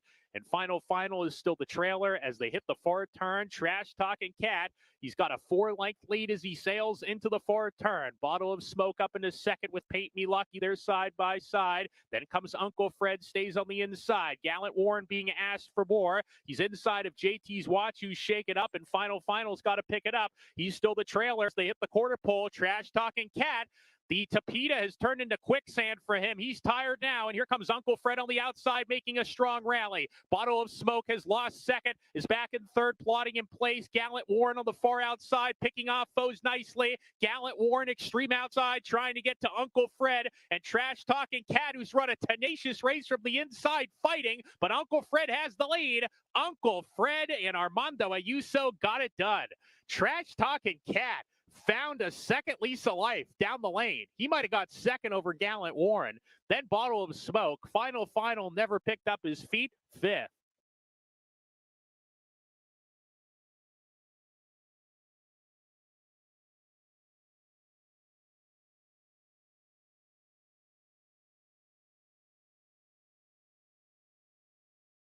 Number 3, Uncle Fred first. Photo finish for second, third, and fourth. Waiting on the placing for fifth. Please continue to stand by until the result is declared official.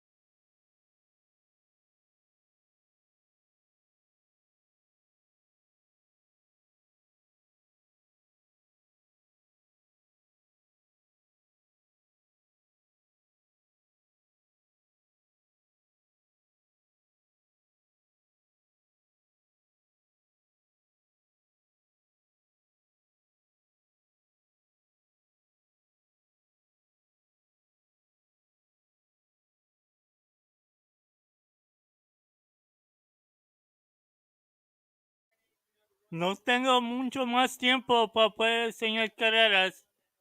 Y si no puedo enseñar, ahí tengo mis cogidos en el YouTube. Lo puse para la Sam Houston.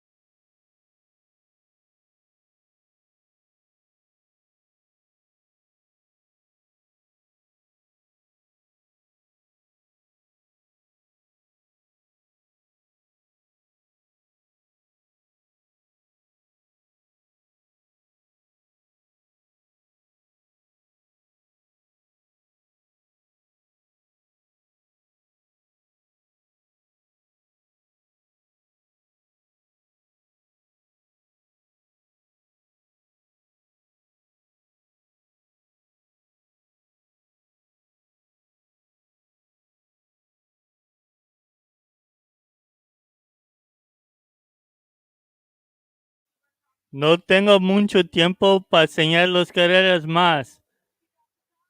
Y si quieren, hay unos que van a estar ahí jugando Sam Houston. Me puse mis cogidos en el YouTube.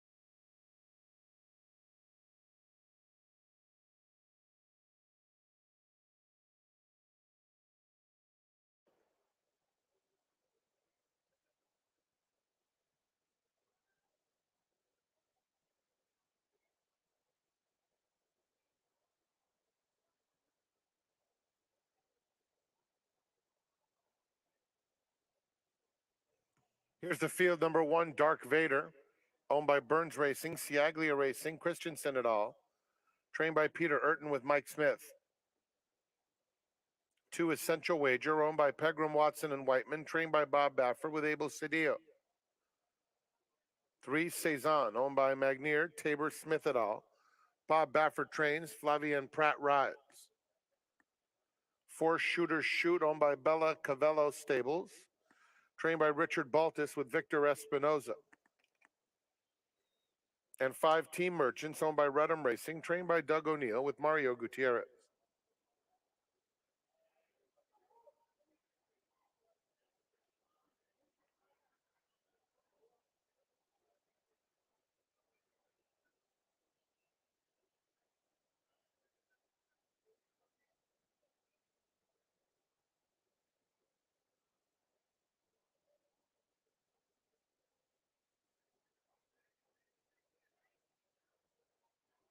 Four minutes until the Palace Verde Stakes. The board is saying the number 3, it's 3-5. That's Cezanne, the favorite. On his best day, I would agree that he is better than Essential Wager. Today, I might question it only because he looks physically like he might need a race.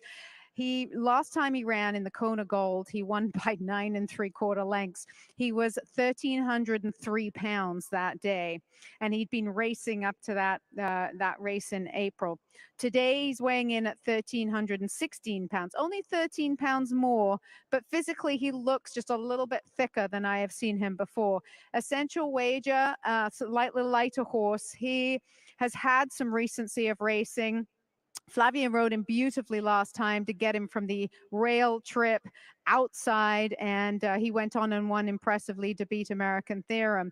He worked better than Cezanne in his last work, so maybe today with Mike Pegram showing up, we don't see Mike Pegram too often these days here at the track at Santa Anita, so I think maybe it's Essential Wagers day to try and beat his stablemate Cezanne. Dark Vader, I'll tell you, he has been working every single week, bar the week of Christmas due to rain, since October of 2021. So very consistent work tab for the new gelding at aged 7, Dark Vader.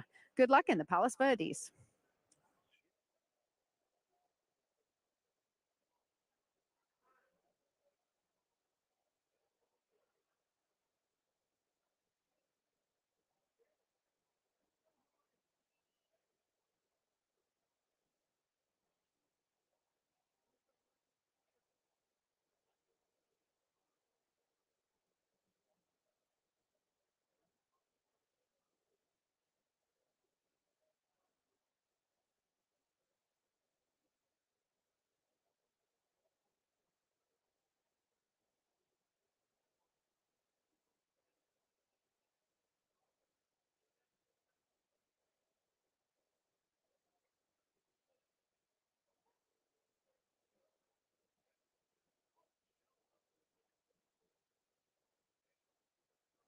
So, Cabman here at the starting gate. I no need to look any further than right over here as we take a good look at Essential Wager. Looks terrific. Will be my pick in here. Is Pricked, a very, very happy horse. I'm looking for a bit of a long shot in here. I may take a look at the horse right behind him, walking up to the gate, and that is the 4, Shooters Shoot, who I firmly believe will outrun his odds.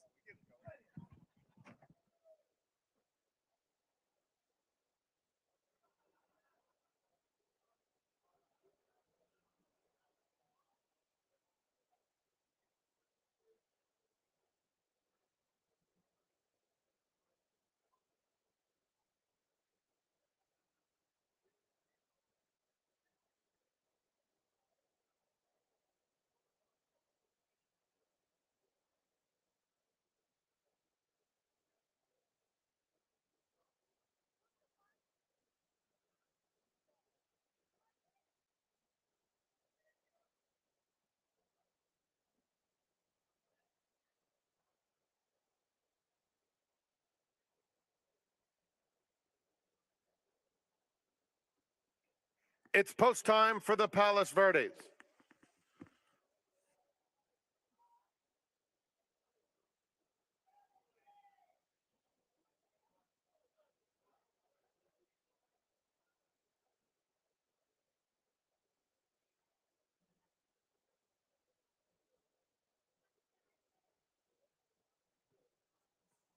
Team Merchants to the outside. And they're off in the Palos Verdes, and Shooter Shoot gets the first call.